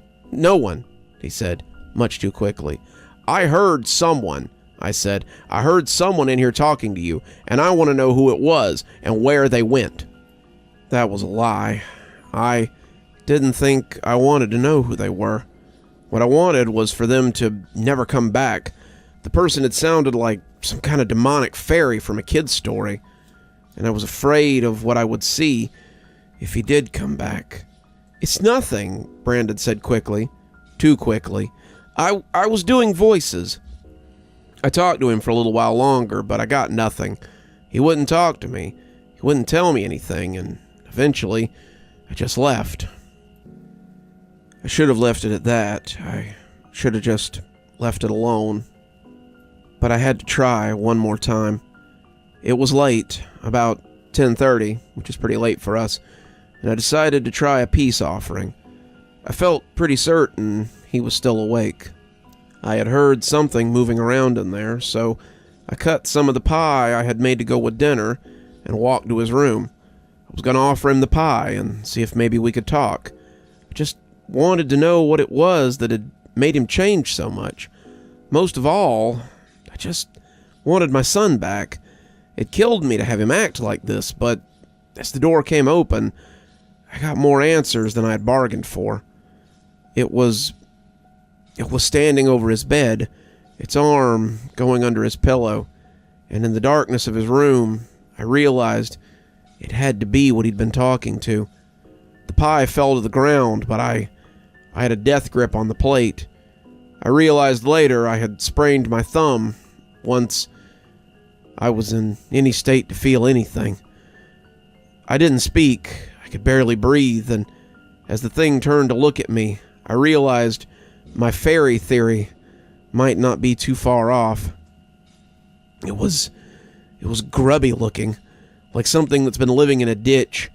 Its features were completely covered in something dark that had the texture of earth, except for the two large lamp-like eyes that protruded from its face like bubble lights. It was tall, something I realized as it took its full height. It had been crouched before, putting something under my son's pillow, and it had to stoop so as not to bang its head on the ceiling, which was about 9 feet from the floor. From its back, 4 insectile wings protruded. They weren't large enough to carry it, but they were large enough to be noticeable. Its hands and arms, the fingers multi-jointed, were far from delicate looking as it wiggled them ceaselessly. I expected it to charge me. I expected it to attack me, but instead, it raised one huge finger to its face and made a shushing sound. "Shh. You'll wake the baby," it whispered, and its mouth sounded like it was trying to swallow something. Then it smiled, and I saw not a double, but a triple row of teeth inside its mouth. There's no order to them. Molars next to canines, next to bicuspids, next to what appear to be fangs and shark teeth. Its mouth is such a mishmash of teeth, it's impossible not to feel a little woozy when you look at it. It pulled its lips down, somehow containing all those teeth, and before my eyes, it vanished. My son was pretty upset when I grabbed him and carried him out of the house. I put him in the car and we waited till his mother got off work before taking him to a nearby motel. I told her what I'd seen as best I could, and I think she believed there might be something going on now. My son is furious, saying that he needs to get back home so he can do his job, but he won't say what that is. Honestly, I think he's been collecting teeth for whatever that thing was. When I went back inside to get some clothes and check the house, I looked under his pillow and found another one of those strange coins. There's a box under his bed, too, and inside it's equal parts teeth and coins. There are around 20 of them, and they're sitting next to teeth of every shape and every size. Most of them are animal teeth, but some of them are definitely human teeth. I've taken the entire box with me, but the phone call I got from my wife before I left the house was what really worried me. She called to tell me that our son had locked himself in the bathroom, and she was afraid he was hurting himself. There's a weird squelching noise, followed by him yelling and crying.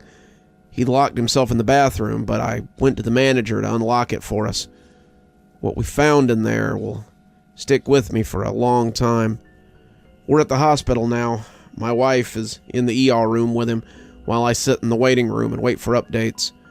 Protocol states only one parent can go in at a time, and my son doesn't want me to go in there. He can't speak very well, but he made that very clear to my wife. I gave him space, not wanting to exacerbate his condition any more than I have to. I've got the box on my lap as I sit out here, and I'm not really sure what to do with it. Inside are the 8 teeth that he managed to pull out of his own head before we got him restrained. Whatever this creature is, it must get its due, and my son is apparently intent on giving it that due. We'll probably end up having to take him to a mental facility, but I know he isn't crazy. I saw that thing too, and I know it'll find him no matter where we take him. So be careful when you tell your kids about the tooth fairy. What comes to collect their teeth might be something far worse than even you can imagine.